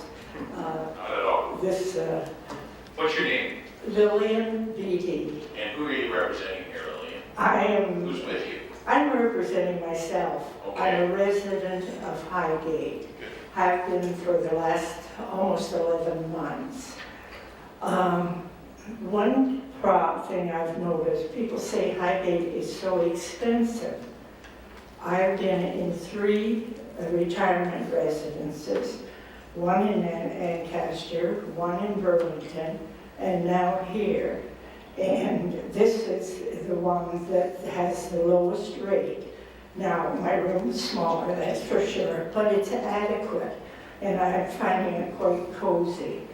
I'm sorry, I forgot to address you, Mr. Chairman. I also have looked at a number of retirement homes in Burlington, and I didn't even look at some of them here because of the traffic problems and things like that, about some of the others, but I've been in one here. And I haven't found one that was as inexpensive as here. I am thankful for the quality of care that is available to us. I'm a pathologist, and I think back to a person from a retirement home who came, who the coroner had me do an autopsy on. And I was appalled at the state of that body and thought, how could this be in a residential unit? So one must remember there are varying standards of care. And I'm thankful for the care that is there at Highgate. They have a call system, etc., that helps us. In the air conditioners, I am blessed with hearing above the average, and I notice sounds before people beside me do. When I've been outside, I haven't noticed the sounds, and I used to walk.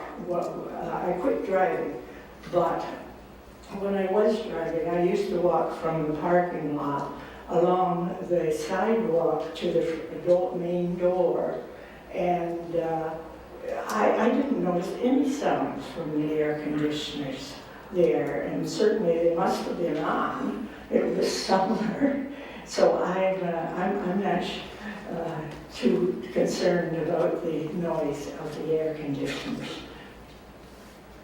Okay. Thank you. Are you through? Yes. Okay. Thank you for your time here. Councillor Ferguson has a question for you. Thanks for coming up today. It's nice to hear from a resident. Oh, thank you. Because I've met a number of you. Get invited over there for Christmas sometimes and get to meet you. And my question is, are you a lifelong resident of Ancaster? Am I what? A lifelong resident of Ancaster? No, I'm not. I was living in the villages of Lancaster before I came. I have moved over 25 times in my life. And there isn't time to tell you where all those were. On 3 different continents. I was in the villages of Lancaster, broke my leg, and discovered that that was not the place to live if you couldn't drive up, because I had to go get my mail. And I thought I wasn't being fair to my friends. So I moved into the Mews here in Ancaster. Well, not here, but in Ancaster. And while I was in there, I was diagnosed with colon cancer. A complete surprise to both my doctor and myself. And post-operatively, I had some problems. And I decided I needed to be someplace where I wouldn't be calling my friends in the middle of the night to come over and help me. And so that was why I went into another Ancaster nursing home, retirement home. And then for other reasons, I did move, again, as I said, to one in Burlington, but I've come back here. And it's because of my friends. That is the whole reason. These are people who have been my family for the last 30 years.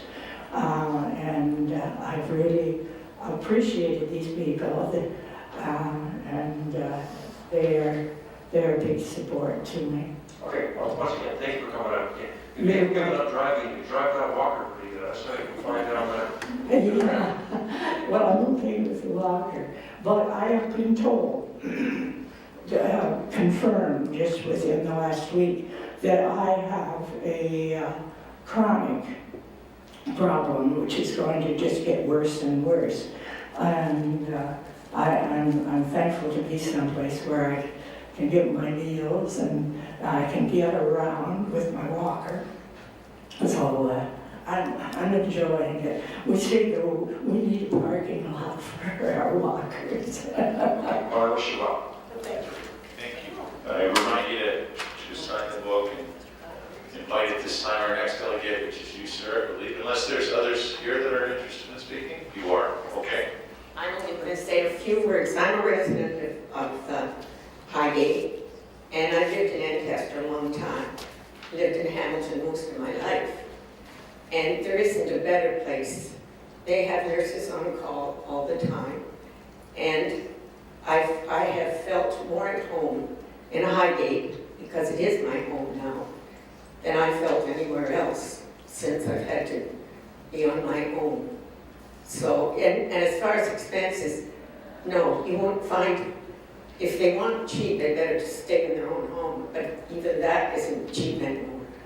So when you add it all up, no, and Highgate is a wonderful home.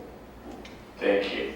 My name is Mildred McLaren, by the way. Mildred, thank you for that. And please line up to sign the book so we have a record of you. Come on up next. Hi there. My name is Paula Wiggins. I'm a registered practical nurse. I have been for almost 20 years. I've had the privilege of working at Highgate on and off, and now permanently since about 2002. I have lived in Ancaster my whole life. My grandparents have been there since, well, were there in 58, obviously.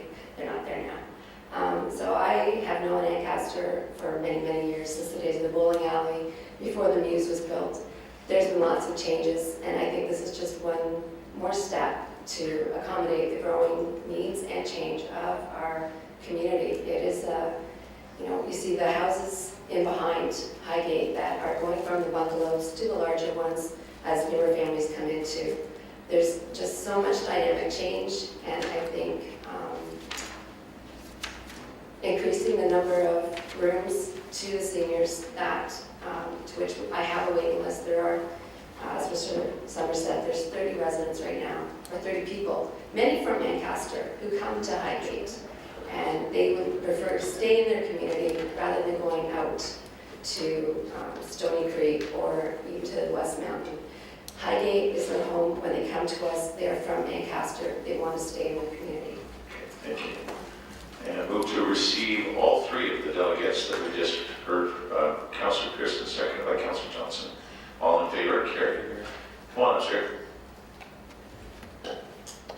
Please introduce yourself and carry on. Scott Gilly is my name. I've been a resident of Ancaster all my life. I am a neighbor of Murray Smith and Sheila Smith. I have two properties, 295 and 283 Fiddler's Green Road, right north of Highgate. You'll see me there. Let me say this first, that Sheila and Murray Smith have been outstanding neighbors. My son lives there now, and they're the type of people that tell it how it is, and I've got a lot of respect. I've been working with Murray on a few things, and Murray has been forward and telling me exactly where he stands, and I appreciate that. Yeah, I have a touch in my heart for retirements because both my mother and my mother-in-law have been put there recently, so I can see why they are much needed. I believe they are much needed because, like I say, both my parents and my mother-in-law have been just put there recently. So, and I believe that the Summers have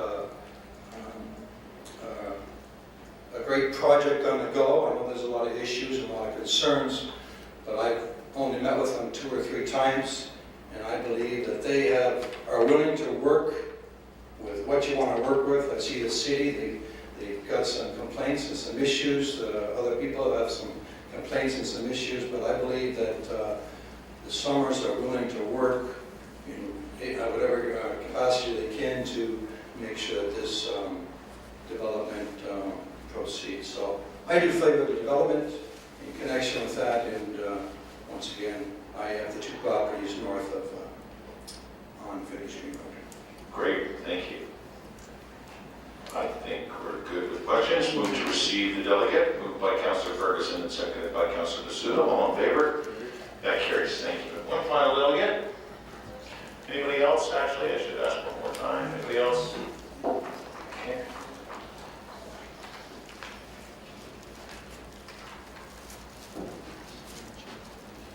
I'm wondering what Galea Limited is now, sir. I can see that you're a captain of some team and you're a dad according to the back of that jersey, but what is your business? I'm a general contractor, and my son gave me this shirt because he let him move into the house next to Murray Smith. Oh, okay. Okay. You got the shirt, wow. Come on up, sir. Sir, you can come up now. Put me in the house, I'll give you a shirt.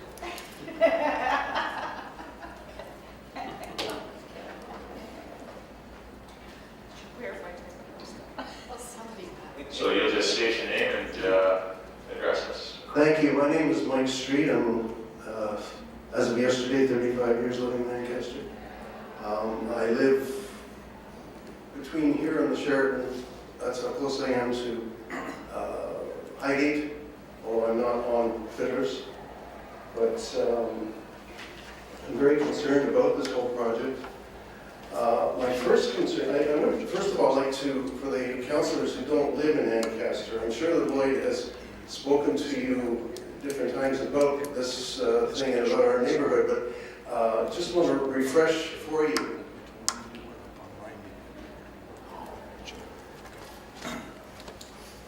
The planner has talked as if this is the neighborhood. Well, it isn't. The neighborhood goes from Wilson Street to Highway 403. Right up to the mic.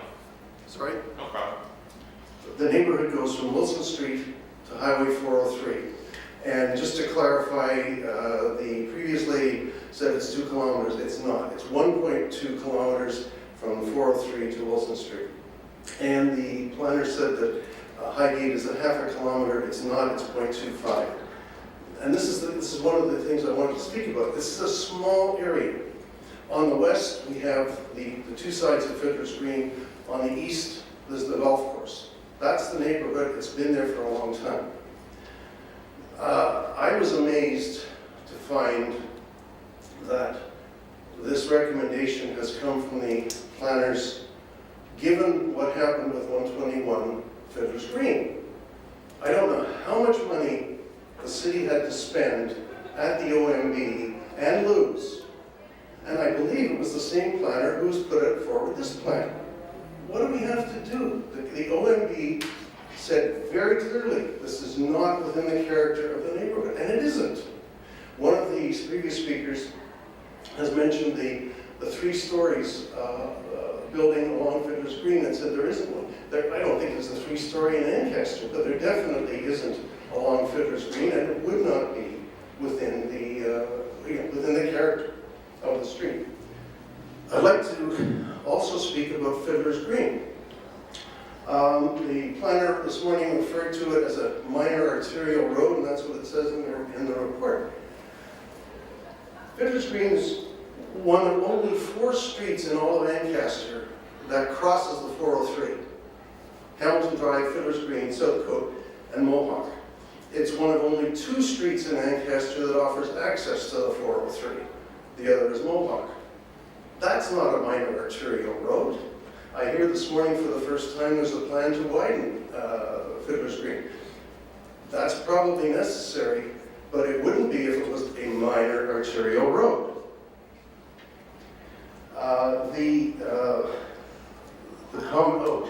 The other thing about the immediate neighborhood, this whole area, Wilson, Fiddler's, 403 golf course. There are no sidewalks except for a chunk along Fiddler's Green Road. But once you get east of Fiddler's Green Road, there are no sidewalks in the whole area.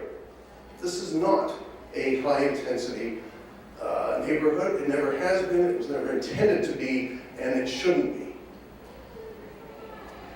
I should also mention, I think Murray alluded to it, the neighborhood is already under stress. In this neighborhood, there have been 30, and I mean 30, mega houses built on the site of former houses that were built in the 50s and 60s. This means bungalows and so on, torn down and replaced by mega houses. That's a big stress, and there's more going up. I noticed 3 new signs yesterday that hadn't been there last week.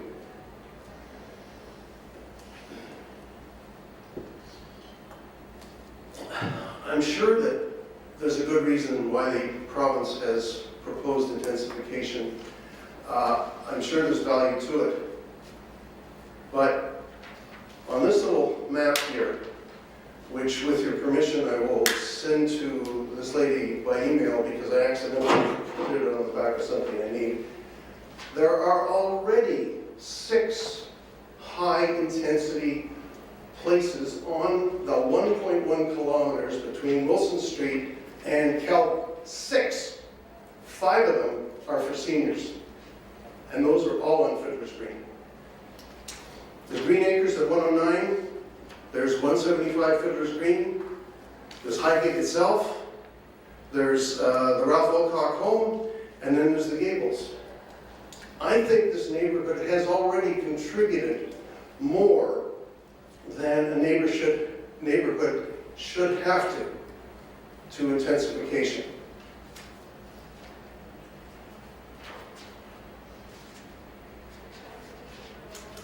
I also want to mention, if I may, the question of garbage, recycling, and compost. Murray was right, the residents currently put their blue boxes out on the street. I see no signs of green card, and that worries me because they've got a restaurant, they serve meals to all these people. What do they do with their food waste and so on? If it goes in the garbage, it shouldn't be.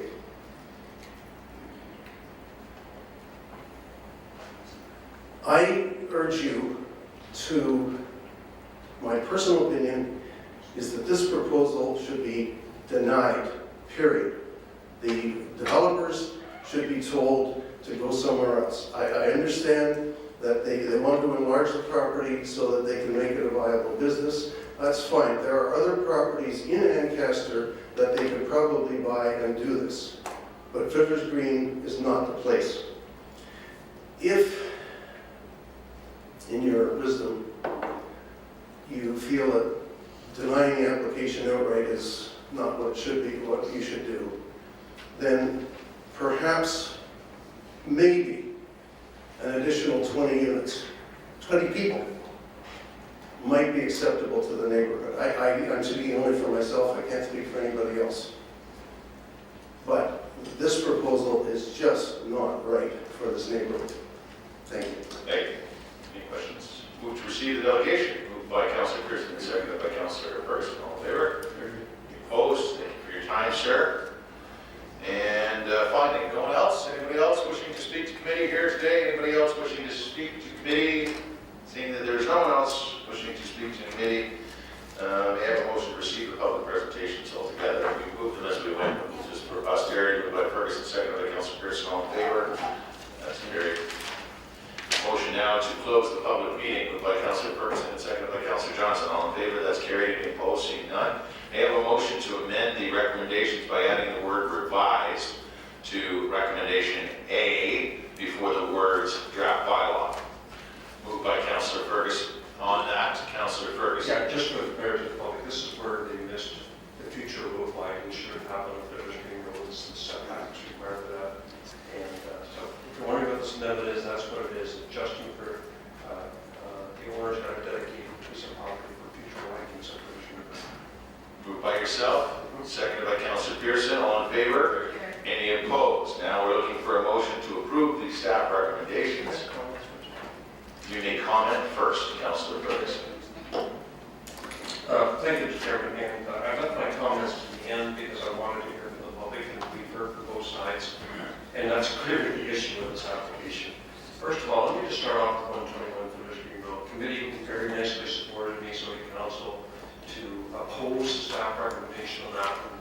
And you may remember we had to hire an outside planner, and the original application, I think, was for 24 townhouse units where one home used to be, and the outside planner came back and said we take it down, I think it's 21 or 22, dropped it by 2. This committee agreed with me that that still wasn't reasonable at 121 Village Green Road, and the main reason was because they asked for 14 variances from the zoning bylaw, and that seemed very excessive. And I remember Councillor Collins in particular has issue with that stuff. I mean, I had to do all of us the 2 many amendments. What makes this one more difficult, we're only asking for 1, and the official plan deals with this 50 capacity for institutions and halfway houses right up to retirement houses. It's quite a span. This map came to the community council twice for good debate. We heard from the residents, we heard from the applicant. I got to take my hat off to the applicant. He responded to the concerns he heard. First meeting I had with him privately, I told him to get out because he was looking at 5 floors, and so he came back with what's in the zoning bylaw, which is 3. There still seems to be some uncertainty about garbage containers and light deflection. That it looks like there's an old plan that some of the neighbors were working on, and there may be a new one out there.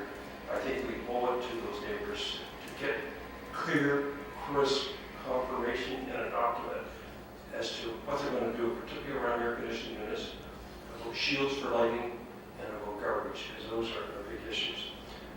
My community council, we're divided on this one too. They don't like intensification. They don't like Village Green Road. It is a rural cross-section road. Just the sidewalks that get down to the main shopping area. But at the end of the day, their advice to me was, we got an aging population.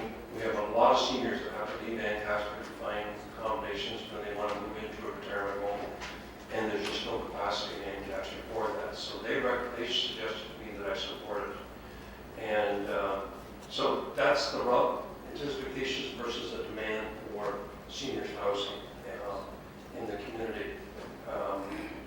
I think we ought to Murray to be able to make sure he's protected on this property, first property to the north. And the question that I can right now through you, Mr. Chairman, is there a new drawing that wasn't circulated as part of these documents that shows very definitively where the air conditioning units will go, very definitively where the garbage will go, very definitively about how the shields that will be on the lights? Through you, Mr. Chair, to the Councillor. The drawing that is up right now is the most recent drawing that we have. And if this were to be approved, we would go into site plan approval and we would look at more details such as lighting locations, but this plan does show the location of the mullets. Whether or not that becomes the location, we will have to look into that further. Okay. My problem though, when I look at that, I don't see the heritage containers. I don't see the Well, shields of the buildings. They are very small, they're igloo type structures. This road show indicated they're approximately 3 to 5 feet in height. And they are mostly underground. But we will, I will try to get you some information about that if that would help. Well, it's not necessarily for me, it's for the people behind it. But I want to have a hard copy of the drawing I can hand to you without guarantee to the council resolution. This is what it will look like. That's feasible, Mr. Tom? Yeah. Can you do that? I will try to work with the applicant to try to get something. Thank you. Chief, you have something?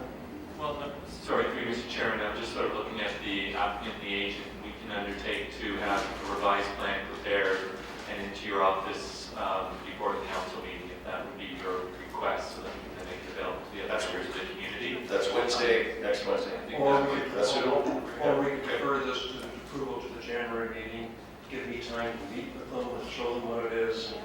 I'm not sure they're going to, if this gets approved, they're going to be in the ground in January, February, March anyway, because they're in winter conditions. Councilor, the applicant already has a revised map there indicating that. Okay, but I don't have it, the neighbors don't have it, and in fairness to them, there's misinformation out there, particularly on what are the setbacks.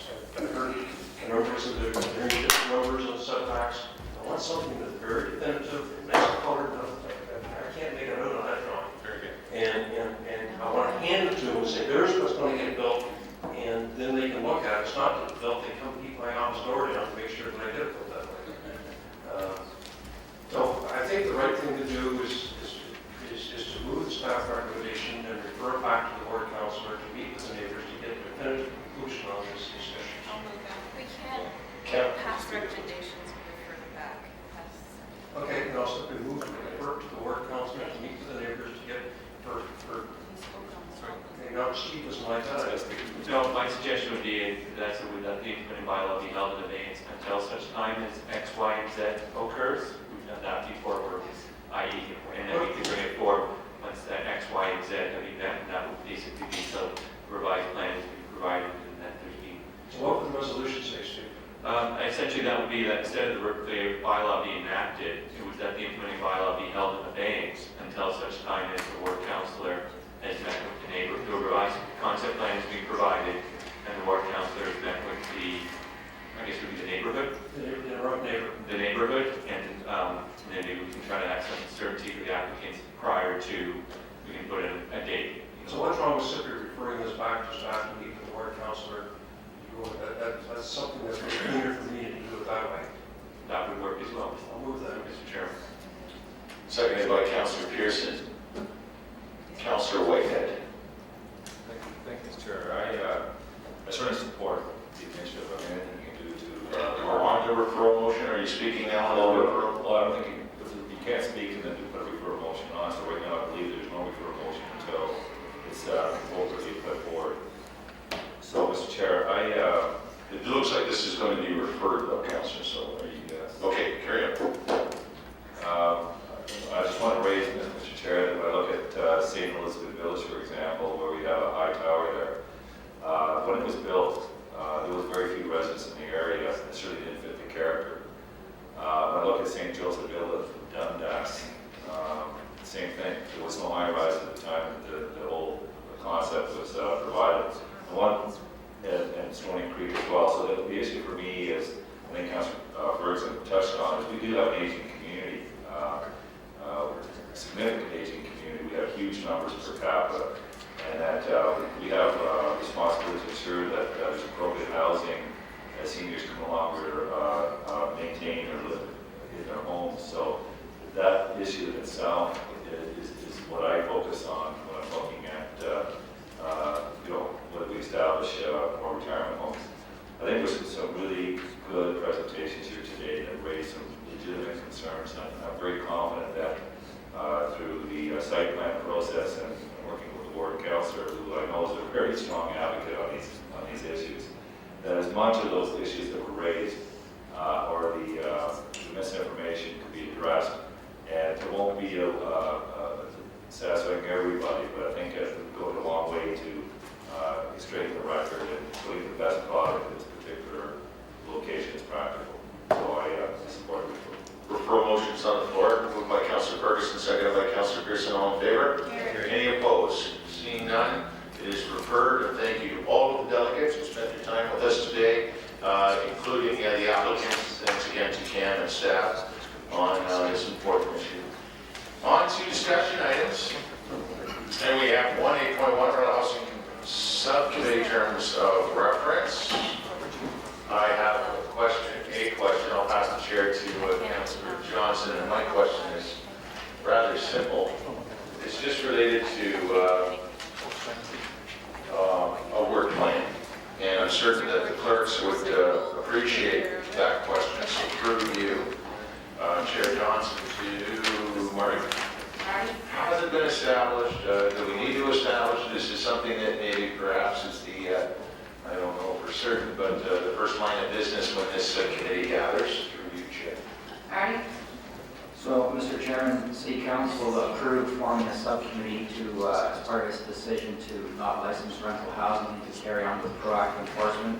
And the mandate is pretty broad. It talks about implementing an approach to enforcement and legalization of appropriate rental units. In talking to clerks, they are concerned about drains on their resources and how long the subcommittee might go.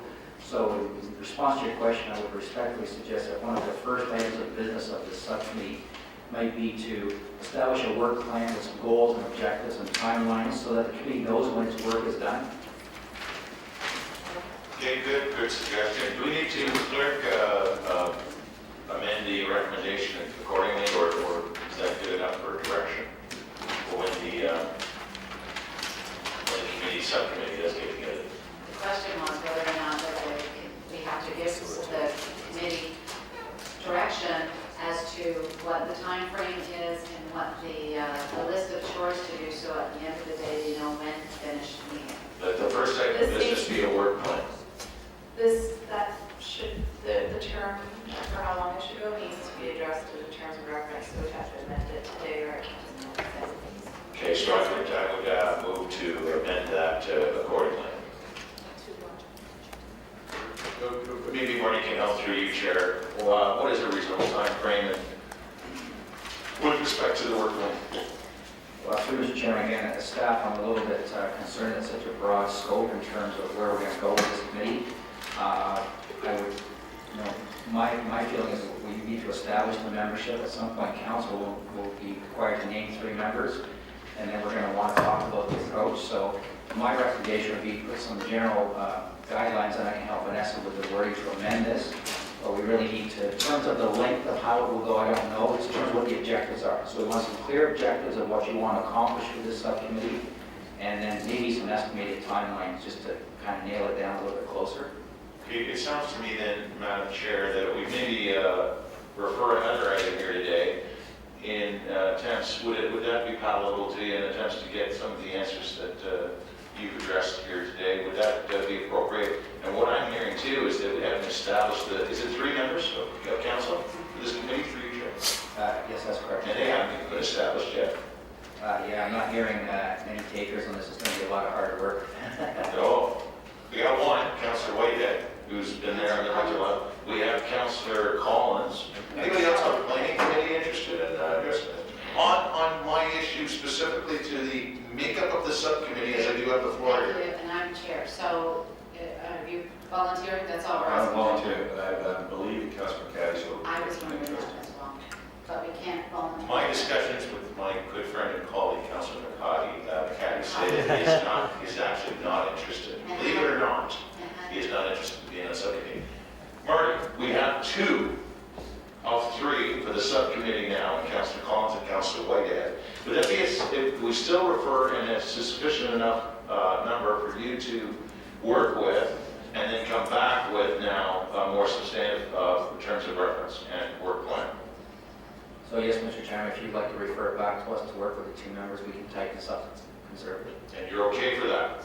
I'm fine. Okay, so I would do so. Can I just make a suggestion as the chair? Can I just make a suggestion? We've got 2 of the 3 already. This is going to council next Wednesday. could we then make sure that we have the third by that Wednesday and then carry on, just to get this going, because I think this has been,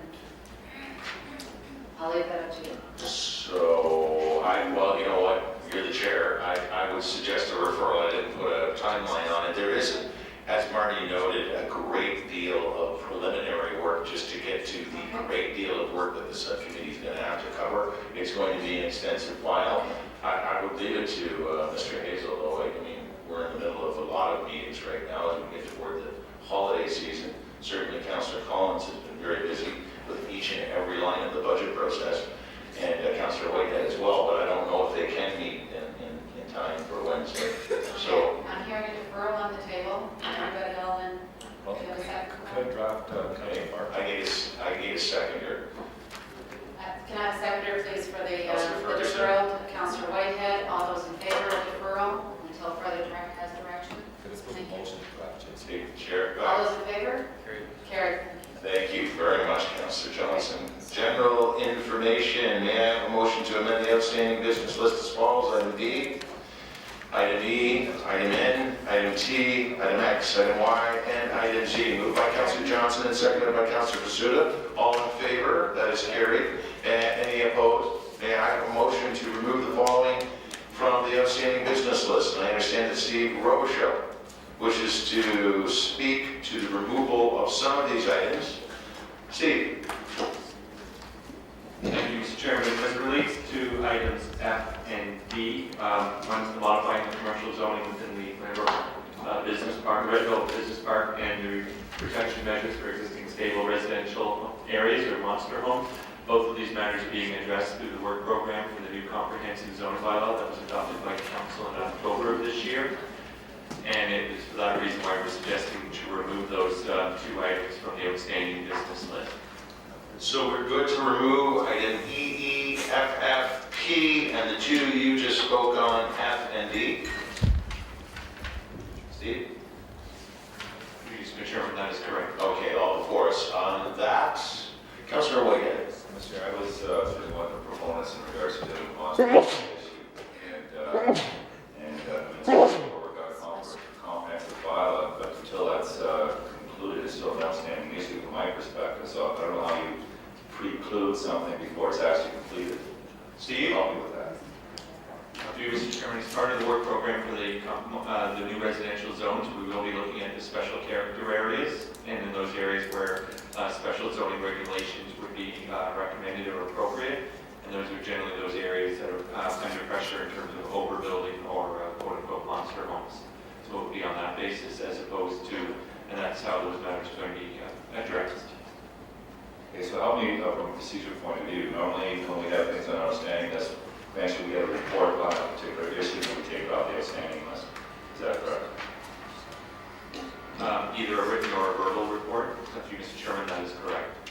So currently, I do not have a report in front of you, Mr. Chair, talking about monster homes or dealing with that issue.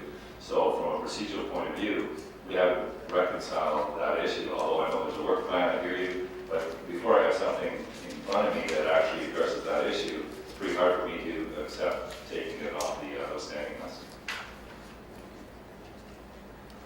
Alternatively, then we may want to align then the deadline for completion of those tasks with the deadline for the completion of the residential zone, if that would be a more preferred alternative, and that would be, have to, exactly, it's Q3 or Q4 2015 would be bringing forward the residential zone. As it relates to the mixed-use commercial zone for the Redville Business Park, that's the first priority after the completion of rural zoning, and that would be later on 2014 for the completion of that task. That would be more than satisfactory. Councillor Ferguson. Which one's monster home? Can't find it. D on D. Item D. You'll see E, and next to E is item D.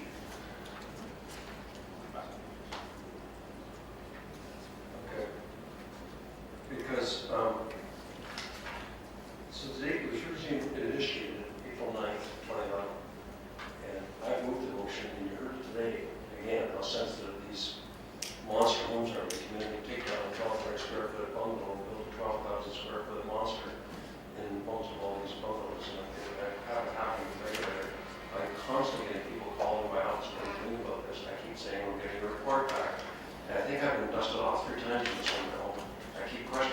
need more time, because 2011, that's 2 years ago, April 2011, 2.5 years ago. I'm the Councilor Whitehead. I don't want this off the standard business list. I want to stay there because it's an issue in my community. There's a lot of large lots in Lancaster because of the 70s. The annual sanitary sewers and their septic systems. And that's why there's these big lots, which they can meet all the setback requirements by putting up a 12,000 square foot home and in an established community. So I cannot support it. I cannot support removing D. And I'm not sure why we can't get this thing back to us because we've been waiting for a long, long time for it. And I hear the explanation now is that you want to do it in conjunction with the residential zoning bylaw, the next phase of after the official plan. What's the due date of that to you, Mr. Chairman, to speak?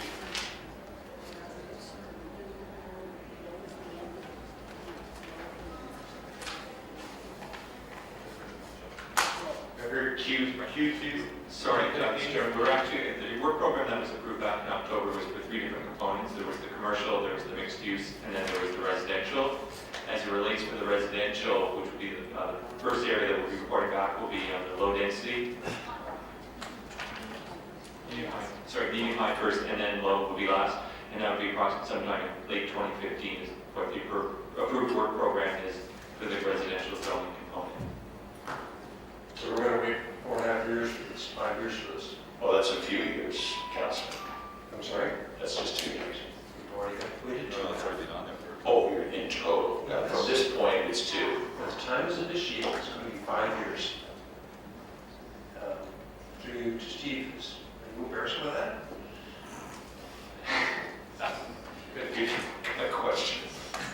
Rephrase it. It is taking an extraordinary, Mr. Chairman, it's taking an extraordinary amount of time, but that was one of the reasons why we came forward with the work program in October to say that this is how we were going to complete the zoning exercise in terms of moving that forward. And also a part of the low density residential areas is to develop some urban infill housing guidelines as well to accompany that, recognizing that it is a very sensitive issue in a lot of neighborhoods.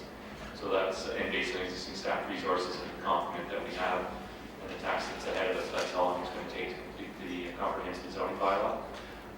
That's all but we are committed to moving forward with it as quickly as possible. Okay, so when Ricky says to Lucy, you got some explaining to do. How do I explain this? It's taken 5 years to deal with this issue, which, as you say, is a very sensitive issue. Through Mr. Chairman, I think one of the primary driving factors was the delays it took in getting the urban Hamilton official plan approved, which created the policy basis now for moving forward with the new comprehensive zoning bylaw. Well, we could have dealt with the monster homes outside the official plan. You know, the character thing we keep hearing about, changing the character of the community. And Mr. Chairman, I don't know what to do about it. I don't like it. It's taking 5 years to respond to this. I don't like it that we're, I keep hearing that word in Treasury Road, we're under siege. And it's run through the whole Sumter, Spring Valley, whole neighborhood. It's probably been 65% rebuilt. And I get calls from elderly people who have been in their homes for 40 years. Somebody walks in and buys their neighbor's home for $1 million and don't even look at those. They demolish it and build it into a big monster, and then, of course, the impact knocks on their door, where the neighbors are. The elderly residents says, that's worth $1 million, yours is worth $1 million, your taxes are doubling. And it's creating problems. And I know that's driven by the Green Belt because, and for good reason, there's no urban sprawl permitted anymore. And for some reason, people still aspire to move to Lancaster. I think that's belongs to the word council, quite frankly. Lambert too.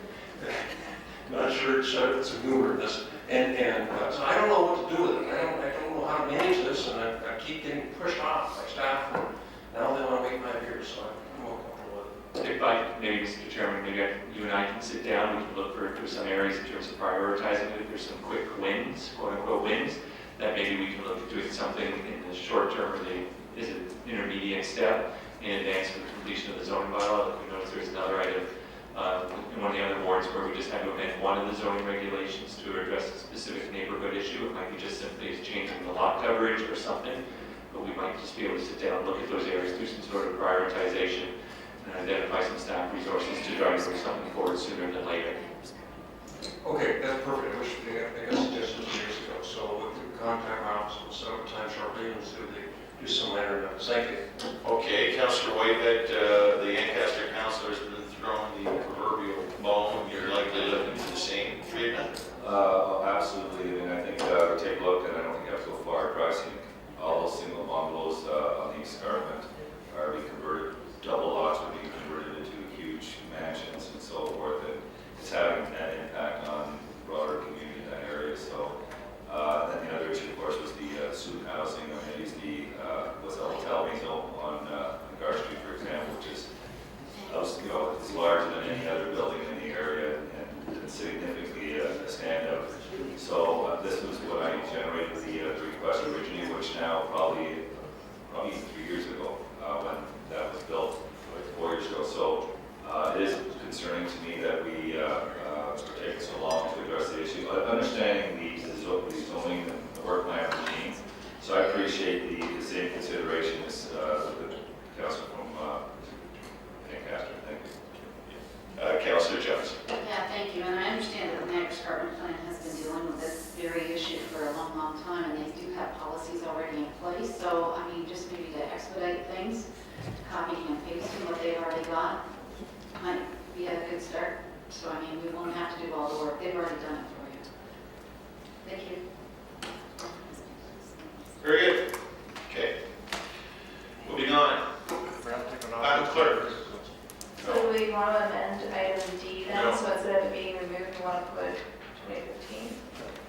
No, Or it's just not. leave it as is, December 3rd? Sorry, Yeah, Madam Clerk, the recommendation was to remove item D, but, That's and fine. then there would be some quick wins, so we're going to maintain, I believe, we're going to Currently in the maintain. outstanding business list though, has a date of December 3rd, 2013. So we put TBD. Is that good, Steve? March 2014. TBD? March 2000.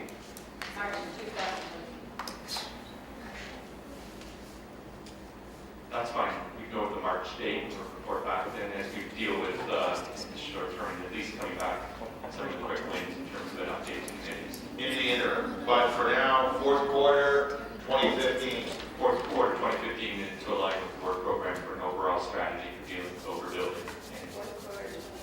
Duly noted, and as part of the overall strategy as it relates to low-rise residential. Yes, I heard. Okay, all in favor? Any opposed? Seeing none. Do we need to go into camera report 12-1? Oh, sorry, Councillor. Councillor Collins with a notice of motion. You wish to wait? This is from earlier today when we had a discussion item on a consent item regarding taxes and multi-res for condominium conversions, and I was advised to put it in. Yes, so carry on. I would move that planning staff, in consultation with the city's finance department, investigate tax implications related to condominium conversions for multi-residential properties, and that this information be relayed to the committee via an information report. Seconded by Councillor Whitehead. Can I? Say again. It's a notice of motion. It's a notice of motion, so we can move the rules if you want. Seconded by Councillor Whitehead. Moved by Councillor Johnson, seconded by Councillor Whitehead. All in favor of waiving the rules? Any opposed? Seeing none. And now the motion is before us. With the motion before us, I'll pass the chair very quickly. Can we also address, I don't know whether we can just, I can just act direction. It's a good motion. I don't want to tamper with it, Councillor. But you were referencing to the last 3 years when you spoke on this many, many hours earlier. Can we then address the number of conversions that have taken place when we come back on this report since 2011 and anticipating the ones that we've approved here today and possibly will approve before the end of this report? Through you to Steve, is that doable? Mr. Chairman, in terms of a listing of the number of applications approved on an annual basis and the total number of units affected. And where they are, yes, in the report. By municipal address, geographic subordinate, et cetera, yeah, we can try and break down all that. Much appreciated. I'll take the chair back. The motion's before us. All on the motion, Councillor Whitehead. It's subsequent to this particular motion, but it's the same topic matter. All in favor? Any opposed? Councillor Collins, your motion carries unanimously. Councillor Whitehead. Yeah, I think I'm going to need some guidance. I talked earlier on the same subject regarding an assessment whether or not the current policy needs to be reviewed in regards to condo conversion.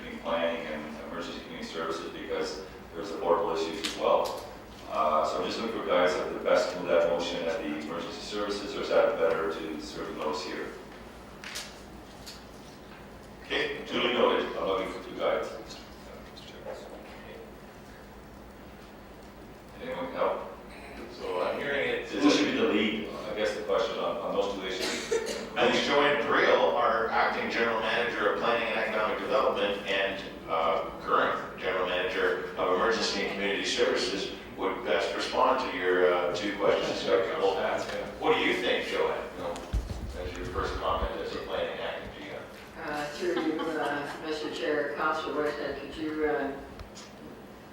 give your questions? Can you get the Coles notes to? Well, it's just there. Yeah. I think we need to review the condominium conversion bylaw to look and assess whether or not it's having implications on rental rates in this community, A, and B, if in fact what we're doing is leaving lower quality rental units in its wake. So meaning that we're taking all the higher quality rental units out of circuit, converting them to condos, and therefore leaving a lower quality and standard of rental units. So the question is, who best to carry that torch? Through you, Mr. Chair, so it was sometime, I think, last year, we brought forward from Community and Emergency Services at least twice that I remember a report based on a request from Councilor McCandy about the effect of condo conversion on rental units. And in terms of the number of rental units that's available, it's not yet having an impact, and so we're not at the threshold yet where we're concerned. But the other item, Councilor Whitehead, I don't know whether we've got the capacity to look at, from a talk Community Emergency Services in terms of, for instance, a review of the bylaw, nor the capacity to look at what units have been converted and what the, the remaining stock looks like. I don't think that, I would have to ask Jillian whether she sees that within the purview of Housing Services Division, but it would be unusual for us to do that. Yeah, could just raise a concern. Clearly, in our criteria, we identified that 2% vacancy mark. And that was derived a while back. Perhaps now that we've had this bylaw in place and we'll be implementing it. The question is that 2% number having an impact in any way, and whether that 2% vacancy rate should actually be looked at raising it higher relative to the implications that we are experiencing in this community. We had a presentation, Mr. Chair, from an organization that clearly articulated that rental fees in this community are going up and becoming unaffordable. My concern, Mr. Chair, is what is the cause and effect? Do we have the right number at that 2%? And I don't know that answer, and that's why I think the review is appropriate. So through Mr. Chair, based on the way Councilor White has formulated the question, it was probably likely be in Community and Emergency Services that should take a look at that through the Housing Services Division. Thank you. That's the guys I was looking for, Mr. Chair. Thank you very much, John. Okay, do we need to go into camera for item 12.1? No. Okay. Madam Clerk, then do I just read off A through E regarding item 12.1? Yeah. So the report LS 13038 will remain confidential. That the recommendations contained in Appendix A to this report are approved as the basis of the proposed settlement. All of those portions of the 20 Road East Landowners Appeal or the Hamilton Official Plan identified in Appendix A, that the recommendations contained in Appendix A to the report are approved as the position of the city at any Ontario Municipal Board hearing in respect of those matters set out in Appendix A. Legal staff are now authorized to finalize the details of the proposed settlement together with such drafting, editorial, or technical modifications as may be necessary and consented to by the Director of Planning or his delegate, provided these are, provided these are consistent with the intent of the recommendations as described in Appendix A to the report LS 13038, and finally, that in the event that the recommendations contained in Appendix A to report LS 13038 are approved, that the Appendix A be made public. May I have, just before we adjourn, to the, all in favor? Carried. Any?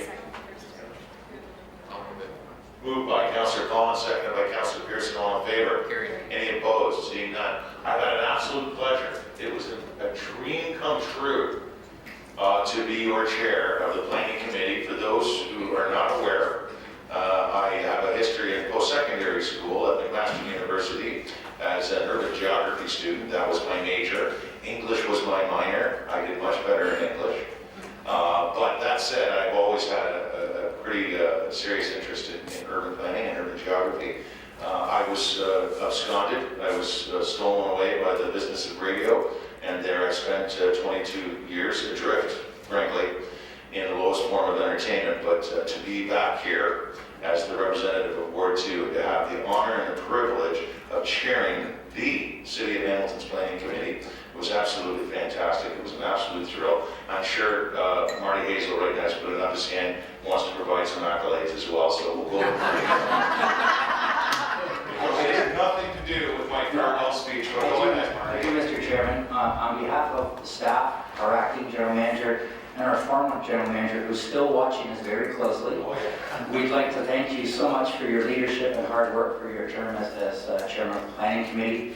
Mr. McCabe talked about the volume of work that went through this committee, the number of reports. It's an awful lot of work, and we know you've actively been involved in every issue.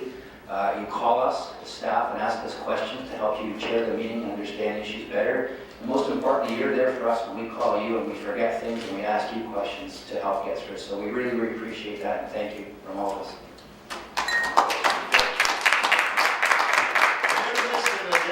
It really was great. It was really an honor. And Councillor Whitehead. Well, Mr. Chair, I think you also want to